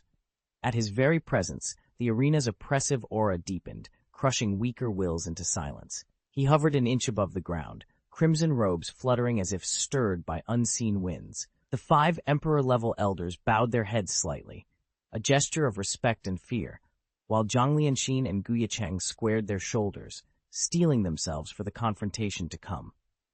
The air itself seemed to freeze beneath the weight of his aura, as if the spiritual energy of heaven and earth had been sucked into a void. No further explanation was needed. The scarlet-robed elder was about to reveal his true identity. Kanglan Holy Land's long reclusive master, the Queen of Heaven, Patriarch Kanglan. A collective gasp rippled through the assembled cultivators. Shock and awe flickered in every eye. Kanglan Holy Land has truly unleashed its wrath, someone whispered. All attention snapped to the stage, where Zhang Lianxin and Ye Cheng stood side by side. In that moment, many silently pronounced them dead. 5 Empyrean lords and the Queen of Heaven herself. Who could withstand such overwhelming power? Even the other 2 great southern Holy Lands could barely contend with forces like these. And here, in the very heart of Kanglan City, the Patriarch's authority was absolute. With but a single thought, he could marshal the entire sect's formations and crush any who dared oppose him. Thanks to its strategic location, the Kanglan sect's martial might was unquestionably the strongest in all the southern lands. So when the Kanglan Patriarch himself appeared on the field, murmurs rippled through the crowd. Many could only look upon Zhang Lianxin with pity. After all, her talent was nothing short of legendary, a hero born once in 1,000 years, and a mother traveling with 2 young children. How tragic that she had been so rash. Now she and her little ones were trapped with no hope of escape. Even if those 2 adversaries boasted the backing of a great emperor, no power in heaven or earth could shield them now. Yet else, where in the assembly, eyes flickered with eager calculation as they rested on Ye Cheng. These were disciples of the other two southern holy places, each equal in prestige to Kanglan. Though all three claimed the same ancient lineage, their relations were more rivalry than brotherhood. They schemed ceaselessly for supremacy. And none could forget how, not long ago, Ye Cheng had single-handedly slain the Kanglan elder, and, in a ruthless stroke, engineered Yue Lingxuan's death through Zhang Lianxin's own hand. In that moment, the fate of Zhang Lianxin and her children seemed sealed, and those who watched could only wait to see how Ye Cheng would claim his final victory. Ye Cheng's display of overwhelming strength and authority left everyone wondering if he still had an even greater ace up his sleeve, perhaps another emperor waiting in reserve? Chapter 79. The Kanglan Patriarch's concern was obvious. The moment he arrived, he lifted his hand, and the 5 emperor-level elders of the Kanglan Holy Land sprang into position around him. Instantly, the vast protective formation of the Holy Land flared to life, encasing the Patriarch in a shimmering barrier that both amplified his power and guarded against any sudden threat. Across the sacred clearing, the envoys from the other 2 Holy Lands watched with barely concealed scorn. "That old man is nothing if not cautious," they hissed under their breath. "He's treating a young god king as though he were the enemy's greatest champion." In their eyes, Ye Cheng's fate was sealed. There was no way he could break through such overwhelming defenses. Even the Kanglan Patriarch shared their confidence that the young cultivator had run out of options. The Kanglan Grand Elder finished his display of power and turned his cold gaze on Ye Cheng. "Young man," he said, voice as chill as ice, "are you prepared to die for insulting Kanglan and slaying my Kanglan saint, or should I summon your elders to atone in your stead?" He took a single step forward, and his aura crashed over the clearing like a mountain avalanche. Every cultivator in the arena recoiled in terror as that immense force bore down on Ye Cheng. Yet Ye Cheng stood motionless, his expression composed, until the mention of his elders drew a flicker of interest to his eyes. He lifted one brow and let a faint, amused smile curl his lips. "Send my elders to die in my place?" he murmured, laughter rumbling low and mirthless. "Ha ha!" The Grand Elder's eyes narrowed. He sensed the concealed power behind that calm facade and suspected young Ye Cheng of hiding a formidable patronage. He intended to break him, to force out whatever backing lurked in the shadows, then decide whether the boy lived or died. But Ye Cheng truly had no secret army to call on. His only ties were to a lone heavenly protector and a single divine emperor retinue, both distant, both incapable of intervening here. The half-smile faded from Ye Cheng's face as he squared his shoulders against the Grand Elder's crushing aura. No allies would rescue him. If he was to live, he would have to trust only his own strength. Ye Cheng's voice rang out coldly. "It's not worth my time to bargain with a Kanglan Sacred Land disciple. You've already made your move." With that, he sprang to his feet. In an instant, his form blurred into a streak of swordlight rushing skyward. The onlookers gaped in disbelief. Rather than evade, he was charging headlong into the Kanglan Patriarch's domineering aura. A flash of rage lit the Patriarch's eyes. "You're looking for death," he snarled. With a single, thunderous shout, he thrust out his palm. Spiritual energy from the very air coalesced, spiraling into a dark purple lightning spear, the fabled Xuanlei Potianju, the Kanglan inheritance once used by Yue Lingxuan. But in the Patriarch's hands, its power was magnified 100-fold. The spear crackled so fiercely it seemed poised to tear the heavens apart. The blast of force forced surrounding cultivators to stagger back, shielding their eyes against the aftershocks. "Die!" the Patriarch roared, unleashing the lightning spear toward Ye Cheng. Ye Cheng braced himself as the terrifying lightning spear, nearly 100 feet long, descended upon him in a roaring surge of divine power. Crack! Crack! Crack! Crack! Like the buzzing uproar of 1,000 hornets, the massive spear erupted in spiderweb fractures. Even the stern faces of the Kanglan Patriarch and the 5 emperors standing behind him went slack with shock. But Ye Cheng merely lifted his sword in a single, effortless arc. To every onlooker's astonishment, the Xuanlei sky-breaking spear, renowned as an almost unbreakable weapon, even to those of the Queen of Heaven realm, crumbled under that lone strike, shards of enchanted metal scattering across the ground. Heavens! He's reached perfection in the Emperor of Heaven realm? A nearby cultivator gasped high, his voice trembling. Only someone who had mastered the very summit of the Emperor of Heaven could destroy the Swanley sky-breaking spear so casually. In that electrifying moment, it became clear. This enigmatic warrior from the Han and Qin Empire was not merely a god king. He was a peerless master at the peak of the Emperor of Heaven perfection. Ye Cheng's arrival stunned the entire Kanglan Holy Land. The Kanglan Patriarch and the elders behind him stared so wide-eyed that they hardly recognized reality. A deadly chill radiated from Ye Cheng's gaze, freezing them in place. They swallowed hard, their courage draining away.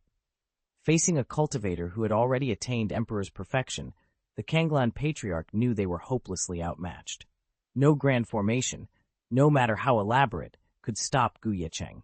At best, it would only buy them a moment, long enough for their stronghold to be smashed to rubble and for their patriarch to sustain grievous injury. Even survival would count as a humiliating defeat.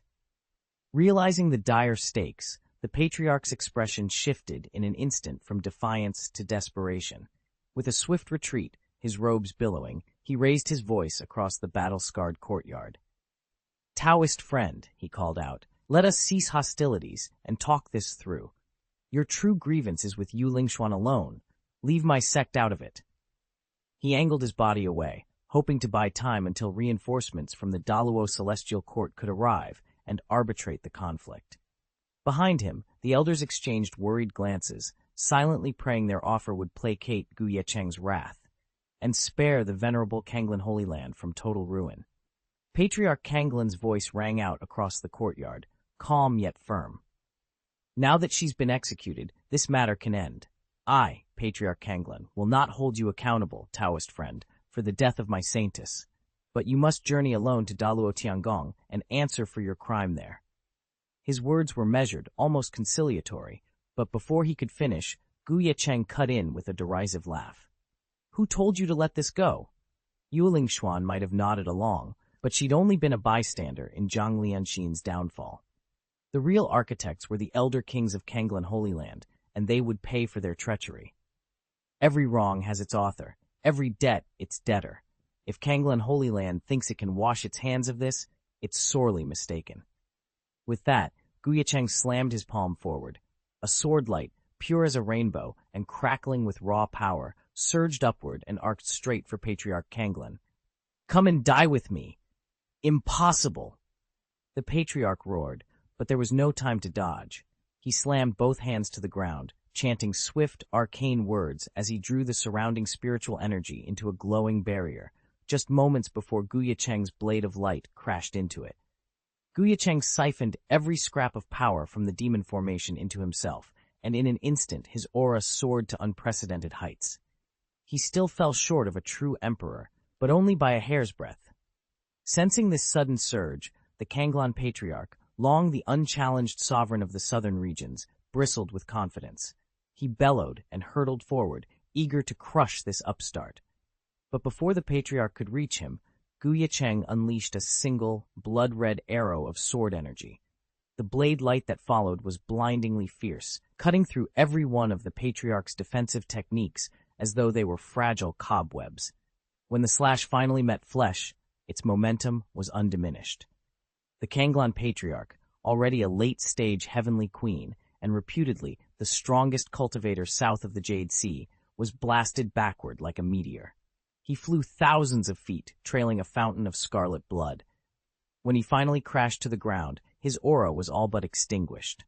Even more astonishing, the 5 Emperor-level elders who had been sustaining the Holy Land's vast formation were obliterated, and in that single stroke, reduced to ashes along with the entire barrier they'd built. For a long moment, the assembled cultivators stood frozen in disbelief. It couldn't be real, could it? Had the mighty Kanglan Patriarch truly fallen so effortlessly?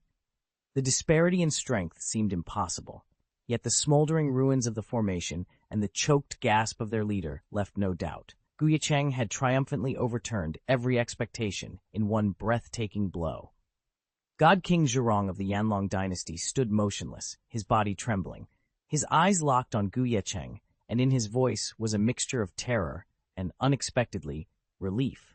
You've surpassed the Heavenly Emperor realm, he stammered, struggling to keep his composure. Only moments ago, he had nearly died at Ye Cheng's blade. Had he truly been ready to fight him to the death? When Kanglan Ancestors' formation shattered and the Elder turned to ash beneath Ye Cheng's strike, Zhurong's heart had gone cold with horror. Now Ye Cheng advanced across the ruined hall. His sword hung at his side, its edge still shimmering with residual aura. Sensing the end, Zhurong dropped to his knees, voice barely a whisper, "Spare my life." Ye Cheng said nothing. He lifted his sword in a smooth arc, intent on delivering the final blow. Then, without warning, an earth-shaking roar of energy erupted from the vast meeting chamber below. A titanic aura shot skyward, tearing through the fractured ceiling and flooding the hall with blinding light. The very stones trembled under its power. Kanglan Ancestors' charred remains lay at the epicenter, yet the new aura seemed to rise in their place. All around, the surviving elders recoiled, their breath caught in their throats. Even God King Zhurong froze mid-plea, eyes wide. This aura, it's that of another emperor who's reached perfection, someone gasped, voice echoing through the hall.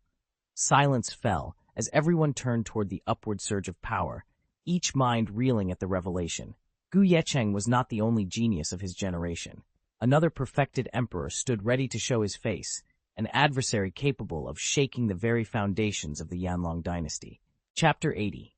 All eyes fixed on the youth in green as he sprang into the air, positioning himself between the Kanglan Patriarch and the looming threat. Though clad in a simple Kanglan robe, his aura flared with the unmistakable power of Emperor Perfection, forcing even the Patriarch to stumble backward in shock. You're Zhao Qing? How could your cultivation be so profound? The Patriarch gasped, still reeling from the rescue. The young man's lips curled into a cold sneer. Zhao Qing? Old fool, open your eyes and look again. Before anyone could react, a living shadow, a black mist thick with soul-devouring intent, erupted from his body. The darkness billowed outward, sending onlookers stumbling back, hearts pounding at the corrosive pressure. For several heartbeats, the black fog seemed unstoppable. Then, just as suddenly, it collapsed in upon itself, drawn back into its source. When the last wisp vanished, the figure it had concealed stood revealed. A tall, stern-faced elder, dressed in flowing sable robes, Ye Cheng. His arrival, his power, and his true identity left every cultivator present trembling in awe. A hooked nose, drooping eyes like a vulture's, a gaze that cut through to the bone. But what truly drew every eye was the figure's robe, midnight black, and emblazoned in blood red on the back, a sickle emblem. Few southern cultivators recognized it, but Patriarch Kanglan did. At once, terror flared in his eyes. You are the soul-devouring sect's envoy of soul-binding. How dare you appear here? Kanglan's cry rang out, voice trembling with barely concealed dread. Below him, the envoys from the various Holy Lands, who had been spectators to the skirmish unfolding, turned ashen. The soul-devouring sect was infamous for its secrecy and unfathomable strength, striking only in rare, catastrophic campaigns that left the spirit realm awash in blood. Their sudden arrival in the southern territories could mean only one thing: upheaval was coming. A sudden hush fell over the courtyard as the cloaked elder's voice cut through the tense air. Silence! If you value your life, shut your mouth. His tone was frigid, absolute, and it worked. Patriarch Kanglan, who had been sneering moments before, snapped his lips shut as though a blade had been pressed to his throat. The disciples of the soul-devouring sect, accustomed to cruelty and perversion, could hardly believe their luck. Here was their famed soul-binding envoy, standing unmistakably on their side. They dared not even breathe too loudly. The elder in black paid no mind to Kanglan's stifled fury. Had it not been for the protection that the Kanglan Holy Land's reputation afforded him, the soul-devouring sect would long ago have been eradicated. He would never have risked revealing himself so soon otherwise. After a moment's silence, he spoke again, his voice deceptively calm, yet carrying an unbreakable authority. Young man, ignorance is no crime. Since you were unaware of my sect's true machinations, I will overlook your forcing me into the open. But mark this. Today, you will not destroy the Kanglan Holy Land. A charged stillness fell over the assembled cultivators. Then Ye Cheng, the young warrior at the center of this storm, lifted his chin in defiance. His eyes gleamed with unbowed spirit as he met the elder's gaze. "You forbid me?" he said, voice low but unwavering. "You dare stand between me and my goal?" Ye Cheng's voice cut through the tense air. "Your words mean nothing to me. Today I will destroy Kanglan Holy Land, and if you try to stop me, I will kill you too." He took a single, measured step forward, spirit sword gleaming in his outstretched hand. The old man in black frowned, astonished at the youth's brazenness. "Insolent child," he snapped. "You don't even know the proper name of your own soul-devouring sect." His warning was stern, meant to cow the boy into retreat. But before the words had fully left his lips, Ye Cheng unleashed his attack. A searing beam of swordlight exploded across the courtyard like a thunderbolt. The black-cloaked elder barely managed a strangled cry as he lunged backward, yet his hurried retreat came too late. He stumbled aside, unwittingly exposing the venerable Kanglan patriarch standing directly behind him. "Ah!" The patriarch's triumphant expression froze in horror. He had just congratulated himself on surviving the confrontation, never imagining Ye Cheng would strike so swiftly, heedless of the soul-devouring sect's reputation. In the next heartbeat, the radiant blade sliced through him, cleaving his body in two and splattering the courtyard with a cascade of bloodlight. Silence followed. The patriarch lay dead, and Kanglan Holy Land trembled under the weight of Ye Cheng's promise fulfilled. Ye Cheng's blade flashed like lightning. "The ancestor has fallen," someone screamed. "Run for your lives!" Another voice cried out in terror. Panic swept through the inner sect. The disciples and elders of Kanglan Holy Land had already suffered a crushing defeat. Their mountain gate formation was shattered. 5 senior elders were slain. Now their most venerated ancestor lay dead at Ye Cheng's feet. With no hope of escape, they froze in dread. But Ye Cheng showed them no mercy. He lifted his sword once more, and in a single, sweeping arc it burst into thousands of scintillating lights. Like a meteor storm unleashed, the sword chi rained down on every corner of the courtyard. Screams echoed as disciples, elders, and core faction members were struck down in an instant. Even the black-robed old man, already perfected at the Emperor of Heaven realm, could only stare in disbelief. He never managed to raise a finger before the onslaught obliterated him. When the last sword light vanished, an eerie silence settled over Kanglan Holy Land. Once a bastion of power and prestige, the compound now stood empty and lifeless, its halls stained with devastation. Outside the mountain gates, cultivators who had gathered for the assembly watched in stunned horror. Their eyes, wide with shock, were fixed on the ruined stronghold before them. This was Kanglan Holy Land, the heart of their generation's pride, now reduced to a tomb of shattered legacy. It had always been one of the South's 3 great powers, Kanglan Holy Land. And now, in a single stroke, it lay utterly shattered. From the venerable ancestor down to the lowest disciple, every last cultivator had perished. Witnesses couldn't help but wince as shards of spirit steel flew by. Only the sting of pain convinced them they weren't trapped in some horrible dream. Kanglan Holy Land was gone. This is impossible," murmured the onlookers, eyes locked on the lone figure hovering above the ruin. In that instant, awe and terror blended on their faces. Below them, the old man in black clenched his fists so hard his knuckles turned white. He had spent over a decade deep undercover within Kanglan Holy Land, quietly setting the stage for a decisive strike. Once his plan succeeded, he would unleash chaos across the southern realms, then use that upheaval to spearhead the soul-devouring sect's ultimate conquest, turning the entire spirit domain into its hunting ground. But all his painstaking work had collapsed at the hands of this one man, Ye Cheng. Slaying the venerable ancestor was merely the opening gambit. Wiping out every disciple and obliterating years of secret preparations was beyond anything he had imagined. How could he bear such an utter, devastating defeat? Though he seethed with rage, the old man in black could not deny the raw power Ye Cheng had just displayed. He knew, deep down, that he might not be able to overcome the young swordsman alone. Swallowing his fury, he fixed Ye Cheng with a steely gaze and turned on his heel. "I won't forget what happened here today," he called over his shoulder. "I'll report this to the Holy Church. Prepare your explanation, Junior." He strode away, determined to summon the highest authorities of the soul-devouring church. Toppling Ye Cheng was now secondary. The real headache was reworking their entire strategy in light of this unexpected challenge. Just as the old man disappeared from view, Ye Cheng's voice rang out, clear and unhurried. An explanation to the Holy Church? Gladly.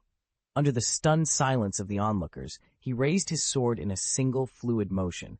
The blade whistled through the air, slashing toward the retreating figure. "Let this be my explanation," Ye Cheng declared.